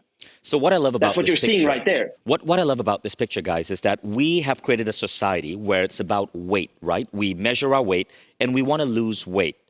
And we feel frustrated if we put on weight. But some of you, if you do 10X and if you're already pretty lean, you are going to put on weight. But you're going to look better because what you're putting on is muscle. So it's not about losing weight, it's about losing fat and gaining muscle. So if you do 10X, you might actually stay at the same weight, but your body shape changes because you're losing fat and you're gaining muscle. Now, Lorenzo, how much muscle corresponds to the same weight of fat? Show us with your hands so people understand this. Okay, so if my fist was let's say 1 kilogram of muscle, because it's far more dense and therefore a lot heavier, would correspond to about, I mean, if you look at a picture, all you really have to do is just Google fat versus muscle for the same amount, and you'll see that it's so much denser, so much larger. Fat versus muscle. Just Google it. Wait, let's actually Google that and see. Yes. Fat versus muscle weight. Okay, so you see the images over here, fat versus muscle, right? So you're basically losing this much. You see this thing with the pen over here? You're losing this much, but you're gaining this much of muscle, but so your weight stays the same, but your body shape changes, and that's really what's going on over here. Exactly. So let me add something here, because this is so important. Now, not everyone, you don't have to do a DEXA scan to know that, to make improvement. Although I love data, I make all my decisions based on data, and that's how we designed this program. It's based on data. But what people need to realize is that you can, as you age, your body shape can stay the same. But make no mistake, and I see this time and time again, that your body shape can stay the same. But what's happening is that most of your muscle has mostly been, you've lost a lot of muscle and you have picked up a lot of body fat. And so the shape looks the same, but you're fatter and you're under muscled, more so than you were probably 5 or 10 years ago. Right. And if you've done a DEXA scan before, either for your bone, you can quickly go and look at a scan you did when you were in 20. The crazy thing is that almost no one has ever done such a scan of their bodies. People need to have information on their bodies. This is the whole point of education. Right. In 10X, we actually teach you exactly what you need to do to really know what's going on in your body. It's not about listening to Vishen. It's not about listening to me. It's about it's learning how to think about this stuff and using data as a tool to make sure you get where you want to go in the shortest period possible. Period possible. Now, what you're seeing over here is a set of slides from Lorenzo called the 10X Body, and it shows you how we target body sculpting. Okay, so with men, this is a simple test. You hold you measure your wrist. Okay, you measure your wrist. Ideally, for the ideal body shape for a man, what is deemed attractive, but also healthy, your chest should be 6.5 times your wrist, okay? Now that takes a lot of work. Lorenzo is there, I'm not there yet, right? But at least you have a target. Your chest should be ideally 6.5 times your wrist. This is just more like an aesthetic ideal. And then your waist should be 0.7 your chest. Again, I'm not there yet. Lorenzo is, I'm not there yet. But I'm also 15 years older than Lorenzo. But knowing these targets, we are able to help men very rapidly sculpt the body of their dreams, no matter how old they are, in 20 minutes twice a week, so 40 minutes a week. So these are some of the things that we're aiming for. Now, I can vouch for this, right? Because when I did... Yes, Vishen. So go on, Lorenzo. Let me just add something. Let me just add something there, right? What people should know is that everyone has at least 4 bodies. Yes, you right now listening, you have 4 kinds of bodies. You have a healthy body, you have a deficient body, you have a sick body, and on the other side of the continuum, you have a fit body. Okay, it's all you, but you look different in different states. And so what you're looking at here, it's the different types of bodies. When you get to your most beautiful and healthiest self, that's what we call the 10X body. And it's defined in very, very strict parameters. A certain body fat percentage so we look at body fat percentage, muscle mass.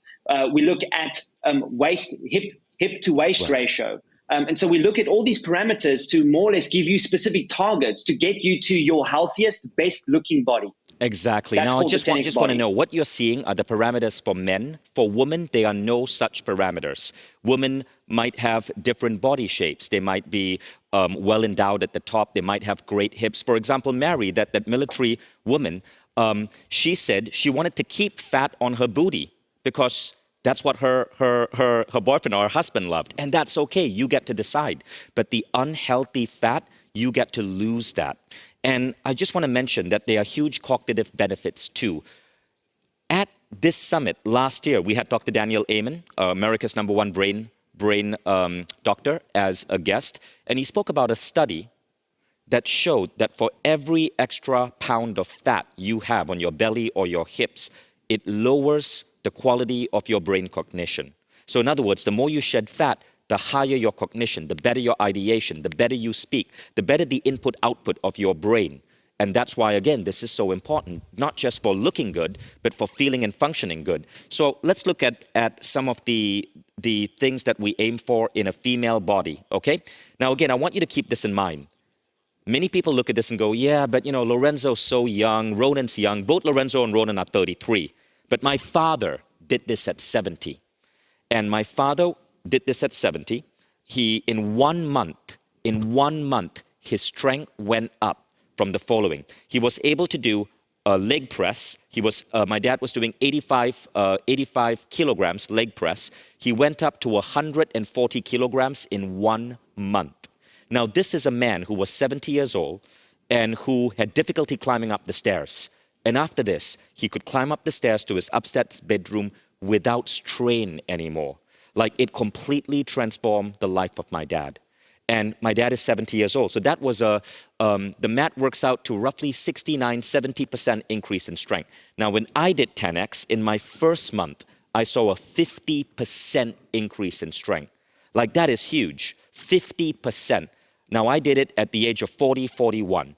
Now, we tested this on people under 30. Under 30, they see an average 27% increase in strength in month 1. Now, why is the increase in strength higher the older you are, Lorenzo? Okay, well, I'm so glad you asked me that question, because take a look at the screen. Look at the different body types. Now, this is very important to understand, because people say, oh, but Lorenzo, I got 25% increases. Oh, but I got 50, but I only got 3%. What's the difference? The closer you are to the right, so if you are at an intermediate stage 2, you're going to make smaller improvements, but you'll still make an improvement. If you're on the far left, a beginner, you will see improvements up to 50 to 60%. That's why you see massive improvements, because they're starting from a lower baseline. But here's the other thing that people don't realize.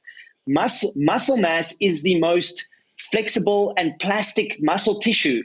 And its excitability and its adaptability is preserved across the entire lifespan. Meaning, if you're 80 years old, your muscles will still adapt and grow like they were that of a 20-year-old. That's amazing. So, I mean, so Lorenzo, tell us about this picture. This is your mother. How old is she? That's my mom. And that's a remarkable transformation. What happened then? Over how many months was this?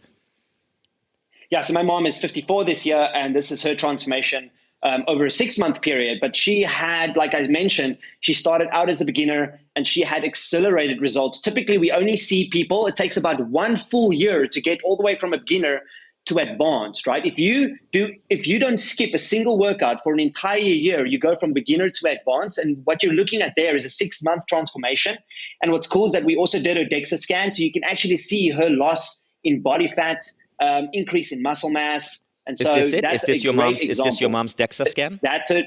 Yeah. So if you look at the yellow, that's the fat, and you can see how it's reduced over the months. That's amazing. Going from a beginner to an intermediate. So we measure this stuff. Everything is measured. Yeah. So over time. So again, I want to stress, right? Exercise is exercise, but 10X is a whole different thing. It's literally a whole different thing. Now, why does 10X work? So there are 3 things that make this effective. First, it is the 6 exercises that we do. Now, the first 5 actually come not from our research, but it comes from McMaster University and a series of studies they did there. This was popularized in a book called Body by Science by Dr. Doug McGuff. It's called the Big 5. In the Mindvalley approach, we added a 6th exercise that tones your butt. Why? Because both men and women consistently say that the most attractive part of the opposite sex is your ass. And we thought, well, why not give everyone in Mindvalley an incredible ass? When you actually come to Mindvalley University, just look at the asses around you. You will be surprised. We have a membership with the finest bottoms of any organization in the world. But that's because we added a 6th exercise to Doug McGuff's Big 5, focused on optimizing your gluteus maximus, aka your ass. Okay, so that's the 6. Now we're going to show you those 6 exercises. Now the second thing is this. You got to do those 6 exercises in a circuit fashion. Circuit fashion means you go very rapidly in these exercises. This is why it only takes 20 minutes, just 20 minutes. We're actually optimizing for speed. In fact, in some cases, after doing it for a while, you're able to do these 6 exercises in 12 minutes. 12 minutes. Now, why 12 minutes? Because each exercise requires a minute. 6 exercises, a minute each, creating the same results as some people get in an entire hour of regular exercise or bullshit like jogging or aerobics. I cannot stress how much I dislike jogging. I see some people saying, oh, I jog for cognitive benefits. No, walk for cognitive benefits. Don't put that strain on your knee. I had to go for knee surgery, by the way, because when I was young, I did exercises like running. I was a martial artist. Running was a key part of what we did. When I hit 42, busted my knee, couldn't run or jump until I had surgery. And that's very, very, very typical. So 10X is giving you these incredible benefits. And in the studies, you see a 30% increase in endurance. So you're also getting the endurance benefit, but it's done in a circuit fashion, really rapidly moving from one exercise to another. Now, we come to point 3. Why is it 1 minute? Because you do it like art, A-R-T. That in 10X language means adaptive response training. So it means that when you're doing 10X, you're basically designing to do it in a way where you put maximum strain on your body in 60 seconds, tricking your body to basically generate more muscle fiber because it thinks you're under threat. So imagine this, for example, okay? You want to have a more muscular chest. Our biology is really, really, really advanced. If we were hunter-gatherers, okay, and you were trying to, and let's say you were walking in a forest and something fell on you, and you had to push it off your chest, and it was hard, and your friends had to come and help, well, you just signaled your body to give more musculature to your chest. All it takes is 1 minute. Now, in 10X, what we do is to increase your chest, you do a chest press in 1 minute in the gym. But if you don't have the gym, we teach you how to give the same adaptive response to your chest using push-ups, but push-ups in a very, very, very unique way. Harder than the regular push-up, but only for 1 minute. So you can do it at home. In fact, in Estonia, until recently, we were in a complete lockdown. Gyms were not open. So a lot of our community over here were doing 10X at home. I was doing it at home with $20 of resistance bands. With 10X, you do not need a gym membership. So let me say that again. I mentioned this earlier. Once you get on Mindvalley, you don't need another meditation app. You don't need another yoga subscription. You don't need a gym. Mindvalley membership covers everything. If you have a gym, you will get slightly better results, but you do not need a gym. You need $20 worth of resistance bands. Now, Lorenzo, people are asking, what about supplements or protein intake? Is that important? Yes, okay. I don't mind answering these questions on diet and how that relates. But I think it's more important for us to cover some of the essentials regarding the workout. Maybe we should go into the actual, show them some of the exercises, what that looks like. But let's answer that, because I want to make a point over here. A lot of the companies selling you protein supplements, it's BS. There is no concrete scientific evidence for it. They are mild benefits, but in what Lorenzo has studied, the only supplement that might help a little bit is some creatine. But you don't need protein powders and a lot of these other things. If it makes you feel good, do it. All you need is protein. You need protein, period. The amount, different formulas. I can share a few, but really it doesn't really matter where those proteins come from.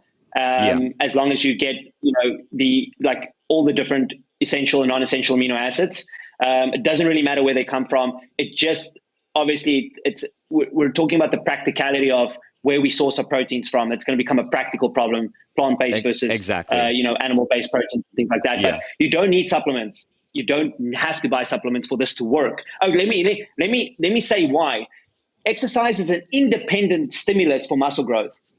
Exercise is an independent stimulus for muscle growth, meaning if you did not eat protein and you only exercised, you would see an improvement in strength and you would see an improvement in muscle mass. It's a necessary but not a sufficient condition. Protein is a necessary but not a, let's say, a sufficient condition for you to grow. Yeah. So someone here, Yo-Yo, said what they're talking about is nothing new. You're right, Yo-Yo. It's nothing new. I mean, this is like, this has been around since when? I like this. Since when? I like this. I like this question. Absolutely. Right. So 10X is nothing new. What we have done, we've taken the absolute best elements that research has given us in terms of hyper efficient exercise and put it into one system. What are those elements? Firstly, you have to do exercises to failure. So that's 1 minute. You have to do them in a very specific way in order to get the maximum benefit per unit of time of the exercise. We looked at circuit training. So you do it in a circuit fashion to maximize the time, but also to elevate heart rate for endurance benefits. We also look at sequential recruitment, meaning we train at an intensity that's not too heavy where the exercise set stops prematurely, but it's also not too light where you take 2 or 3 minutes to do the exercise. So Lorenzo, we've taken the best elements just in the interest of time, because I know that there's so much like science to it. And what Lorenzo's really saying is that, so what Yo-Yo said, Yo-Yo was criticizing us on chat, and that's perfectly okay. Meditation is nothing new. Speaking to spirit guides is nothing new. Having healthy relationships is nothing new. Exercise is nothing new. But why is it that we are so fucked as a species? It's because we do the wrong things and we don't have guides that optimize us and guide us to do it in the right way. That's what Mindvalley does. Everything in Mindvalley, you'll probably find, if you want to spend years and millions of dollars digging through old research books, medical studies, put it together yourself, go ahead. Or just become a freaking member for $99 a month or $500 a year and get it all out for you.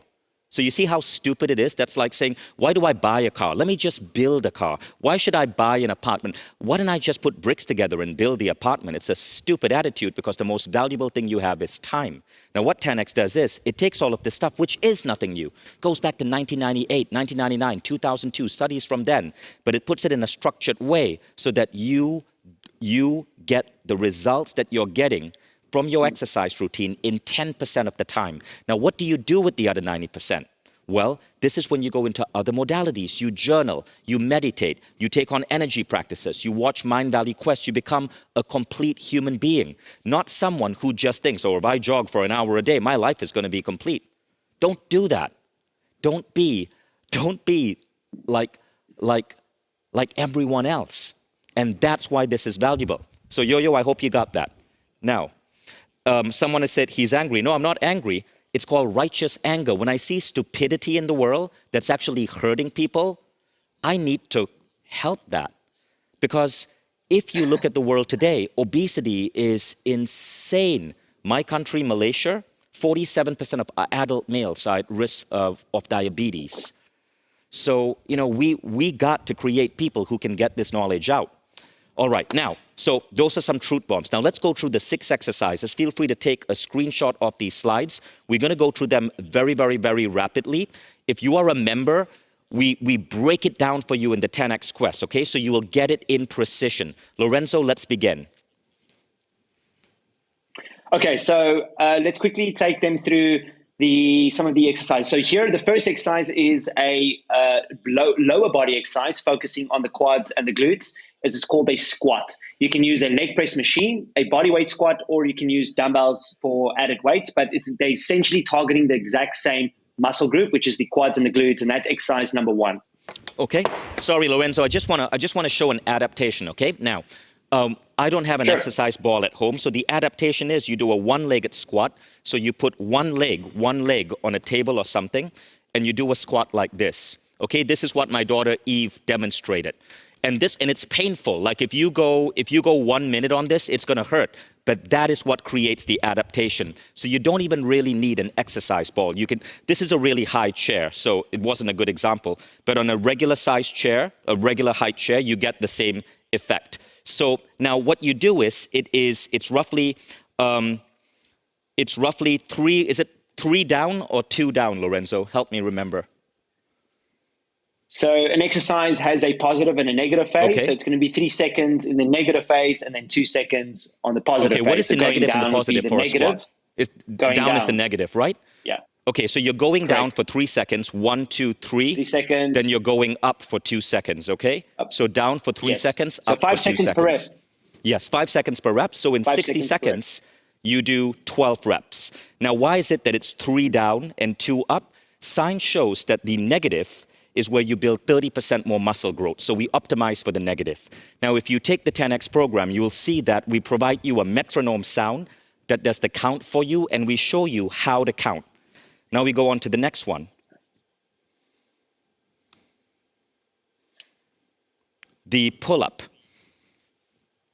So the second exercise is a pulling exercise where we target the back and the biceps. And you can either do a lat pull down on the machine at the gym, or you can do a body weight assisted pull-up at home or weighted if you are an advanced person. So it doesn't matter if you're beginner or advanced.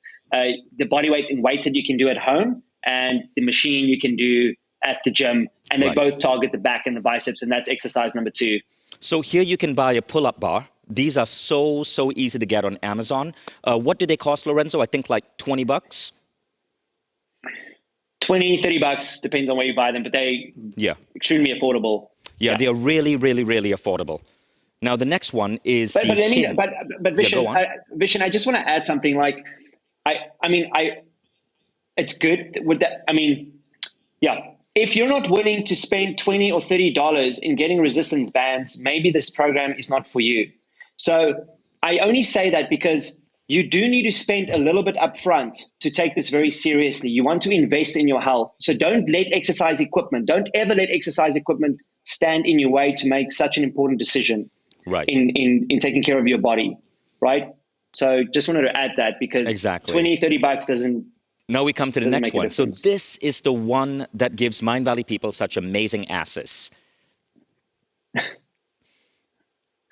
So the third exercise is going to be a hinge exercise, also known as a deadlift. Now you can use a machine, you can use body weight, and again, you can use a dumbbell version, and that's what we're seeing here. And the target areas here, the hamstrings, the glutes, and a little bit of the upper back, and that's what we call the posterior chain, meaning the muscles of the back, posterior side of the body, they work in a chain fashion. So mostly the buttocks that you're targeting here. And let me just say that many people ask, well, why don't we do the free weight barbell? Because to do barbell training under a 10x protocol requires that you expert and precise use of a barbell to do it right. And most people will take quite a bit of time to learn that. So these are the 3 exercises we use in the beginning to target the glutes. Great. And now we go on to the push. So pushing exercise, targeting the chest and the triceps and the front of the shoulders. And so again, here you can do a chest press on the machine at the gym. You can do a standard bodyweight push-up, and you can also just do a weighted dumbbell chest press. And if you're a man, or a woman who can do push-ups easily, you might wear a backpack. Or what you might do is a side push-up. So you see you're putting extra strain on your right hand, then extra strain on your left hand. It's a lot more challenging, but it gives you that adaptive response that you need. So it's not a regular push-up, and it's done in a super slow fashion. Next. So the next exercise is the row. So this again targets the back and the biceps for the second time. And my favorite one is the seated cable row at the gym. And then you've got the body weight row with the gymnastics rings, and the one arm row at home or just with the dumbbell. And all 3 of them work really, really well. So one adaptation. So we don't have, in my home, for the body weight row, we don't have gymnastic rings. We use our dining table. So we literally, me and my son, we each do it on either side of the dining table, and we pull ourselves up on the dining table. And you get the same advantage without having to spend a dime, assuming you have a safe, sturdy dining table. So you can use your dining table. And then the final exercise. Yes, let's explain the final exercise, and then I'm going to suggest, because people will really get a feel for this, let's play a video of me doing one exercise according to the method. Okay, do you have that video ready? I've got that video ready, so if you look in the slide deck, I want some little time at the end, Lorenzo, to just talk about the 10x certification and what that looks like. So so the final exercise is super easy. It's just a shoulder press, okay? You guys get this. Notice, do you see the one in the middle? When I was in lockdown and I didn't have a gym, and I didn't have weights because all the stores were closed, that's basically how we did it. We did this on our sofa. So it's like a push-up, but an upside-down push-up, and you get the same effects on your shoulder. Lorenzo, let's go ahead and play your video. So it's on slide 12, the 10x Your Fitness slide deck. Just go to that. Great, let's do this. And then you should. And as you can see, the clock down as I. Okay, is there a particular section of the video you want me to get to? No, that's exactly right. So keep down as I click start. I start my first Okay, rep. so That's why my notice first he, rep's a little bit puts his fast 'cause phone I'm down, trying he to sets a sync my timer, rep cadence and he's to going to be 5 doing this for seconds 1 rep. minute. And so notice So this again, is in the gym, I'm but the same thing can slightly happen in your living room with one leg on your sofa for stability, and then you're doing a one-legged squat. positive, I'm holding back a little bit. I could go a lot faster, but I'm waiting until the 8th or 9th rep where I can actually push as fast as Now, I Lorenzo, possibly can. people But it can will see the still word look slow 'cause it's 6x so heavy alpha at that 1. point. I'm so weak, Explain so that, heavy at that because this point. has to do with our I'm trying to push certification. as fast as I possibly Let's give it 20 more seconds, and then I'll explain Okay. what that means in the certification. Again, here's Yep. my accentuated negative. Almost at 1 2, minute. 3. I pause at the bottom, and then I push up. And up again. So thank you, Lisa, for your comment. As yeah. things get easy, you add more weight, or you adapt it to make it That's to exactly give your body the a further adaptive response, because you're getting stronger, right? You get stronger really fast. That's why it's a 90-day quest. And again, it's free in your membership. It's a 90-day quest. And every month, it gets more challenging. But of course, it doesn't feel more challenging because every month you're seeing massive strength gains. As I said, for me, 42 years old, strength gain was 50%. For my dad, it was around 69%. For people under 30, we are seeing a 27% strength gain just in month 1. Lorenzo, is that good? Yeah, that's good. That's, Okay. I So just wanted to show them that one exercise at least, yeah. Perfect. So what I want to do next, Lorenzo, is I want to show people what it means to become a certified Mindvalley health coach. Now, we're going to go really deep in this on the last hour of today. Today, we are super proud to be announcing Mindvalley is certifying people to go through a 6-month transformation with us, 3 months of hollow body, then 3 months of 10X. But it's a beautiful type of transformation because you get certified to then be a coach and you can teach it to other people. So you're really getting 2 benefits in one. Number one, you're going through the same methodologies that caused my physical transformation. It took me 4 years because we were fine-tuning things, but now we can do it in 6 months. And then you're getting the license to bring this to your company, to your school, to your family. I can tell you that the confidence increase I've seen in my children when it comes to sports, because they do 10X with me for 20 minutes on a Sunday, is huge. They feel so confident in their bodies, and automatically, as they felt their bodies getting better, they stop craving things like ice cream, like sugary snacks. And so it's so powerful to be able to teach this. So here's how it works. The first certification takes 4 months because in July, you go through something called Foundations of Coaching, where we teach you to be a coach. You learn all the science of transforming someone else's mind. Then, August, September, October, you're with Ronan and myself learning hollow body. A key part of hollow body is using spiritual tools for energy healing. So this is not just diet, nutrition, the typical stuff. You actually bring in, it's pretty advanced spiritually. The exercise I did on communicating with your guides, that's included in there, okay? Self-hypnosis, auto-suggestion, imagery therapy, mind over body healing, as well as things such as the gut microbiome, energy work, nutrition, and so on. And this is why we believe it's the most effective health coaching program in the world. Now, the next thing that happens is you can see it's a holistic model, and it's designed to create lasting change, not like typical American diets, which scientifically have a 95% failure rate. So there are 2 options. First option is you just do hollow body. So you forget 10X for now, you just do hollow body. And then July, we train you to be a coach. August, September, October, you go to the hollow body certification. It's 3 hours a week learning with me and Ronan. And by November, you get your certification, provided you've done the homework, you've passed the test, and you've watched at least 80% of the videos. You get an actual certification, and you can now go and teach this to people one-on-one or as a group and charge money. So it's actually a full coaching certification. Now, option 2, and 70% of people take option 2, and you'll see why in a moment, is you then continue November, December, January. You can already start coaching people on hollow body, but November, December, January, you go deep with Lorenzo. You go through a 90-day 10X transformation. guided by Lorenzo. This is a more advanced transformation than what's available in the Mindvalley program.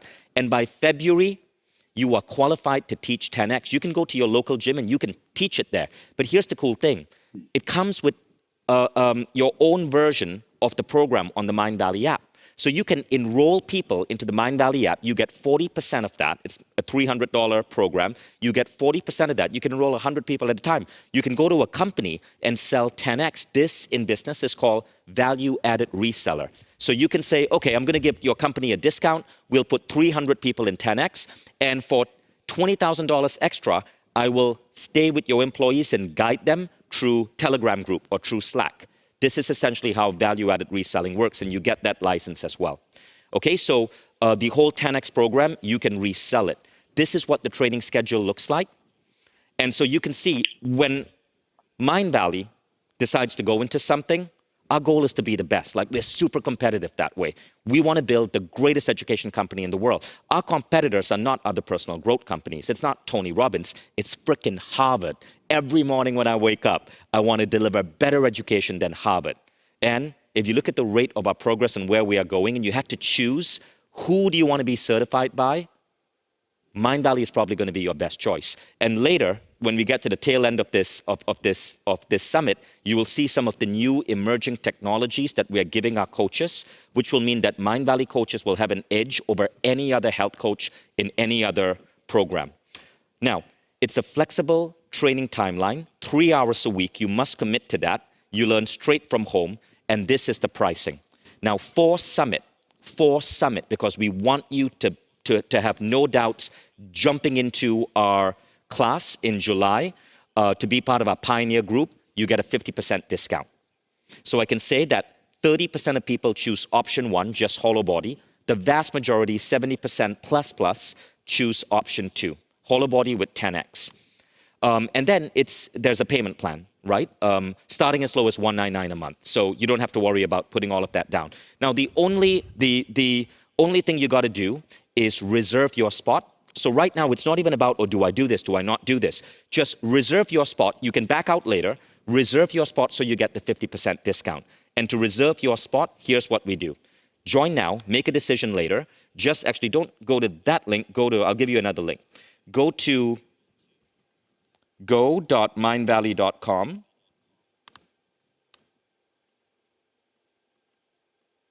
go.mindvalley.com/cert. Okay, go.mindvalley.com/cert. Laura, is it cert or certs? Both works? Okay, go.mindvalley.com/cert and put down a $500 deposit. That deposit, if your application is rejected, right now the rejection rate is 10%. Okay, if your application is rejected, then your $500 is refunded to you. If your application rate is accepted, then the $500 will just go to the 2005 or 5000 that is part of your certification. And then we will kick off in July. Now, all of you who sign up, this 50% discount is only for this week. It expires on Friday. We'll be having a welcome class with all of the new coaches. We'll get you acquainted. We'll guide you through the curriculum. First class is happening July, I believe it's July 7th. So you really want to get in on this. Now, will we open this again in the future? It's a lot of training. It's 7 months. So the answer is we don't know. We may open it again 2 years from now, 1 year from now. I'm training as well, and this is a big commitment from me because I'm such a busy guy. So I'd rather just get everyone I can in this one class and train about 1,000 plus coaches. So go to go.mindvalley.com right now, /cert. Just put down your $500 deposit. Now, this way you lock in the 50% discount. Now, you can start with us, and if at any point you feel this isn't for you, like, just let us know and get your money back. Okay, at any point in the first 1 month, if you feel, look, I don't know if I can keep up with the 3 hours a week, or maybe, I just don't feel this is right for me, it's not a problem. Okay, we'll solve that. We want to keep you as a Mindvalley fan for life, so we wouldn't dream of doing anything where you would feel that you made a bad decision. But the most important thing right now is make a smart decision. Go to go.mindvalley.com /cert and sign up. Now, if you don't want to coach, if you're not excited about teaching other people, that's okay. Do this for your own body, because in 6 months, you're going to go through the same transformation I did. And I told you, I value that at like $10 million because of what it did for my speaking career, for my confidence, for my stage presence, for the way I came across as a business leader. Think about what this is going to do for you. Okay? Thank you, guys, and thank you, Lorenzo.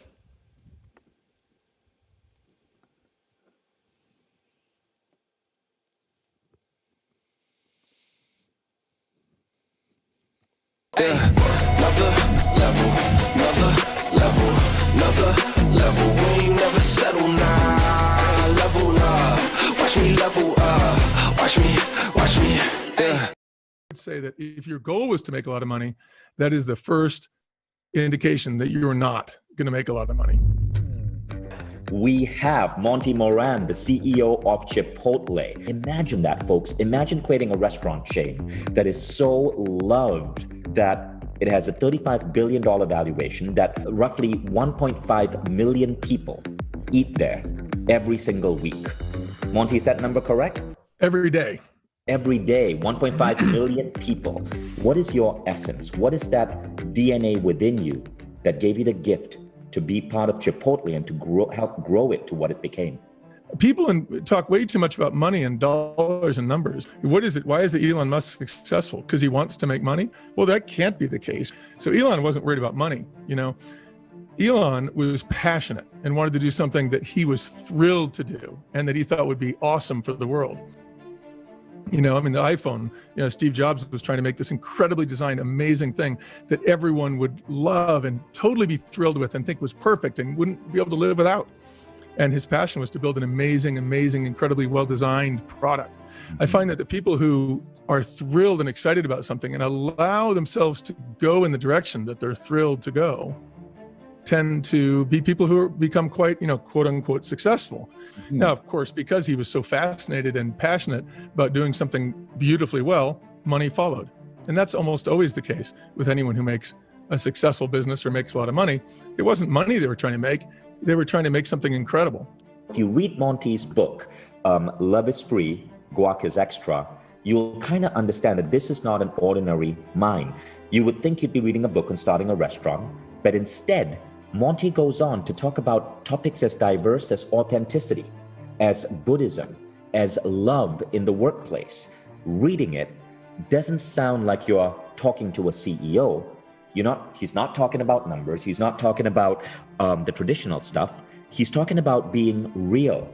And maybe that's why Chipotle seems to generate this almost metaphysical love among its fans, me included. I thought I was going to be reading a business book about scaling a restaurant. You were. What could ever work better than to scale a restaurant or to build a business than to actually harness the beauty and wisdom and talent of human beings? But society thinks that wealth is what that success means wealth, you know, and fame. Well, that's not what success means.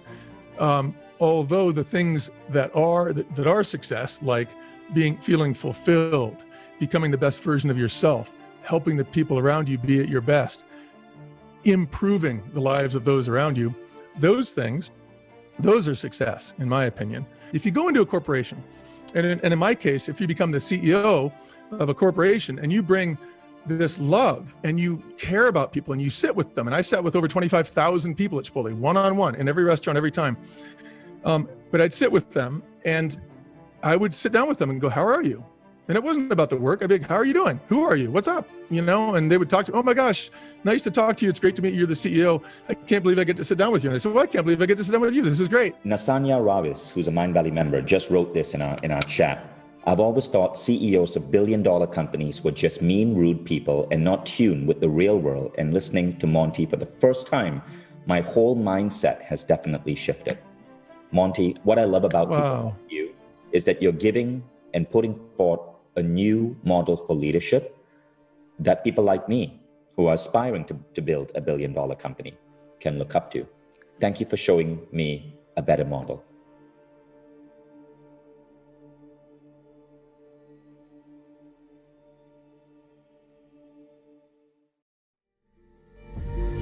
Too many promises broken. I can't get too excited, 'cause I only let me down. Do I think too much?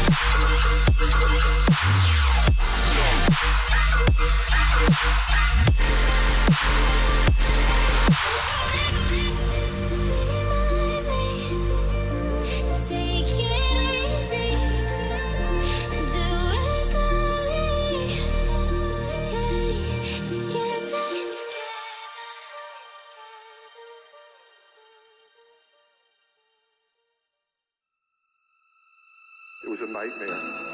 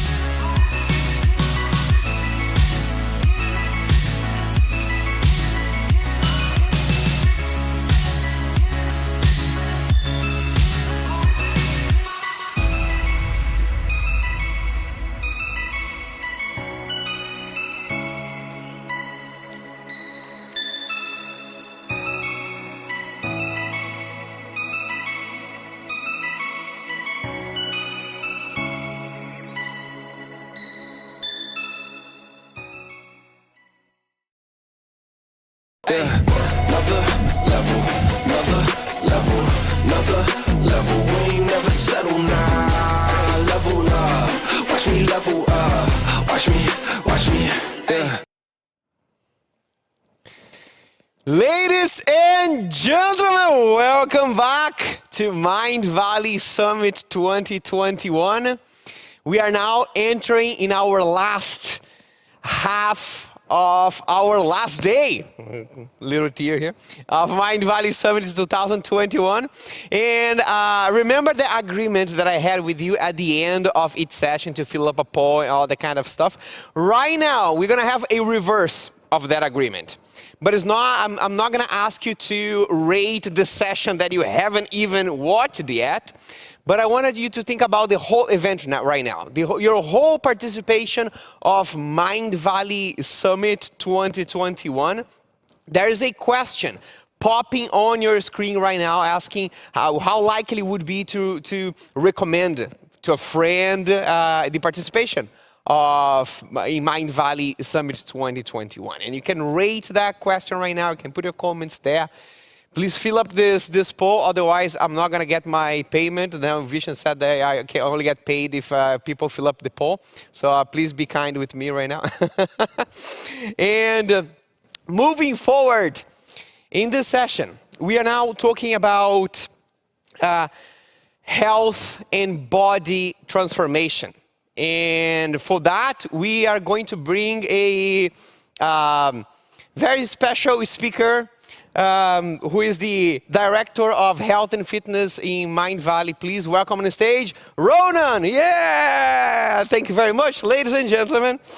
All this time during the event, we have been talking about personal transformation. We have been going deep into spiritual transformation even, and the way that we live our lives and how better we can design lives for ourselves. And it begs the question of where do we start this transformation, and what is more important? And a lot of times when we are talking to people about creating a vision for their life, in that vision board, they put that beautiful, amazing, comfortable car that they want to drive. Or they put that very amazing, beautiful, well-built house on the beach or in the middle of the woods that they want to live, and all the different containers of their human experience. When everything that happens in our existence happens within this container of the human body, is the temple of our soul. And so perhaps this could be where all this transformation gets started. And that's exactly what I want to talk to you today. And I will start this session with a question, and I would love to see the reaction in the comment section. My first question to you is, bringing the slide, the words on the slide over here. If you needed to bet, if you needed to place a bet, how long do you think you are most likely to live? How many years? And here I am trying to ask you to the most honest and transparent part of yourself. The one that looks at your current health habits.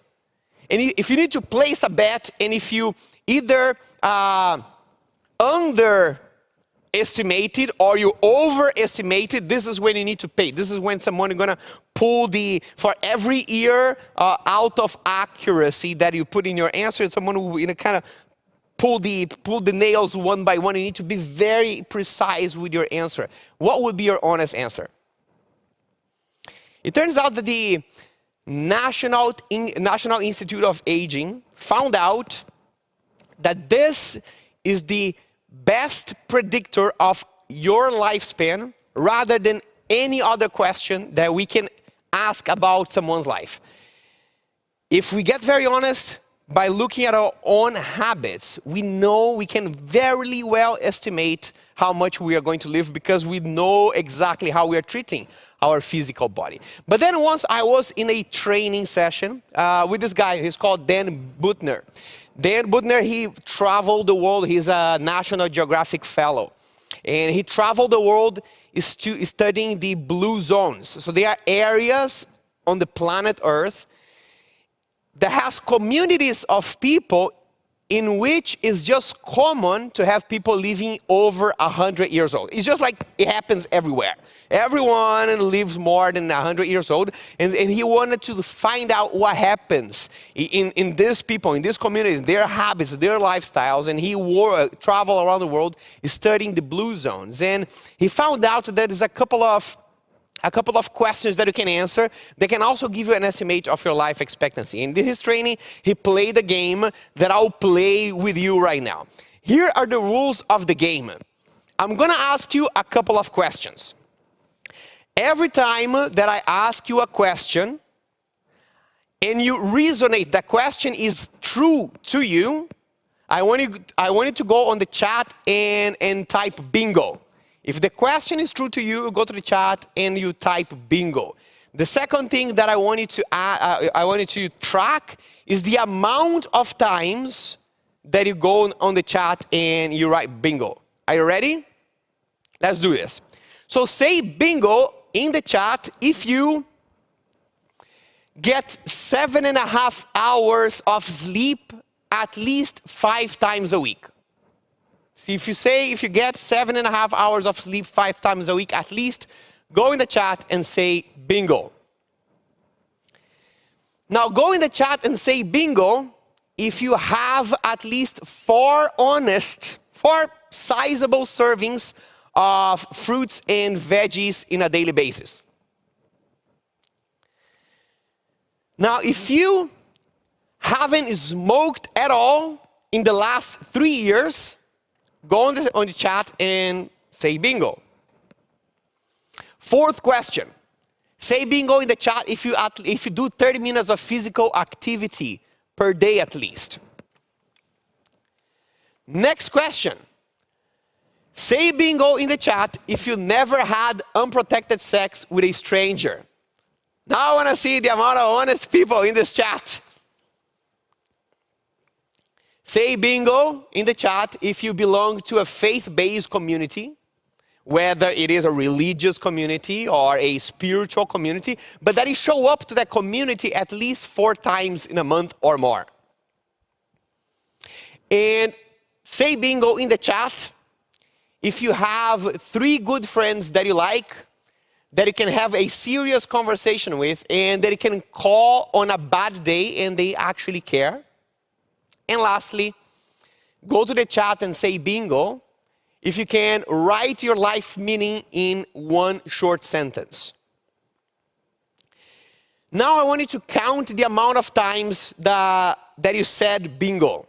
And if this was up to 3 times, 1, 2, or 3 times, then all this data suggests that you can expect to live more or less 76 years. And out of the 76, the last 5 years are what we call years of morbidity. Years of morbidity, by the word, you can already understand the description. Are years that you are non-functional, are years that the body is, the physical body is degenerated. And for a lot of people, these are years that they would rather not live. If you said bingo for 5 to 6 times, then you can expect to live more or less 84 years. But the last 3 years will be years of morbidity. And if you said bingo 6 or more times, this is when you can expect to live 90 years and have 0 years of morbidity. This is the type of life that you live well until your last year and you die of old age. You die still in activity out of old age and you are gracefully moving on to the afterlife, let's say. This is probably the most desirable thing that happens in someone's life. And with this comes the question. Depending on how many bingos you said today, how happy are you with your healthy and body? If you had a scale from 1 to 10, and 1 being extremely unhappy with your current health and state of your body, and 10 being you are enlightened with that experience, how would you rate? Please put that in the chat as well, and we're going to have a story of how people are rating their health and their bodies. And it turns out, if you go back to the bingo questions here, let me go back a couple of slides, you will see that these questions that increase your life expectancy, they are not things that are really, really complicated. We're talking about 30 minutes of physical activity per day. That counts walking, for example. 4 honest servings of fruits and vegetables. They are things, to expand your lifespan and decrease the numbers of years of morbidity. They are not really difficult things to do. So I want to ask you, if you are in the extremely unhappy or somewhere in between levels of satisfaction with your health and body, after Mindvalley Summit, after we finish this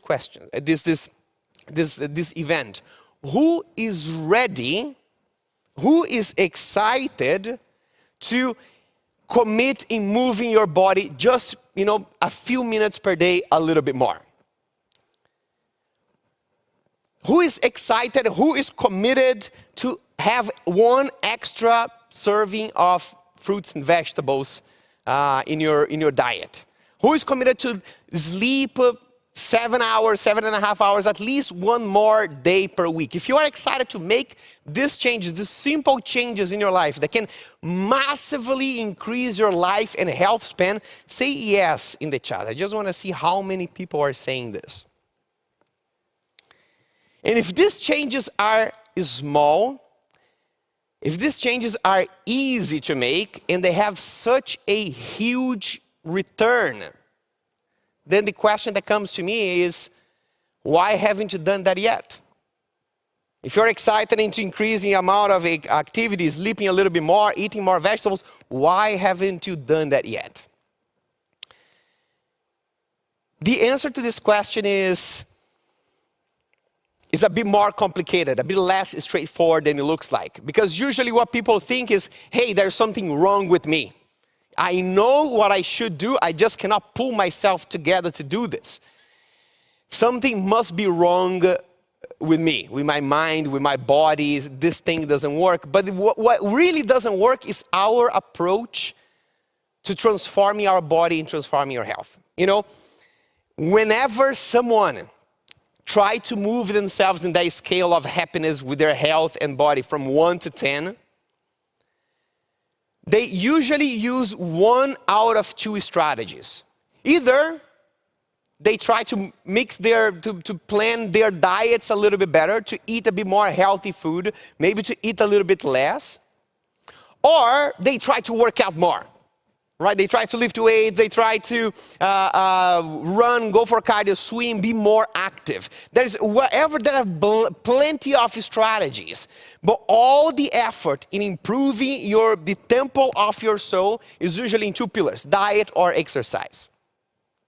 But it turns out the health and body weight and preventing all the big chronic diseases that are killing most of people in the Western world today, obesity, diabetes, dementia, and cancer, is not a factor of only these 2 things. Here is a graph that shows each one of these colorful dots is one variable that determines your body weight and your levels of health. This is data coming from the University of Leeds. And here, these 2 points here, the point on the right represents all the exercise that you do. All the efforts that you put in the exercise is just the little orange dot over there. And all the diets that you do, cutting carbs, adding carbs, good fats, bad fats, intermittent fasting, everything is in the realm of diet falls into the little purple dot over there. All the other dots are things that we are not even considering when you're trying to change your body and your health. And so there's nothing wrong with you. There's nothing wrong with your body by staying, that feeling of staying stuck where you are. It's just that we are not approaching body transformation in the right way. If you cluster all those things together, you will see that body health and body transformation is a factor of things like individual physiology. That there are things like the amount of muscle mass that you have in your body, your gut microbiome. There are things like food production. The average body weight and the average body fat percentage of a person who lives in a city that has a higher amount of McDonald's branches goes up just because they live in that place, even if they don't eat McDonald's. It's because the food production can affect that circle over there that is social psychology, can affect their friends. And the friends of people who gain weight lead the other people in their social circle to increase their body weight as well by a matter of lifestyle. There are things like your environment affects your health, your physical activity, your individual psychology, your beliefs are defining your health and your body weight and your likelihood to live well and long or not, much beyond just nutrition and exercise. So all of this is to say that the way that we approach health and fitness needs to change. It needs to be encompassing. It needs to bring all these variables together. And even though I learned about health and fitness from some of the most prolific teachers in the area, and we study straight from scientific papers and in the scientific literature, I think my biggest lessons on developing health and developing our human body comes from a auto mechanic by the name of José, who happens to be my father. So this is my father, Mr. José. He's an auto mechanic. And when I was a kid, he was passionate about the idea of me becoming a mechanical engineer. So he would come and bring me to the garage, and he was there fixing a car, and he opened the hood, and he would show me every single little piece. And he says, Ronan, today you're gonna change the water of the radiator. And then I would understand what the radiator was and why the hell you put water in that thing. And then today we're gonna change the oil of the engine. We're gonna filling the tires with air. And then he would take me on a ride and show me two biggest lessons. That is, one, when you move any variable inside of the car, all the other parts of the car need to be adjusted. If you change the oil, at some point you need to also replace the water. And then if you are replacing the water, maybe you want to adjust the suspension of the car. And if you're adjusting the suspension, that will affect the air in the tire, and everything is connected. If everything that you're doing is paying attention to the accelerator and the gas, it's like you're driving your own body and only paying attention to diet and nutrition. There's a lot of things that are out of control that are affecting the performance of your car. The second thing that he taught me is that it's not about only how the system is integrated, it's about how you drive your own car. What is the purpose? What do you want your car to do? And if you're applying your car to the purpose that it was designed. And what he meant with this was something practical but could be quite profound. And he said, we have a off-road car. A off-road car is amazing for you to take to the mountains, to the woods, or to the beach. But if you want to go on a highway and race, as sports cars do, you're gonna have a very bad experience because this car is not designed for this. So if you own a off-road car and you want to have a great experience, be fulfilled by your driving experience, then you take it to a place where it can express the maximum of its abilities. You don't go to the highway, you go to the mountains. If you have a sport car, then you do the opposite. And how these things related to my own health transformation came much later. Because even though my dad wanted me to become an engineer, what I wanted to do was to lift weights, was to exercise my body. This is me at more or less 12 years old. I was always very skinny and the shortest guy at school, and I got a lot of crap feelings because of that. I got a lot of slaps in my head, I got a lot of jokes, and I got a lot of not so good experiences because of the body that I was that I was born into. And it was very hard for me to process as a kid that how unfair it would be. I didn't choose this thing, and because of this thing, I need to be slapped on my head every time that I go to school. That just felt unfair. I would look at my body and say, why do you do this to me? And so all my childhood was filled with rage, and it was filled with this drive that I want to change my body. I don't want to feel I am weak. I don't want to feel I am less of a human being, less of a man. I want to feel strong. And the only way, because I was judged by the way that my body looked and the way that my body performed or didn't perform. I come from Brazil, and in Brazil you have kids that are good at football, kids that are horrible at football. I belong to the horrible group here. And so I got a lot of judgment because of that. And to me, it was clear as learning as a young human being that the main problem of my existence is in my body. I need to change my body.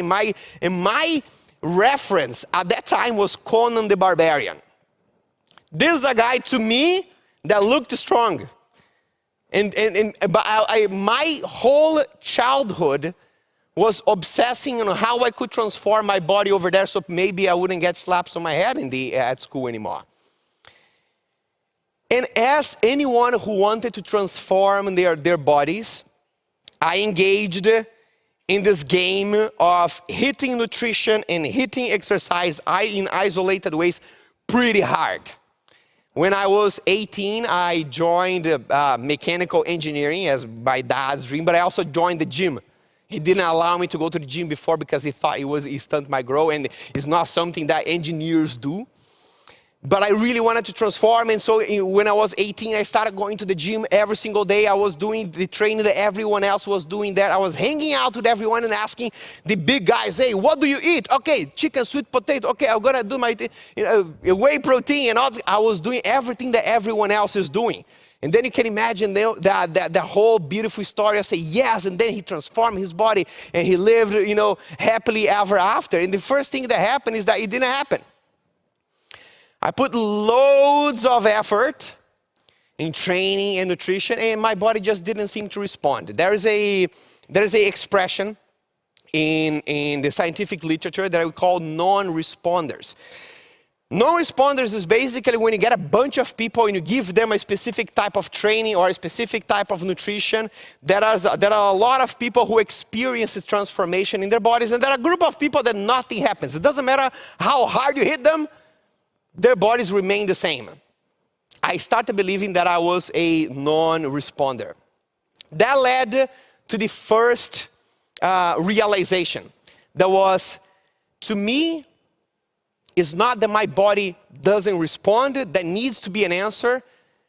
Not all types of diet, not all types of exercise work. I need to find what works for me. So I applied all my engineering mind to dissecate the human body. And I said, I need to break the code. And finally, I found an answer, how to combine macronutrient tracking with strength training and high-intensity interval training, all these variables together, and put a very strict routine. And for 2.5 years, my body started to respond. And I said, yes, I see the change. And because it was changing, it was a little worse. Because now my body was responding to my own stimulus. I was hitting nutrition really hard. I was reaching exercise really hard, and only those things. And I saw that the biology was responding. And so what do? You make your body fulfill the needs that you have unmet. Now you will make me feel strong. Now you will be punished, and you will change the way that I feel. You will change the opinion that other people have about me. This is unconsciously what many of us do to our bodies when we are just trying to turn our bodies into something that we feel we can accept. And in fact, years later, I got to my own smaller version of Conan the Barbarian. And that was a milestone of all this health and fitness journey for me, because to me it was, hey, I cracked the code. I finally found how nutrition works, how exercise works, and man, I had so many problems along the way. I had chronic constipation for my entire life, since I was a kid up until I was 22 years old. And chronic constipation to me meant that every week I would go to the bathroom maybe once or twice, and that's not a joke. That's a really serious problem. My friends go and drink beer and have their pizza, but they would train in the gym and they would get their results, and I would be super disciplined with my training, super disciplined with my nutrition. I would have one sweet potato in my belly would get this big, and I would look at my body and say, why do you do this to me? Up until I found that I cracked the code. But you know what happened in the background of this picture here? This was 2.5 years of beating up pretty hard. Only looking at isolated forms of controlling my body and trying to transform my body from the outside in a way that I thought I could accept, in a way that I thought it would make me happy. But the feelings behind this, after this day, didn't change at all. I got there, and all that childhood vision of say, yeah, my life is going to change. No, it didn't. I still felt in the same way. I still felt I needed to prove myself. I still felt very self-conscious. And not only that, my body was screaming. It was such a hard and intense period to put my body through that a few months later, with a week of stress at work, many variables came together. I gained 7 kilos, 15 pounds in the course of 7 days. 15 pounds in 7 days. And I didn't do, you can imagine that I went and I ate all the ice cream and all the, no, I was just doing the normal things that I was doing before. It's just that my body was collapsing to a way that this was the only way I could then stop. And once more I look at my body and I ask, why body? Why do you do this to me? And this is when I remember a couple of lessons that I learned from my dad. When he was fixing the cars and showing all the different pieces putting together in the car, he says all these things work in a system. If you work with only one variable, if all you do is to change the water of the radiator, at some point your car is going to break. If you are working on your body and everything that you work on is your nutrition, period, at some point things are going to break. And you may have experienced that. You may have tried to increase the serving of vegetable, and maybe you got some results out of that and then it came back. Or maybe you just hate that thing and you're trying to push yourself every single time you do this. But what about you work on this psychology part? What about you work on the mind shift? What about you work on your environment? What about you work on your social psychology? When you put all these things in a system, this is when you transform your body from a holistic way and not from an isolated way. But still, the next question that came to me was, not only we are trying to transform our bodies from the outside in, we are trying to make our bodies fulfill the needs that we have unmet. You know, a lot of people, as I started achieving results and I went to different athletic competitions, I was running obstacle circuit races and I won a couple of them, and people were coming to me and asking, hey, I see you're getting a lot of results. Can you train me? Can you help me with nutrition, with training? And this is when I started, coaching and having my first clients and spreading that impact to other people and eventually speaking at events and saying, hey, these things that I learned for myself are now serving others. A lot of people came to me and they say, hey, how do I get Wolverine's body? How do I get Jennifer Lopez's body?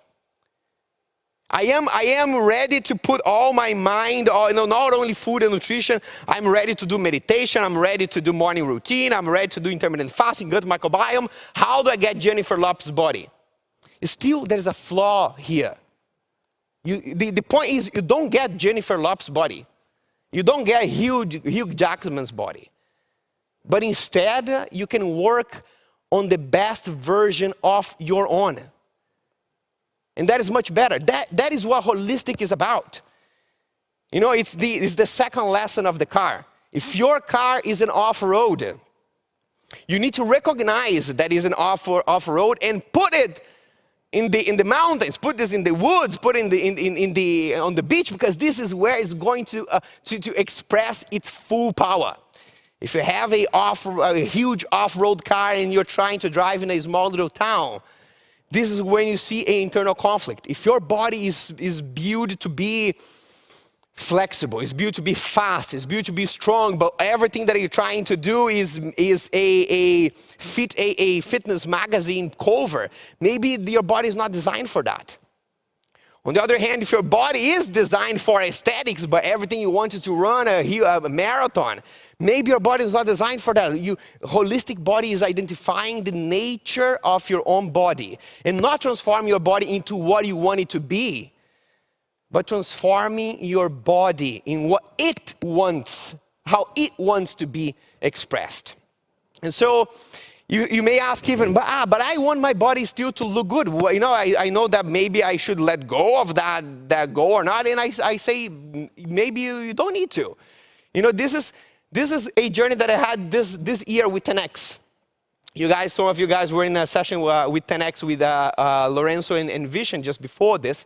This was from January to March of this year, focusing on what my body is naturally good at. My body is not the body to be Conan the Barbarian. My body is not the body to be huge and muscular and Instagram-like. My body is a body that is very strong for its size. It's very resistant. It has a lot of energy. You have been seeing this for 3 days. A lot of energy that comes out of this body. I'm celebrating this, and by optimizing these areas of my body, the outside also changes. And it's a quite good looking body as well, even though you don't even need to care about this anymore. You see, in 3 months, my pants get progressive longer. There's another effect of the whole transformation. So here the point is focusing on what is your natural gift of your own body and expanding that. Holistic transformation happens in that way. Today, the feeling behind that transformation is this. Is a much more empowering feeling. As I feel at home. You know, this is a question that I want to bring to you. Do you feel at home in your body, yes or no? Because if you don't feel at home in your own body, it doesn't matter what happens in any other area of your life, you can't express yourself fully, because inside your own body you feel like an alien. Today I feel empowered. I feel me and my body, we are buddies. There's not a relationship of abuse. There is not a relationship of abandonment. There is a partnership. I honor what my body is designed to do. I serve its needs and it serves mine. And we have a dance. I'll still develop my body to the best of its limits, to the best of its abilities, but respecting its limits. This is what whole body transformation is about. We need to drive transformation from the inside out and integrate all parts of that system.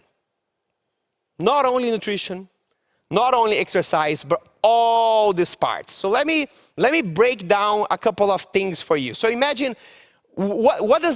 how do you do this?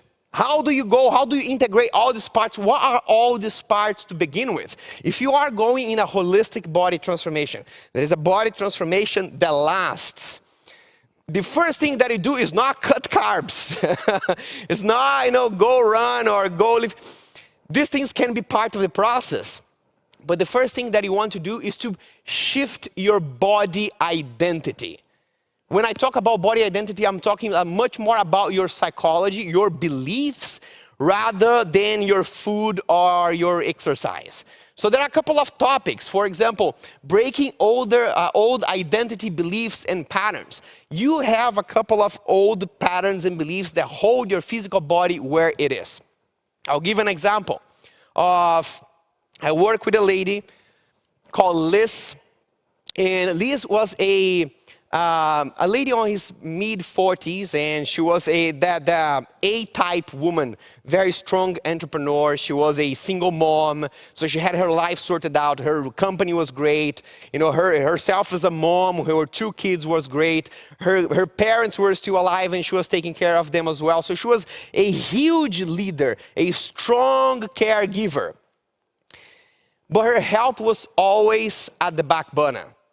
She was dominant in every single other area of her life, but health and body, and she said to me, the worst time of my day is when I look at myself in the mirror, or when I go to the mom's club.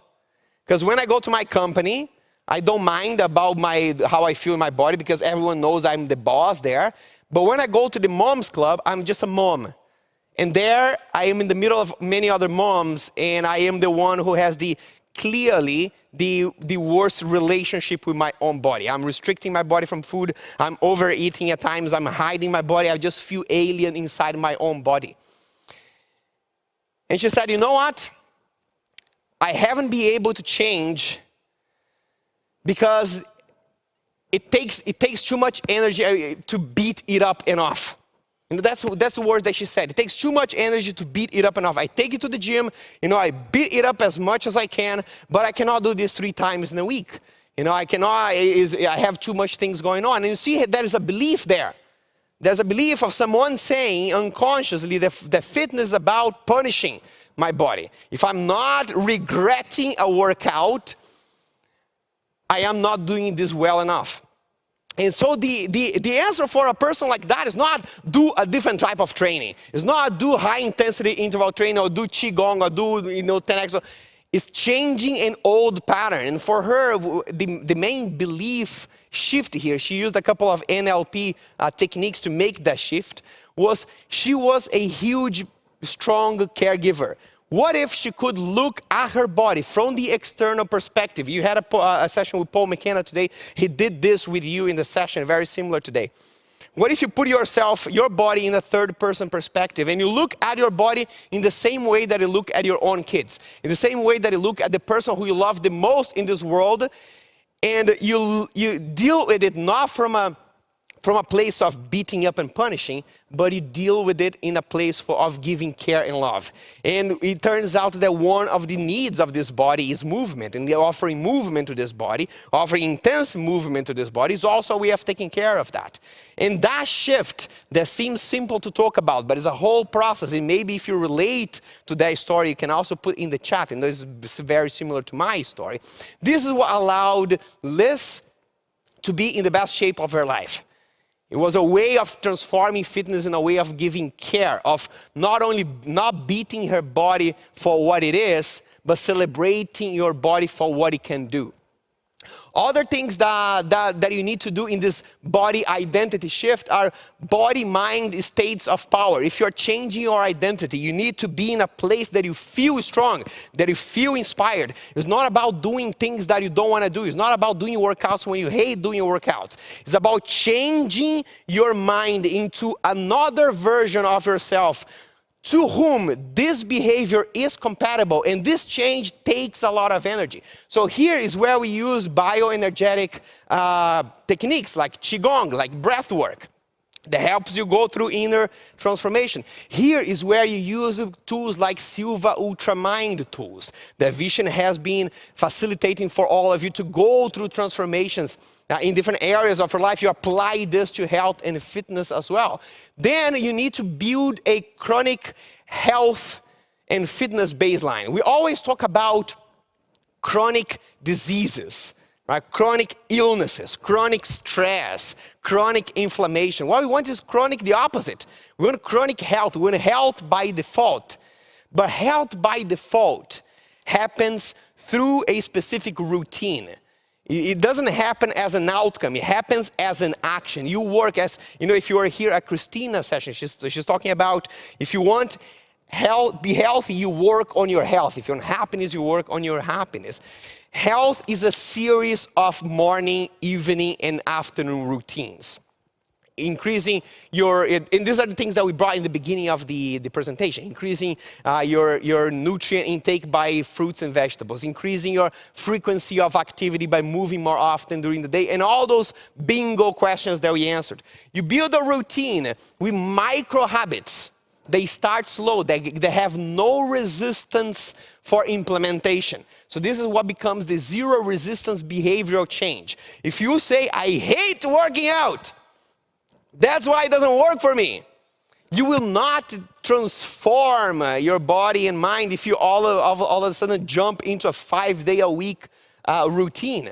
One, you're now working into a different identity of yourself, to whom working out is something to be celebrated. But you're also starting from micro habits and micro routines that have zero resistance. And then you apply all those things into an umbrella that we call psycho-cybernetics system. Psycho-cybernetics is a combination of tools that you apply to your unconscious mind that help you create behaviors that take you on autopilot in the direction that you want to go. That by default points you in the routines that foster health and fitness. So now we are building a series of mind tools that help you execute basic health and fitness baseline habits. This is the first stage. And someone, for example, we have the effects of something like this is what we can see by Nick here. Nick has done 10x with us, and 10x is one of the elements of this whole system. And what Nick says from his experience is, hey, not only has my body improved but this course has also fundamentally changed the way that I think about fitness and nutrition. This is the goal. The first phase, this is the goal. It's not about changing your body, it's changing the way that you think about it from the level of the subconscious mind, from the inside out. Once this is done, then you go to something called the racing mode. Once you turn your identity into someone to whom all these health and fitness baseline practices are now zero resistance, now you increase the speed. Now you take your car and you say, now we're going to drive we're going to express the full power of this thing. So you start building routines for a short amount of time that you're sprinting into your physiological transformation. So what I mean by this, now you start applying strength training and cardiovascular fitness routines. One of the options is the ART training, adaptive responsive training, as you have seen on 10X. You apply 10X on this, increase the intensity of your transformation and the intensity of your training. And because you're increasing the intensity of training, now you also need to optimize sleep quality and quantity. A lot of people are working only on nutrition and exercise, but there's no recovery. And then this is when you add intermittent fasting to the equation. And because now we are increasing the intensity of this transformation, now you need to know the differences between men and women's body. If you are now at Alisa's VT's session with me, you saw a huge amount of knowledge of how the female body is different. And if you're having now routines that is pushing your body to your limits or pulling your bodies to your limits in this way, you need to know how to adapt this routine for female bodies and for male bodies. And because you're also experiencing intensity for a few amount of weeks, you also need to apply mind control, behavioral control from the mind perspective, tools like self-hypnosis. And all of this paired into an umbrella of mindset that we call the athletic mindset. For a couple of weeks, you need to be able to operate your body at the highest potential as you can, as if you're an athlete. Not because you're gonna live your full entire life in that state, but because once you can drive your car at 300 miles per hour, then you're ready to go to the next phase. That is cruising. You are able to easily drive your car at 100 miles per hour or at any other speed below that. So cruising mode is where you live by default. It's when you build a new lifestyle. You know, you transform your identity, you adopted micro habits, now you put those habits to the highest intensity, and now in the third phase, you bring them to a place that is sustainable. You know, to a place that you introduce mindful eating. Now you are turning into your body wisdom to tell you what to eat, how to eat, what to exercise, how to exercise. Use implementation intentions that are different tools that help you navigate situations like if I am traveling, if I am busy, if I am outside, how do my routines around exercise, nutrition, sleep fit around? You have a couple of if-then tools that make all these decisions automatic for you. And then you look into microbiome optimization, because the real health, if you're here at Naveen Jain sessions, you know that the real health is not about how you feed your body, but how you feed your specific microbiome inside your body. This is how you build a lifestyle that will give health and fitness. Then you need to learn how to come up with a flexible exercise routine that adapts to yourself. It's not an exercise routine that you are a slave to, but it's an exercise routine that serves your life instead of you serving it. And you work with next levels of bioenergetic, and finally a collection of mind over body tools like imaging therapy that helps you accelerate physiological transformations inside your body. We know from the 1950s, that the Russian athletes were already using meditation and imagery therapy to visualize themselves doing strength training, and they were improving their strength just by the process of visualization without touching weights at all. And not only that is applied to improving your strength, but that can be applied to accelerating any other physiological transformation in the body, including healing. And Vishen has many stories of how he used these techniques to heal his eyesight, to heal hair growth, heal his skin, for example. These are a couple of tools that you learn to build a lifestyle around health and fitness. And the story that closes this lifestyle is that a couple of years ago, my dad had a health situation. He almost passed away. And he was found unconscious when he was at work, and he was taken home, and for 3 months he couldn't speak, and for 3 months he didn't have his memory, he didn't remember anyone. He was diagnosed with something called pseudodementia. Pseudodementia is when you accumulate enough amount of systemic inflammation in your body that your brain shuts down. And it manifests the symptoms of dementia without having the physiological reasons for it.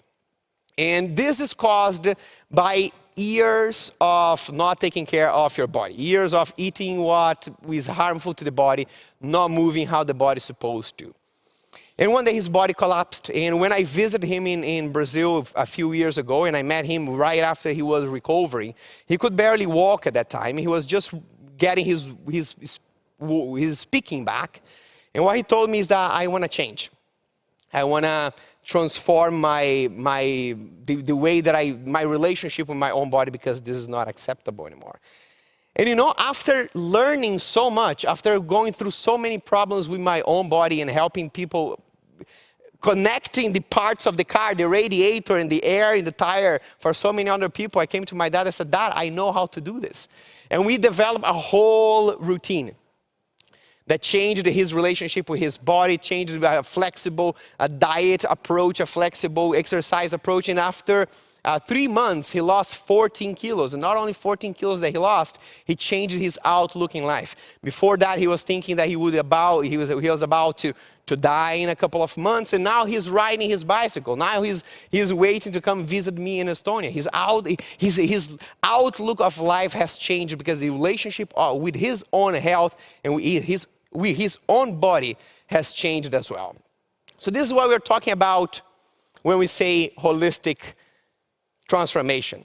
The last question I have for you is, if you could apply everything, all these topics here, in your own life, do you think that this would work for you?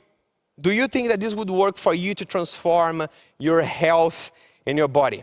I would love to see your reply in the chat now. If there was a way for you to apply all these topics at once, do you think that this could work for you? This, ladies and gentlemen, is what we brought together into what we now call whole body transformation. The next 6 months, we're going to take you in a transformation, and not only a transformation in your own body, in your own relationship with your body, a permanent transformation, but also a way that can help you help other people achieve the same. And to talk a little bit more about the whole body certification program, I want to invite on the stage Mr. Vishen Lakiani. Hey, Ronan. Hey, I just want to say, I'm so proud of you. Thank you for everything you've done. And guys, I hope you've enjoyed Mindvalley Summit so far. Can let's swap the computers. I want to get my computer up here. And could I please get my iPad with the chat running so I could see people's responses in the chat, Laura? Thank you. Thank you, Miguel.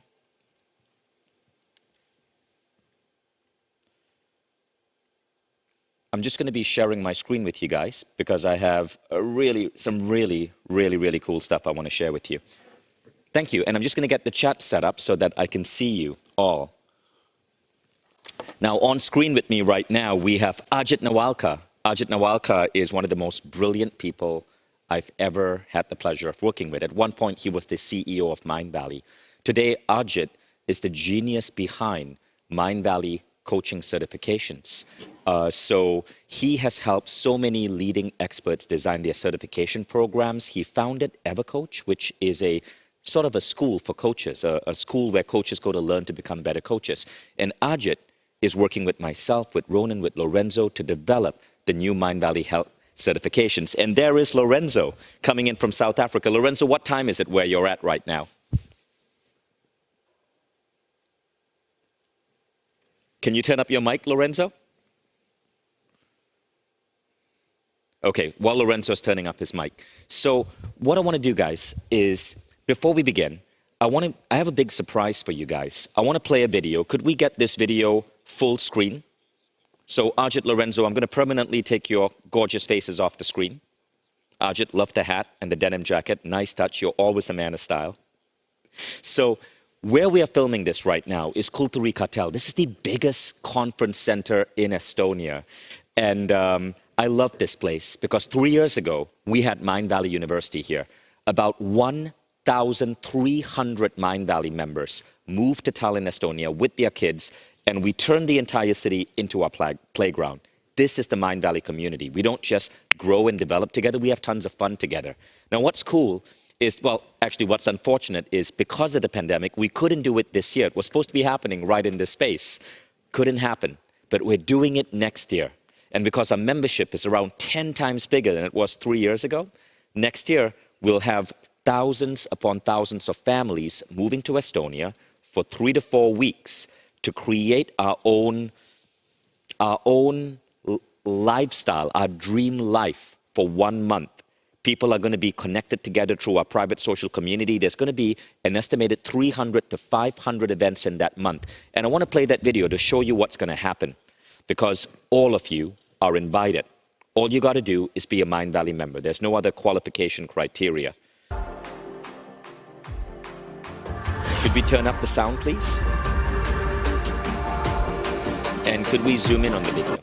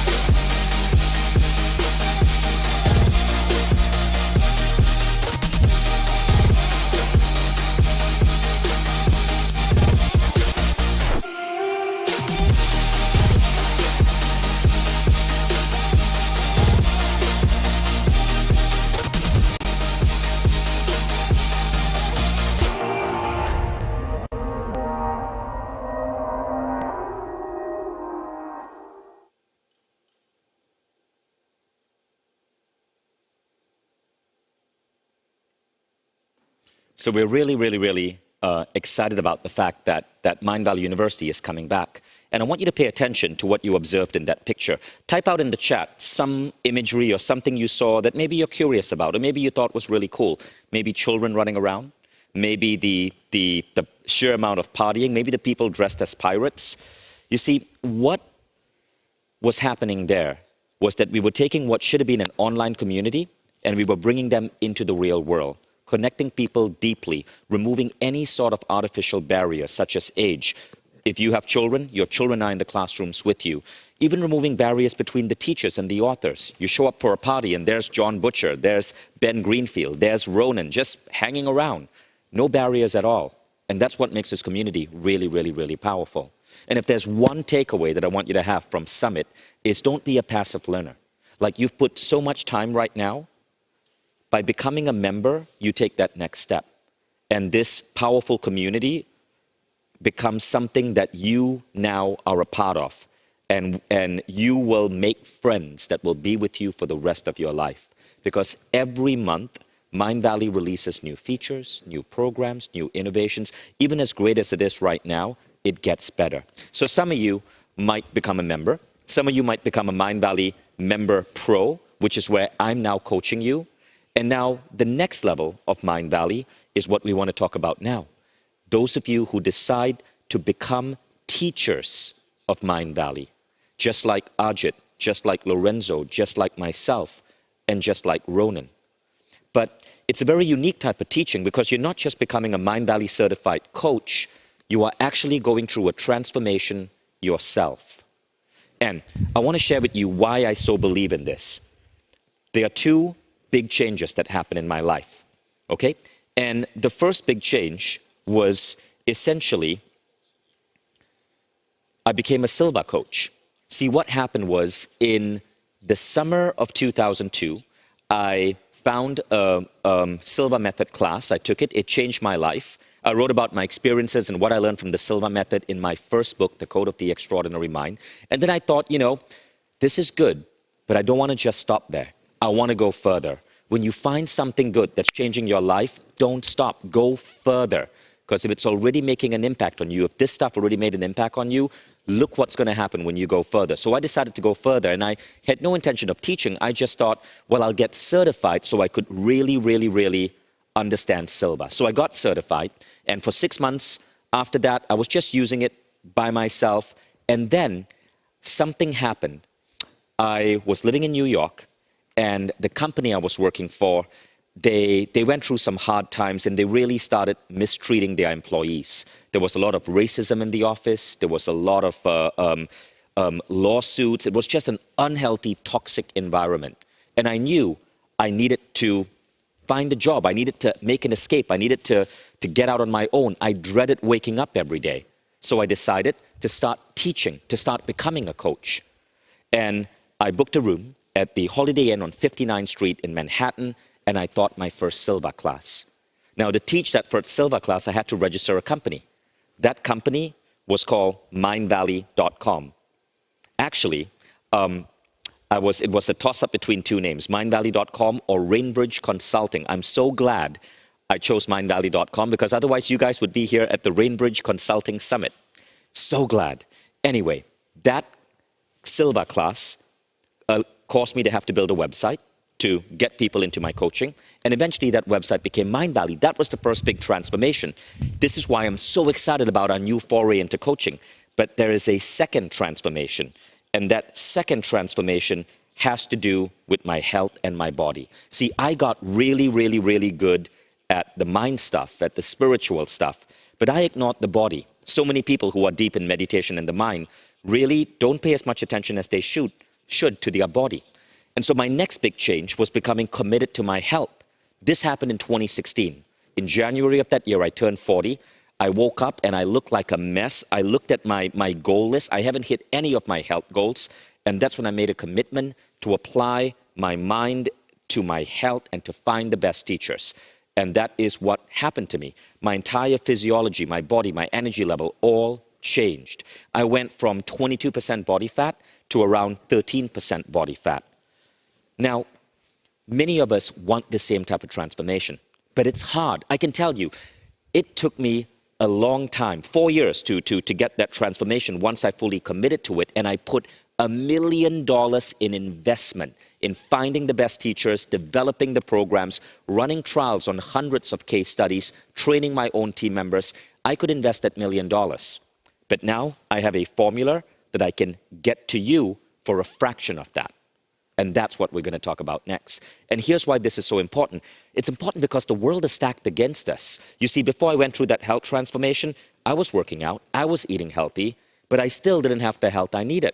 And the reason is because if you look at all the data, obesity rates are rising in the world, and it's rising at a shocking level, an absolutely shocking level.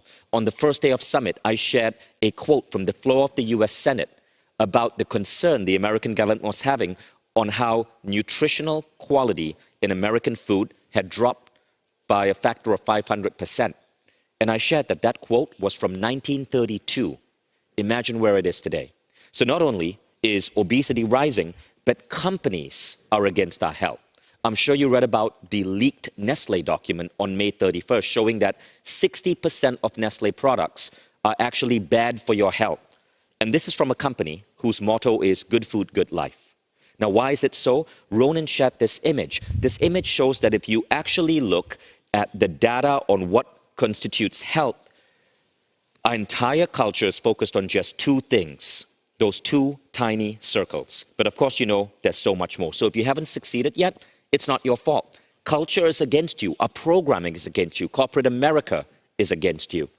Now, this is what we are seeking to do with Mindvalley Health certifications. First, the same transformation that I took from 2016 to 2020 that changed my life, changed my brain power, changed my level of confidence, made me such a much better entrepreneur, got me the media appearances I want, got me my book deals, got me stage appearances, all because when you radiate good health, you draw other people to you.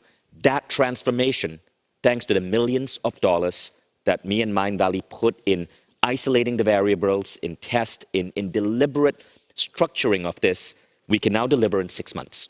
6 months. And this is what we're happening next. We've created the world's most holistic health transformation from the world's most advanced personal growth company. Ronan shared this graph with you. This is how deep we go. It is insane how in-depth this is compared to everything else. And so you have no excuses. If you are a human being today, you have a human body. Why the hell are you spending so much money on your car or rent or apartment and considering investing in your health through Mindvalley out of your budget? That is the definition of stupidity. This is what you really live in. You are a soul living in your human body. Get a lower, downgrade your apartment if you have to, but don't sacrifice your body. I don't own a fancy car. I move around Tallinn on a $300 Polish bicycle.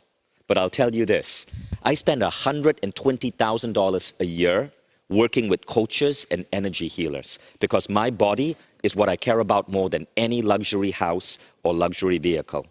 Now, it doesn't matter if you think you have any excuses. Mindvalley, we've seen it all. We know how to overcome your excuses. If you think I've tried and failed before, check out this case study. In fact, you can go to stories.mindvalley.com. So many case studies are there. If you think I can't leave the house and get to the gym because of lockdown, we've actually designed this for people in lockdown. If you think I have a health limitation, you should check out this case study of Lawrence, who has one leg, and he increased his leg press strength working with 10x by over 200%. And now he's a Mindvalley ambassador, inspiring people all around the world. If you think I'm getting older and my peak health days are behind me, you should check out this case study of Nadia Veliz, or you should check out the story of my dad. So let's talk about that for a moment. Why I'm excited about this is because when I learned this stuff, I didn't just transform my health. I could work with my family. See, I wanted to get certified as a coach, not because I want to go out and get coaching clients, because I'm busy as a CEO, obviously, but I wanted to get certified as a coach so I could help my family. Today, I trained my son and daughter on 10X, and I trained my dad, and I want to show you what happened. My dad, 2 years ago, it was January, he had just turned 70, and a doctor told him, Mr. Mohan, you had really, really bad health.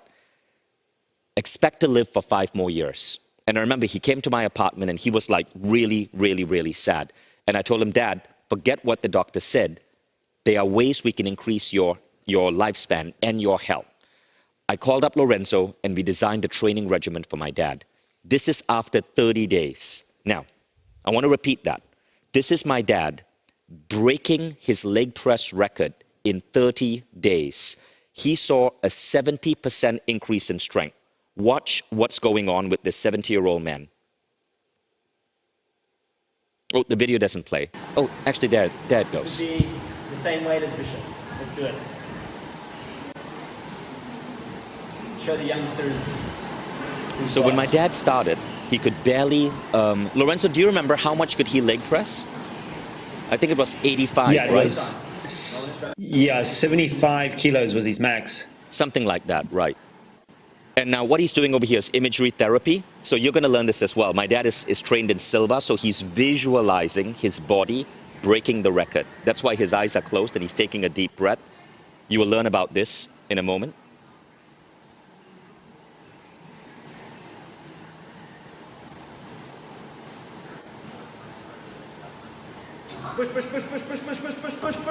And what he just did, now he does make a mistake, he locks his knees, but that was a 70% increase in strength. And to show off, he does it 3 other times. Oh, Dad.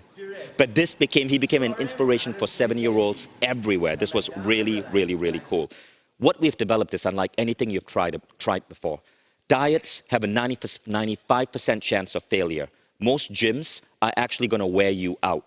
And most gym instructors are great, kind people, but they haven't updated their knowledge in a long time. Many gym instructors, by the way, are now getting trained in methodologies by Mindvalley. Now, this idea, I've tried it all, but it hasn't worked, is best epitomized in this story. This is Mary. She's a serving member of the US military. Now, there's an interview with Mary on my Instagram. You can check it out. It's from January, but check it out. Mary says that as a member of the US military, obviously she was running, she was trying all of these other fitness protocols. Nothing gave her the body of a dream. Then she got on Mindvalley, and in 6 months, okay, 6 months, this is what happened. She went from 165 pounds to 124 pounds. Her body fat went from 43 to 23. She put on 5 pounds of muscle and lost 40 pounds of fat. Now, all of this, Mary measured. She tracked all of this on that, you can see that sheet. And in fact, she went deeper and she did what is called a DEXA scan. Now, the DEXA scan shows you the great myth of health today. We're obsessed with losing weight, but it's not about weight. Rather, it's about losing fat, gaining muscle. Huge, huge, huge difference, okay? It's not about losing weight. It's about losing fat, gaining muscle. Now, when you do this, one big bullshit rule of our culturescape is demolish, and that is that your body changes as you age. We see older males and older females as putting on weight here or here. But what's going on really is they're losing muscle, putting on fat. And fat gets stored in different areas of your body, around the waist for men, around the hips for women. But with the exercises that you learn through Mindvalley Health certification, that doesn't happen. You retain a great shape in your 70s. You increase your lifespan considerably. And as a 70-year-old, you can have the same fitness level as a regular 40-year-old. That's what I'm aiming for. Look, I invested in all of this because I want to be young and healthy in my 70s. I have no freaking desire to age. And this is why I put millions into this. But why hoard all of this knowledge and training? So, if you think this could work, I want you to just, if you think this excites you, and you think this type of transformation, assuming it could work for you, excites you, share a comment in the chat. Or maybe you're already a Mindvalley customer and you've gone through this type of transformation.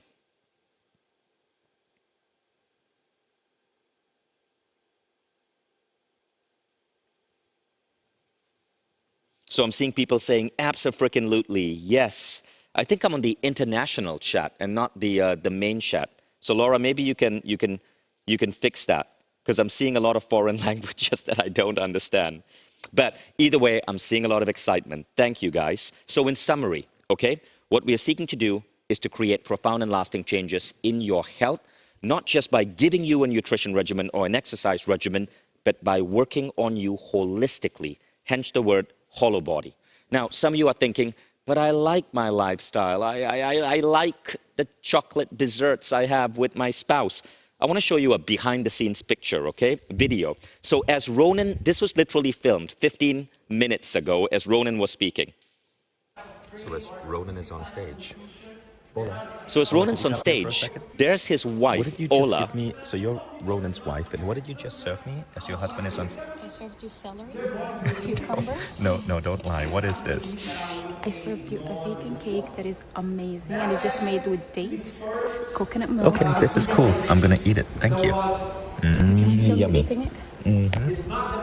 No, now I share that because I don't want you to think that going on this journey means that you can never eat dessert again, that you can never eat chocolate again. And by the way, before that, I was eating a little bit of chocolate.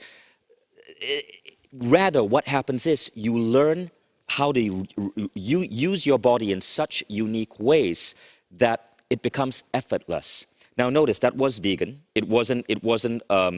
So even the dessert that Ola picked, because she's educated, obviously she's married to Ronan, right, was a particular vegan dessert. And also tomorrow is Monday, and every Monday I do a 22-hour fast, which I learned from Ronan, a 22-hour fast. And so what happens is I have these methodologies where I can burn extra fat that comes in. You will learn that too. So what's happening is this is not just a certification, it's a total immersion in transforming your own health. You see massive results in 6 months. So if you think this is exciting for you and you'd like us to help you, I want to encourage you to become a Mindvalley health coach. But not only that, not only are you going to transform your health, just like I could help my father, you will get a license, a certified license to be able to help other people. You become a certified coach. Ajit, could you explain what this means by certified coach really quickly? Absolutely. So, hello everybody, for the ones who have not been introduced to me just yet. My name is Ajit, and I'll be guiding you along in learning all of these methodologies that you're learning around health and integrating it into your life as the psychology changes that you need, the changes that you need in how you think about something, how do you get really present with yourself to be able to really bring a habit to your life. What we're really training you on here is a lifestyle of wonderful health, as a consequence of the way that you learn how to coach yourself and how to coach people around you.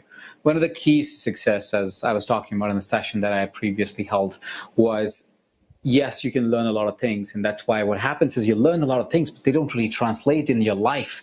The reason why it doesn't translate in your life, because you never personalize it. You never make it yours. You never really learn how to take all this information and make it into a transformation. What we're going to show you as you're going through Certified Hollow Body Coach and Certified Hollow Body and 10X Coach is we're going to show you how to really make it personal. When you become a certified coach with us, your first stage of change, your first step of transformation would be how you will become or who you will become 6 months from now. The best version of yourself health-wise. And when your health change, like Vishen shared already, your overall personality changes. You change as a human being, your psychology changes, your spirituality changes.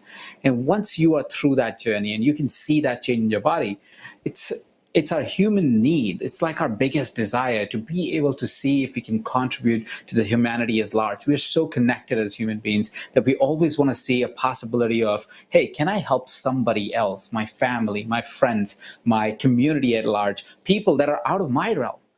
There's a thing that Ronan mentioned, and I might be misstating it, but I think he was talking about a society which is out of you. There was a term he used as one of the markers of growth in people in blue zones and how they're impacted, how they live really long, is how you really transform the society. You already know, as you are a part of this community, that Mindvalley wants to impact 1 billion lives. And we know if you today make a decision towards changing your health, just by being an example, you would have changed at least 10 lives. But then, because we are going to give you the tools to be able to impact your family's health, your friends' health, of people that are outside of you, people that you can actually take a part-time career with, like people who would pay you to do this with them, you will find that you would be impacting thousands upon thousands of lives. And that is what a coach is able to do. You're able to walk into any situation, deal with any kind of mindset block, any kind of health block, any kind of spiritual block that a person is experiencing, and be able to take them through a coaching experience that would actually lead them to the greatest outcome that they can have in that area of their life. Like Vishen already mentioned to some degree, is hollow body is not about, hey, it's a yo-yo diet, or hey, it's just one workout routine that you can follow. It's an integrated approach that completely transforms you from the inside out. Psychology changes, your spirituality changes, your body changes, all of those changes are going to happen for you first and then for people around you. Thank you, Ajit. We're going to come back to Ajit and Lorenzo and go a little bit deeper with them, okay? Now, I want to tell you about becoming a certified Mindvalley Hollow Body coach. So traditional health coaching focuses on nutrition and exercise. Now, what we're doing goes a lot deeper. It goes into things such as spirit.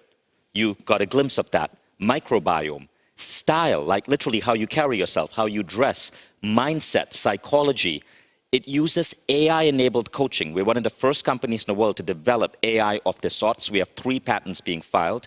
And it goes into all of the elements that Ronan spoke about. Look at that list, okay?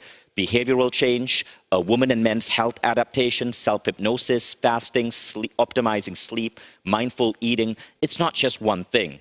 And this is what makes it so powerful compared to other health-related coaching certifications out there.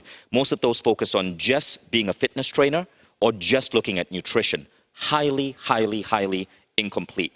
Now, what we do is we've created a professional online certification program from the master, Mindvalley, and then the master of training coaches, which is Ajit. And it allows you to make money, change lives while transforming your own health. So this slide quickly shows you a difference, okay? The old health model is no mindset shifts. There's nothing about habits. There's nothing about tools for emotional or spiritual setback. There's nothing about old-fashioned, it's a lot of old-fashioned cookie-cutter approaches, exhausting long workouts. Ours is about rewiring your mind, effective change, coaching skills, the right fitness routines, optimized by time, so you get minimum effectiveness with minimum time. The problem with many of the old solutions is they don't look at the human spirit, at the human psychology. They don't look at the human being as a collective entity. They don't bring in concepts like integral theory. So I'll give you an example. I was interviewing American fitness expert Jillian Michaels. She was the fitness star in the Biggest Loser. She's one of the top fitness professionals in the world. And she said, you know, she would train people. She would give them the diet, the exercise routine. And there was this one guy in The Biggest Loser. He took part with his father, and they both lost a ton of weight. Now, during the filming of The Biggest Loser, they had to go back for Christmas. So they got Christmas off. They went back for Christmas, and in 1 week, they put on a large amount of that weight. Why? Because when they went back into the family, the mother saw the husband and the son lose weight, and the mother, who was also obese, suddenly felt that she was losing her family. And this caused a drama in the relationship of the family. And the father and the son had to overeat so the person they love could feel comfortable. This is an example of how, if you're trying to transform health, you cannot look at just teaching someone to eat well or teaching someone exercise. You have to look at a whole human perspective. And this is one of the things that we look at. So this is where emotions, behavioral change, psychology, belief blocks, spiritual blocks all come into play. Now, the next thing is the power of being a coach. And Ajit, I'd love for you to talk about this. I have the slides ready. I'll flash the slides, and I'd love for you to take this away because, Ajit, you've trained thousands upon thousands of coaches. And guys, when I built this program with Ronan and Lorenzo, we wanted to make sure that you got the coach training from the guy who creates tens of thousands of brilliant coaches. And that is that man with the fancy hat there, Ajit Nawalkar. Ajit? Thank you. I would love to get the slides to be on the screen so I can actually see exactly what Richard is showing me. I cannot. I can just see myself right now. Okay, then Ajit, do you mind if I do this and then I'll give this? Absolutely. Please do. So as the world is changing, traditional education and careers are dying, right? We no longer need to work from 4 to 5. A recent study showed that 40% of employees are thinking about quitting their jobs post-pandemic. That means in the next 3 months, as the world opens up, you no longer have to spend most of your days locked in the cubicle. You no longer have to walk down the traditional path laid out for you. And here's the other thing. More and more people are looking for coaches. More and more people are investing in health.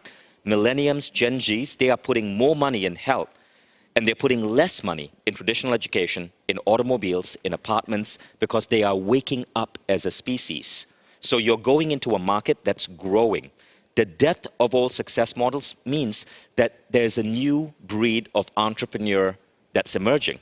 And I love how in this picture, they show the guy in the suit as the old breed, and then the tattooed young guy like Ronan as the new breed.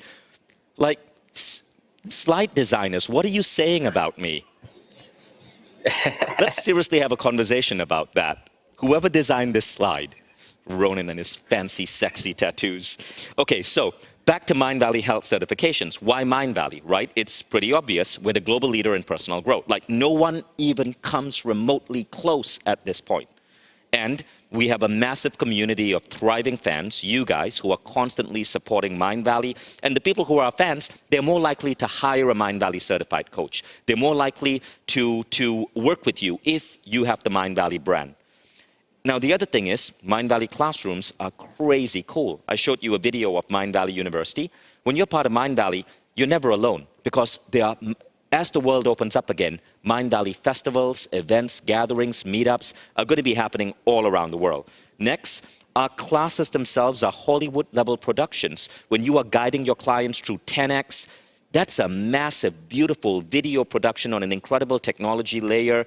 It's really, really slick. And finally, we replaced the student model with a better one. You're not in a class with fellow students. Mindvalley transformation is like with the entire family. And also, if it does come to our students, they are crazy cool. Go to stories.mindvalley.com and you'll see we're about to hit 15,000 case studies. Now, here are a couple of things I want you to keep in mind, okay? So the first thing that we're going to do when you join Mindvalley Health certifications is you create unbelievable, lasting transformation.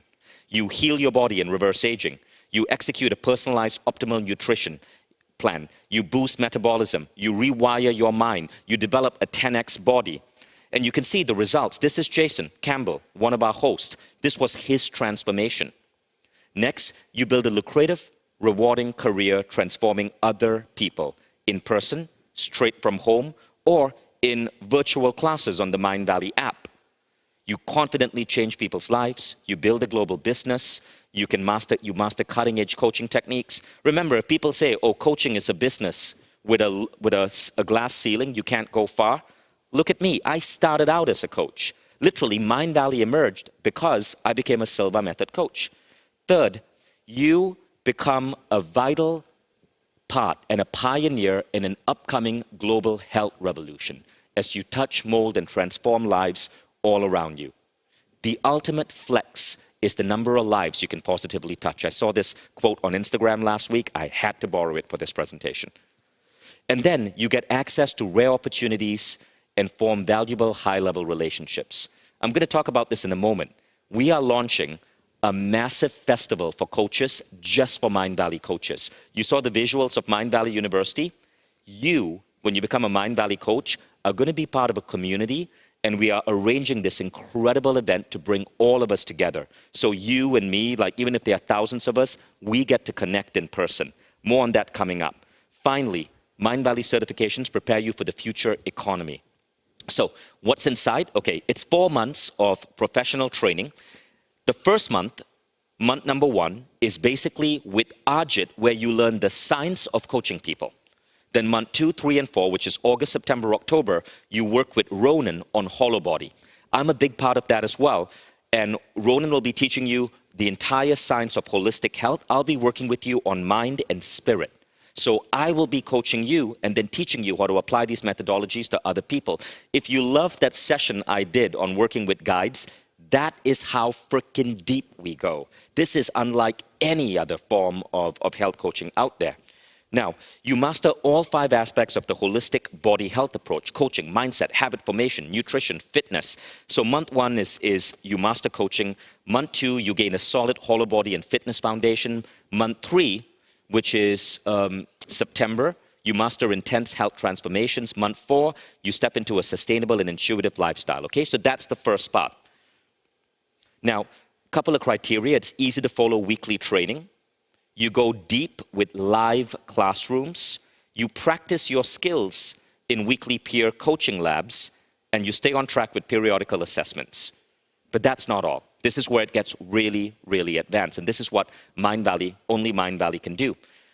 Because we're always on the leading edge of tech, we're building some really cool new technology. So one of the things is our coaches will have their own pages on Mindvalley, where you can gain followers, you can share your insights, you can share your ideas. Our coaches are going to get the same tools that we're now developing for Mindvalley authors, the brand name leading authors that we're talking about. We're developing a coach-client solution where our coaches will be able to manage their clients. One of the more advanced things we are building is, look, imagine we have 1,000 coaches, right? And you're looking for a particular coach. We're developing an AI solution that actually helps match the coach to the ideal client. So we're able to look using machine learning, understand the skill set, mindset, personality, vibe of the coach and the client, and match them. And then one of the coolest things we're doing is a digital prescription engine. When you're a coach, you get access to Mindvalley's entire catalog, tens of thousands of short form videos, ideas, products. You can sit, so let's say you decide to bring this to your company and you're a CHRO, or let's say you're a teacher and you want to bring this to your classroom, and you sit down with a guy called Bobby, and Bobby is in an abusive relationship, he has low self-esteem, and he's skinny, and wants to put on muscle and gain weight. So, stuck in an abusive relationship, that's a block, and then he has a goal, he wants to put on weight, and then he wants to increase his confidence. You put that into the system, and we can do something that no other coaching utility can do. It searches all the Mindvalley videos. It looks using machine learning, the demographic of Bobby, the country he's in, his age, and it gives you a 20-minute digital prescription, not a pill, but a 20-minute video that you can send to Bobby directly from your app to create a shift in him. And it might be 2 or 3 sets of videos, but instantly we're giving you a way to help heal people, to help awaken people by giving you access to everything in Mindvalley. We're going to be equipping teachers around the world with this so that teachers have this tool to be able to elevate their students, and all our coaches are going to get it as well. We are investing millions in developing this AI. Now, this is the part that many of you guys are going to be excited about. Private VIP events, gatherings, networking opportunities. These are pictures of AFES. AFES is back, guys. October 21st, it's happening in Jordan. And the best part is we are going to be creating, there's the AFES team dancing in the background. The best part is we're going to be creating a new event. Right now, the code word we use is Coachapalooza, but it's going to be happening right here in beautiful Tallinn before Mindvalley University. And when you become a Mindvalley certified coach, you're going to be invited there. It's going to be close to 500 people. We're expecting 50% attendance rate from all our coaches, assuming we have 1,000 coaches. Might even be 1,000 people. And it's going to be all about connection, bonding, co-elevation. You're going to be sharing your best practices. Everyone is going to be really fit. This is going to be an event with so many like beautiful, healthy, positive, sexy-looking people. I can't wait to see you guys all here. And our Mindvalley events, as you can tell, are amazing. You'll get to meet Lorenzo, Ajit, Ronan. All of us are going to be there. Now, one more thing, never get left behind. So every year, you get recertified. There's a cost to it, as many coaching certifications do. It's about $1,000, and you get recertified where you learn the latest methodologies because we are always studying and developing this system. Lorenzo, Ronan, Ajit will work with you. I will work with you to up-level you every year. But the $1,000 is nothing because if you are getting clients, then obviously you're going to pay this. And that's the key thing, you're getting clients. Ajit's going to talk about that more. So interested? Here's what you got to do. This is everything you're getting. The total value is $39,488. If you literally break down every component and you compare it to what competitors and what is available outside, that's a pretty realistic number. But this is what we do. Firstly, there are 2 options. You can do just hollow body, which is option 1, July with Ajit, August, September, October with Ronan. 70% of the people signing up right now are doing option 2, which is hollow body with 10X. Why they are doing option 2 is because with 10X, you get the 10X app. You get like a white label, not a white label, but a version of the app where you can enroll your students into it, and the app will create classes and take your students through classes, so it's very profitable. You can go to a local gym, you can round up 250 people, do a deal with the gym owner, start a class, you can create workshops with people in the gym. This is called VAR, or value-added reselling. Value-added reselling is very common in the software industry, and our coaches are getting that license. So many people are crazy excited about this. And we are seeing coaches who are creating these relationships in their little towns, like doing a class for 100 people in the local government office or in a local school. So you can create, run, and resell 10x classes on the Mindvalley app. This is the training schedule. Ajit will go more into it. Now, I see a lot of international folks. All of the training is in English. But then when you go forth to work with your clients, 10x is available in multiple languages: Russian, Spanish, Portuguese, German, French. And I believe it's going to be coming out in Italian as well. So you can enroll people in these multiple languages. And obviously, you do need to speak English to get certified, because we're only teaching it in English. But then you can train people in your respective language. So total hours is 3 hours a week. But remember, it's 3 hours a week. But you are going to be working out. You are going to be doing certain exercises. But that's for your own good, so you transform your health. And you can learn straight from home. No gym is necessary. So option 1, standard price. The price is going to be $5,000. Option 2, the price is going to be $10,000. But because you're joining our founding class as a group of pioneers, you get a discount, a 50% discount. So if you take option 1, just hollow body, it's 4 months, it's $2,005. You take option 2 and you want to get the 10x and the VAR, the value-added reselling rights, it's 7 months. So again, July is when you're with Ajit.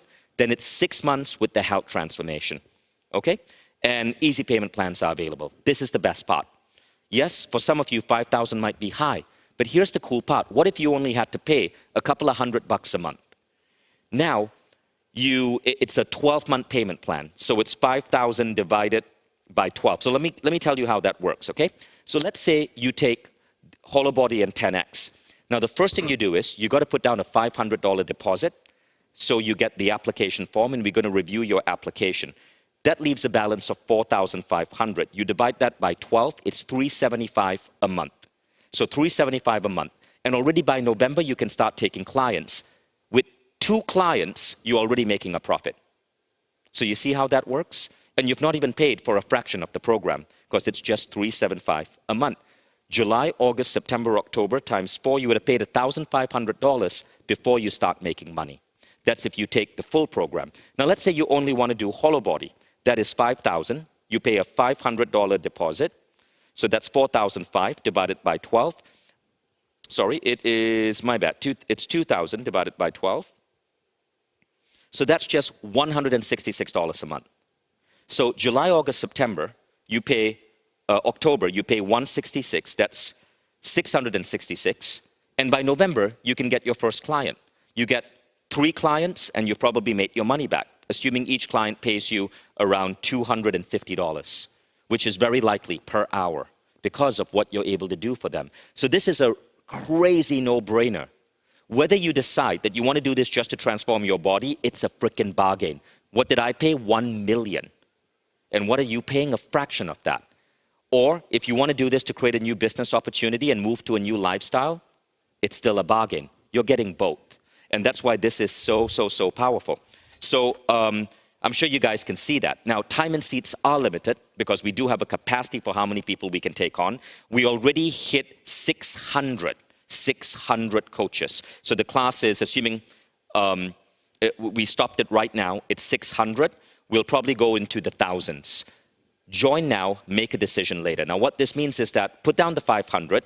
If we don't accept you, and it's a 90% acceptance rate, if we don't accept you, you get your 500 back, no loss. If you do get accepted, we keep the 500, and then it's deducted from your certification fee, which is around $5,000 if you take both, okay? And then you start the class immediately on July 5th. Now, this is what I want you to do. Go here now, put down your 500, and put it down, and you'll get the application form. Complete the application form. It'll take you 10 minutes. Like, don't hesitate on this one. Go.mindvalley.com/certs. By putting this down right now, you lock in the 50% discount. If you don't, if we hit the capacity, everything is shut down. So here you lock in the price. Now, Ajit, if somebody goes into this, okay, and they start on July 5th, and then they decide, well, this just isn't for me, do they get their money back? Yes, you always are protected by the Mindvalley guarantee. So you're still protected by the Mindvalley guarantee. When you start on the 5th of July, you have full 15 days to try the program, see if it it is what you want, if you feel the energy, if you're feeling how the certification is going to change your life, and then decide. If it doesn't work for you, you simply send an email, like always, to support@mindvalley.com, and it'll take care of refunding you your deposit or whatever your payment has been until then. Exactly, and that's why we're saying you don't have to make up your mind. If you were to buy a car, you wouldn't just buy a car, you'd test drive it. If you were to buy a house, you'd go and you'd want to check out the interior of the house. So I'm not asking you to make up your mind. I'm saying put down the $500 so we know you're serious. We get your application form. We're going to go through your application, welcome you into the program. And then from July 5th to 2 weeks after that, if at any point you feel it isn't for you, you'll just get a refund. Okay, so you don't risk anything. But what I bet is going to happen is that as soon as you enter that first class on July 5th, you're going to meet the amazing people there. Because the best people are people who commit to their growth.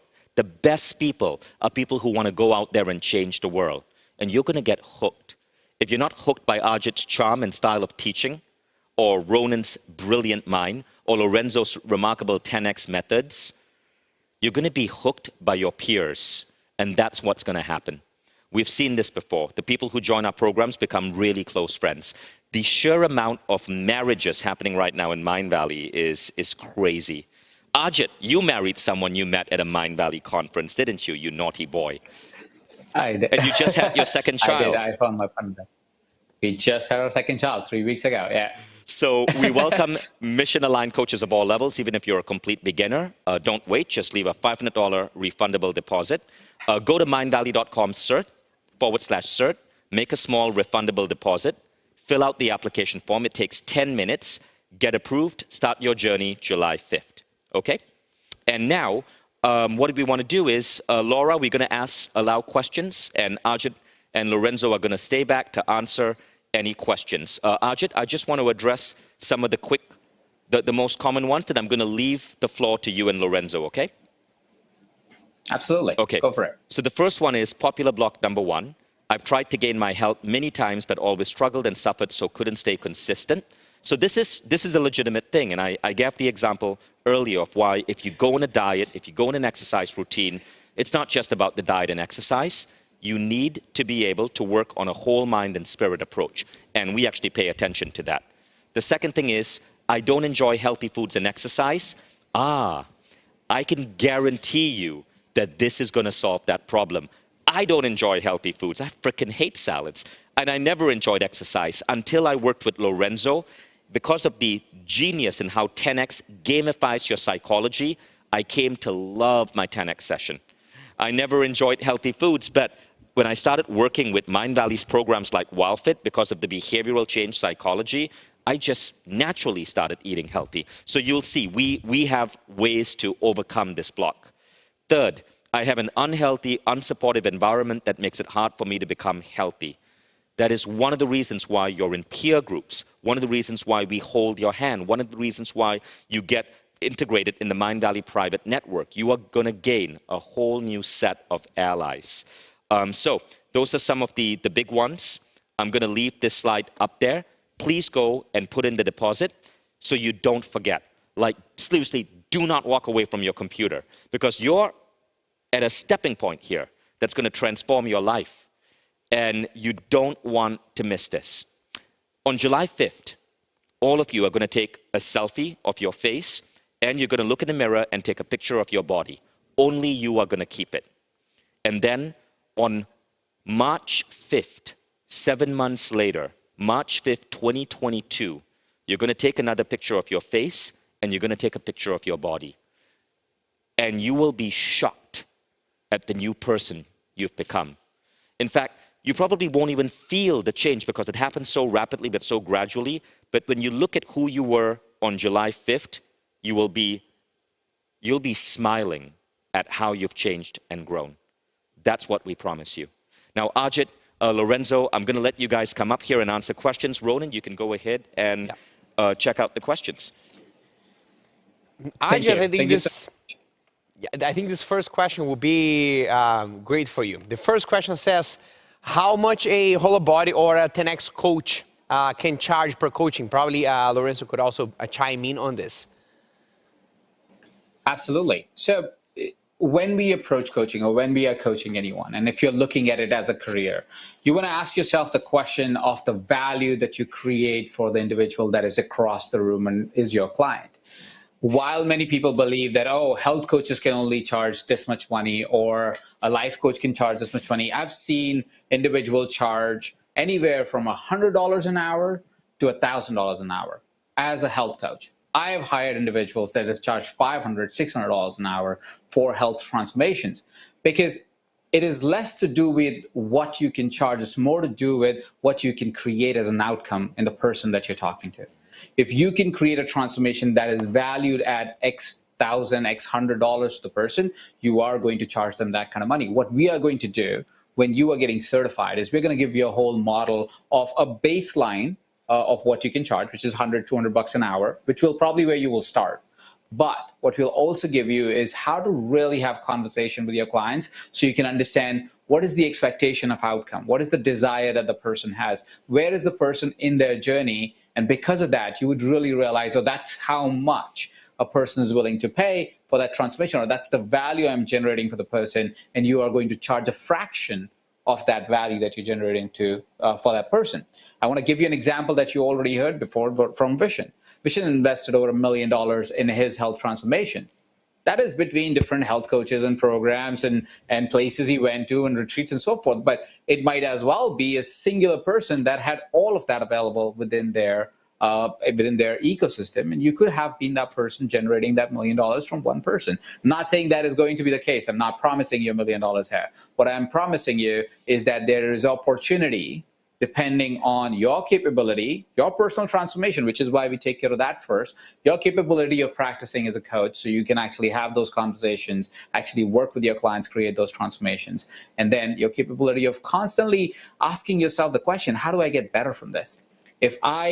When I started coaching, my first ever coaching client paid me $10,000 for a year. And I was talking to them every week. So it was probably a couple of $100 every week of an hour of coaching. And that seems really, really small. And it was, because that's how I started.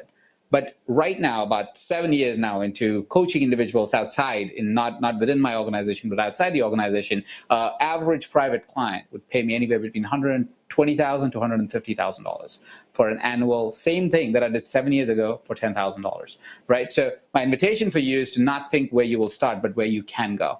Right? So don't worry about how much you can charge right now as an average, because when you'll start, you'll probably charge just a couple of $100. But where you can go is infinite. The potential is going to be mostly decided by you. Wonderful. Wonderful. Thank you, Ajit. Next question that we have is, will there be a quest around holistic health? And the answer is that this is not yet confirmed, and that may be, who knows, but I think I wouldn't wait for that to go into my own holistic health transformation, because Whole Body is already taking you through the journey itself. So the Whole Body program is, you think of this as a perfect blend between a quest that takes you in the transformation, but with all the added perspectives and tools that help you apply the transformation you went through as a coach to other people. So in the future, who knows, there may be, or there may not be a quest on that, but the Whole Body program already serves that purpose. So if you want to have the holistic transformation yourself, then for sure, the best option is to take Whole Body certification right now. The next question is, does 10X coaching program differentiate between male and female body needs in its approach? And I think we have this question probably coming from the conversation that we just had with Aliza Viti just before, a few hours before. Lorenzo, do you want to chime in on this question? Absolutely. So yes, I mean, we do recognize the different needs of males and females, as well as how you actually coach males and females. And typically what you'll find is as a coach, you'll typically find that you want to work with a certain type of person and also sometimes a gender. But we do address how you actually approach working with people, in different situations. So, but the thing is, in terms of the actual training, the actual exercise, a person's biomechanics and muscle physiology, it's almost identical. So you wouldn't alter the exercises or the order of exercises or the number of workouts or any kind of the essential elements of the 10X doesn't change. What we do see is that people's bodies will auto-regulate back to their healthy bodies. And remember earlier I said that people have at least 4 different bodies. You have a healthy body, you have a fit body, but you also have let's say, a more deficient or a potential to be pathological. So you can be in one of 4 states. When you do 10X, your body will auto-regulate towards the healthiest, fittest you. I can't tell you exactly what that will look like for you as a male or female, but what I can tell you, that's going to bring out the best phenotype that you have. And typically what we do see is women will reduce a lot more fat than men. Men will obviously get a lot stronger and a lot bigger, but that's because of their reproductive discrepancies. And so I hope that answers the question. But in so far as the coaching program goes, we actually do address how do you work with different people, women, men, and even athletes or the elderly. We also work with people, specialized conditions. And so we do consider many of these different populations. Mm-hmm. And this, it's an important remark to make that Lorenzo is speaking about specifically the 3 months that happen at the end of certification that is specifically about the 10X training. Because when you are going through whole body, which happens in the first 4 months, so you have a chunk of whole body of 4 months here and then 3 months of 10X here. Here at whole body, you also learn more about male and female health differences and the framework on how to filter anything through this. So if you are a coach or if you are working on your own body and you are applying a fitness methodology, a nutritional methodology, a recovery methodology, or any kind of methodology, you can filter this through the knowledge that you have acquired on male and female physiology. And so you can apply, whether it is 10X or any other protocol that you're using, adapt this to male and female health from the knowledge that you have acquired during the whole body months that we have prior. Next question to you, Lorenzo, as well, is can we scroll up a little bit? Yes, do I need to complete the next quest before the coaching training if I haven't done 10X yet? That's a very good question. So firstly, I highly recommend to do the quest because it's in the quest. Well, firstly, they get to learn the Ronan version of 10X because Ronan is actually the host of the 10X quest. And so you're going to learn nutrition strategies and the fundamentals of 10X. So I highly recommend doing the quest first if you care to do so, and especially if you're a member, right? But if you wanted to just do the 10X quest, you don't want to do, if you wanted to do the certification, the first month of the 3-month 10X certification, you will go into the same fundamentals and more. So number one, it's not necessary to do the quest. It's just going to be very, very helpful. But if you don't do the quest and do just the certification, you will cover everything in terms of the coaching's perspective that is covered in the quest. But in the quest, you're focusing a bit more on the self. But if you're ready to become a coach, it's more about someone else. It's not about you. It's not about your body. If you're ready to start helping other people and you're more or less happy with your own body in terms of exercise, then it's best to just start with the 10X certification. So then it won't be necessary to do the quest as well. Wonderful. Let's go to the next one. This is Ajit. Are the certificates officially approved by coaching organizations? So what we are doing when we create a certification, this is also a process for any accrediting organization, is that before an accreditation happens, you have to run a batch of a certain batch of people that have gone through the program. So our intention is that we will be accredited, and we are building these programs to be accredited. But as of now, if you're talking about today, we are not accredited by any of the organization. That's because this is the foundation batch. And because it's a foundation batch, when we finish the program, we're going to submit for all the accreditation requirements. So like I said, we are designing it to be accredited. But and when we submit for that accreditation, what we are going to request for, which we have been able to do in the past, is ask them to retroactively give credit to individuals who have already gone through the program. So if I'm looking for a quick on-the-face answer, no, right now we are not accredited, but the plan is always to get accredited. I want to address something because I know this gets important, especially for coaches and trainers, and it also is very special and important for individuals who will be doing it just for themselves, which I'm hoping would be a lot of you, is that when you're going through anything that is in-depth, something that is going to be this transformational to your health, to your family's health, like Vishen was talking about, and like Ronan has done for his family. When you're doing something that is in depth, like this, what you're going to do as a coach, because what we're going to do is first time we're going to show you how to be a coach, like a really good one, is that you will take everything that you've learned, and then you're going to turn it around to make it useful to you. And you are going to turn it around to make it useful to your clients. So while you'll get models from Ronan, you'll get models from Lorenzo, you'll get models from me, you'll get models from Vishen. And yes, you can simply take it and bring it to the world and it'll be very impactful. The best of you will say, how do I turn this around for myself? How do I turn this around for my client? And so at some point as a coach, and if you're a coach, you will identify with this. You would do many certifications, right? Because you'll be like, hey, I want to get good at this. Because you're a growth-centered individual. You're going to want to keep updating your skill set.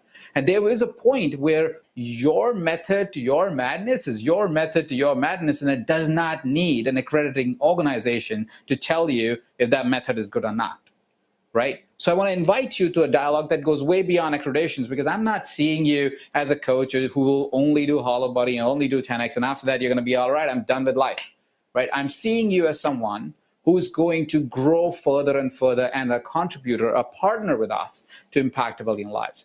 Directly to your family, directly to your friends, directly to yourself, or take it as a profession part-time and do it in your free time over weekends, or make it a full-time career and just do the work of impacting lives. However you choose to use it, choose to think about it from the lens of how this will be in years from now, impacting beyond what any accrediting organization can tell you you can do, right? Because you are going to become that kind of an individual. So our intention of training you as this, if this is your first certification, as a first certification, if it's your second or third or fifth, as that certification is to fundamentally transform how you approach coaching individuals, how you coach yourself, how you coach your family. How do you take those nuances of saying, well, I am getting healthy, but my girlfriend's not, or I am getting healthy, but my husband is not. We're going to show you how to translate all of that, because you will become something that is beyond what traditional coaching organizations teach you, which is become a nutrition coach. Yeah, and then your husband says, I hate the salad, and you go, I'm not going to, what do I do, right? Well, I'm going to show you, we're going to show you how to coach people, right? So then you can work with your husband and actually train them and be able to work with them to actually bring them into the fold. So this is way beyond any accrediting organization. This is a way of living life. This is such a fundamental point, Ajay, such a practical example. And it is, when you are bringing this to other people that are close to you, or even clients, you need to be able at some point to tap into beliefs and psychology and other parts that go beyond if the nutrition plan doesn't work, or if the workout schedule or list doesn't work, what do you do? There are so many other areas, and I think that's when we tap into. Last question.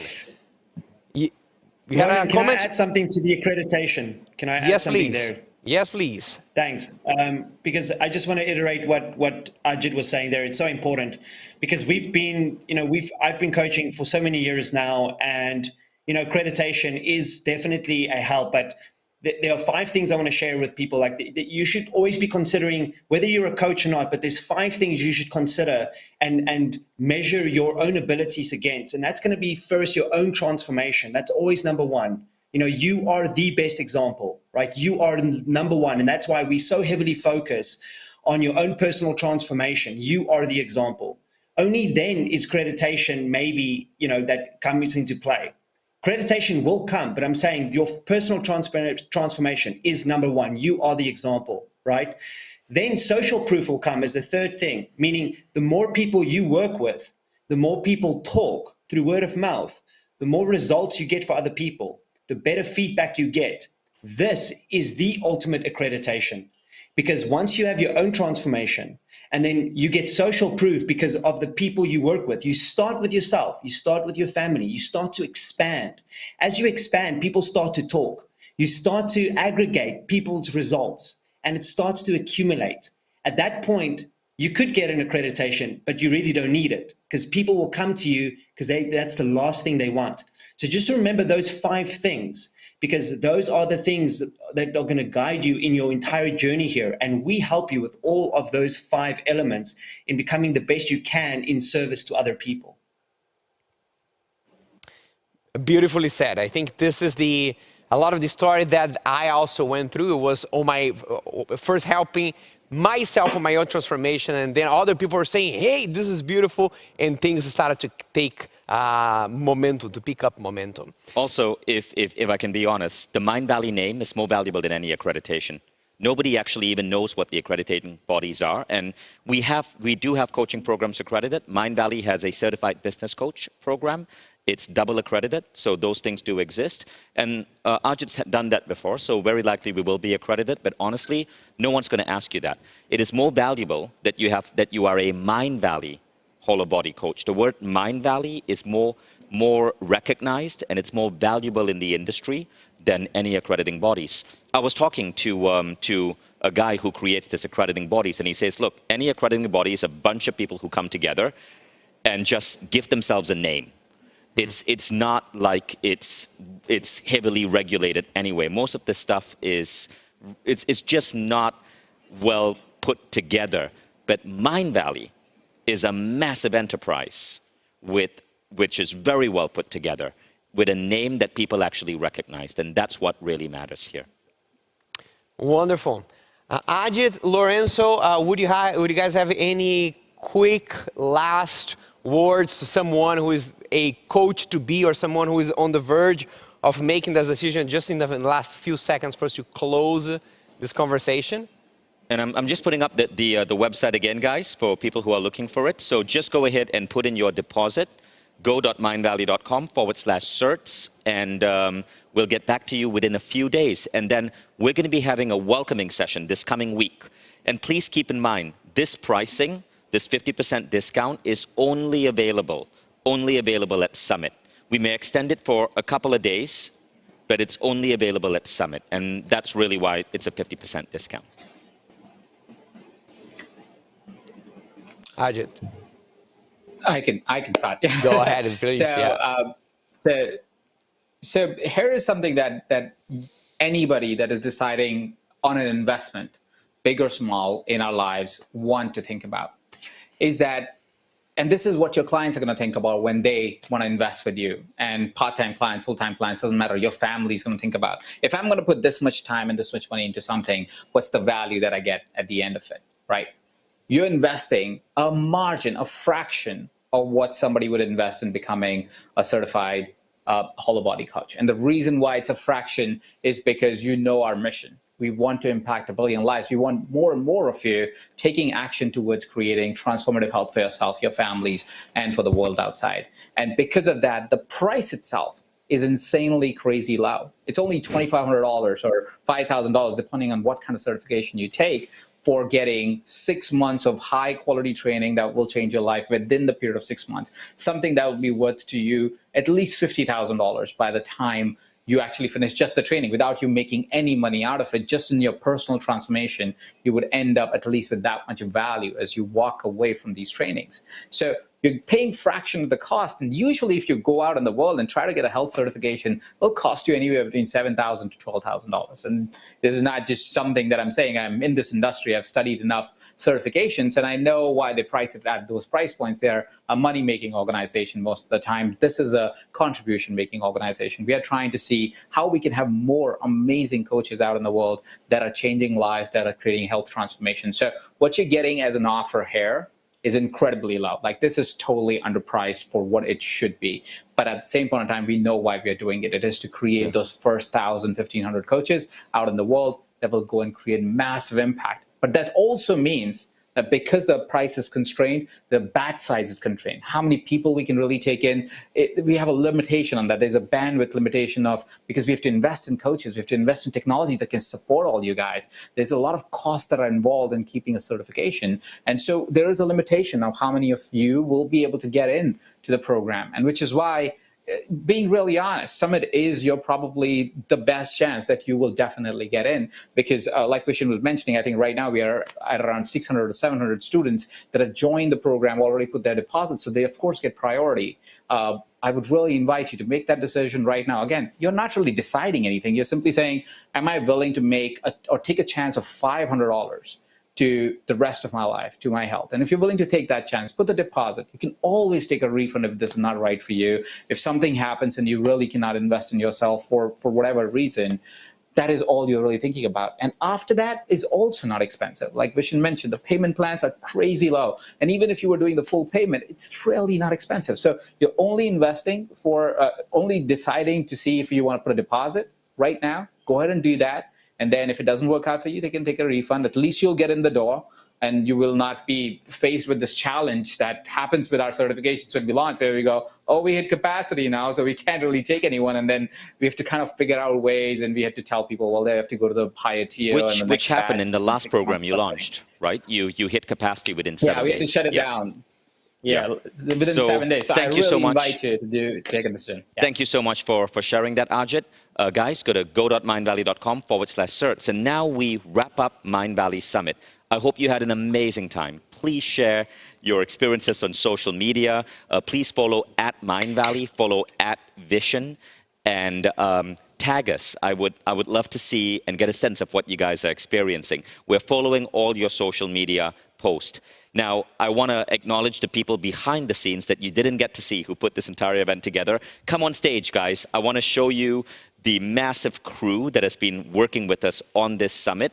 And this is the perfect time to get a really great group photo. Yeah! Why are they walking so slowly? Fireworks! I hear the clap from the crowds. Da, da, da, da, da, da. Special effects explosion. People are coming. Yeah! So we are here in Tallinn, Estonia. Kari, come in the center. Kari Oja is the remarkable person who organizes Mindvalley University and is putting on this summit. She'll be organizing Mindvalley University next year, also in Estonia. Laura is the head of our events division. She organizes A-Fest. Guys, come close. Okay, how many times have we posed for a group photo? Why is this so hard? 2 lines, remember. Smile. Thank you, everyone. And thank you guys for doing such an incredible job, okay? So with that, we wrap up Mindvalley Summit. And you guys can go back to your Sunday. Ronan, any closing words? Yes. I want to thank you, Vishen, for not only hosting and delivering such amount of wisdom to Mindvalley, but to make everything for us possible. Thank you. This has been a beautiful journey. The whole Mindvalley journey it has been so beautiful, and we're all full of gratitude for you, man. Thank you, Ronan. Thank you so much. Yeah, the man who is 43% biceps. Amazing. Cool. And 86.2 arms. Like there's 17% of the rest. See you guys. I can't wait to welcome all of the new Mindvalley Pro members, all of the new Mindvalley members. You're going to be joining a most remarkable community. And hopefully, we will see you right here in this building at Mindvalley University in Tallinn, Estonia, summer 2022. I want to thank all the people behind the camera, all our team working in the production of this event, for all the translators of this event, all these moderators.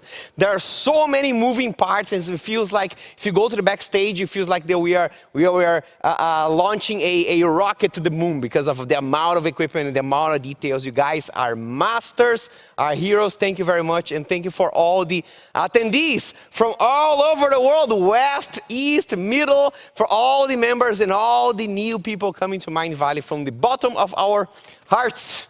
Thank you very much, and I see you next time. Woo!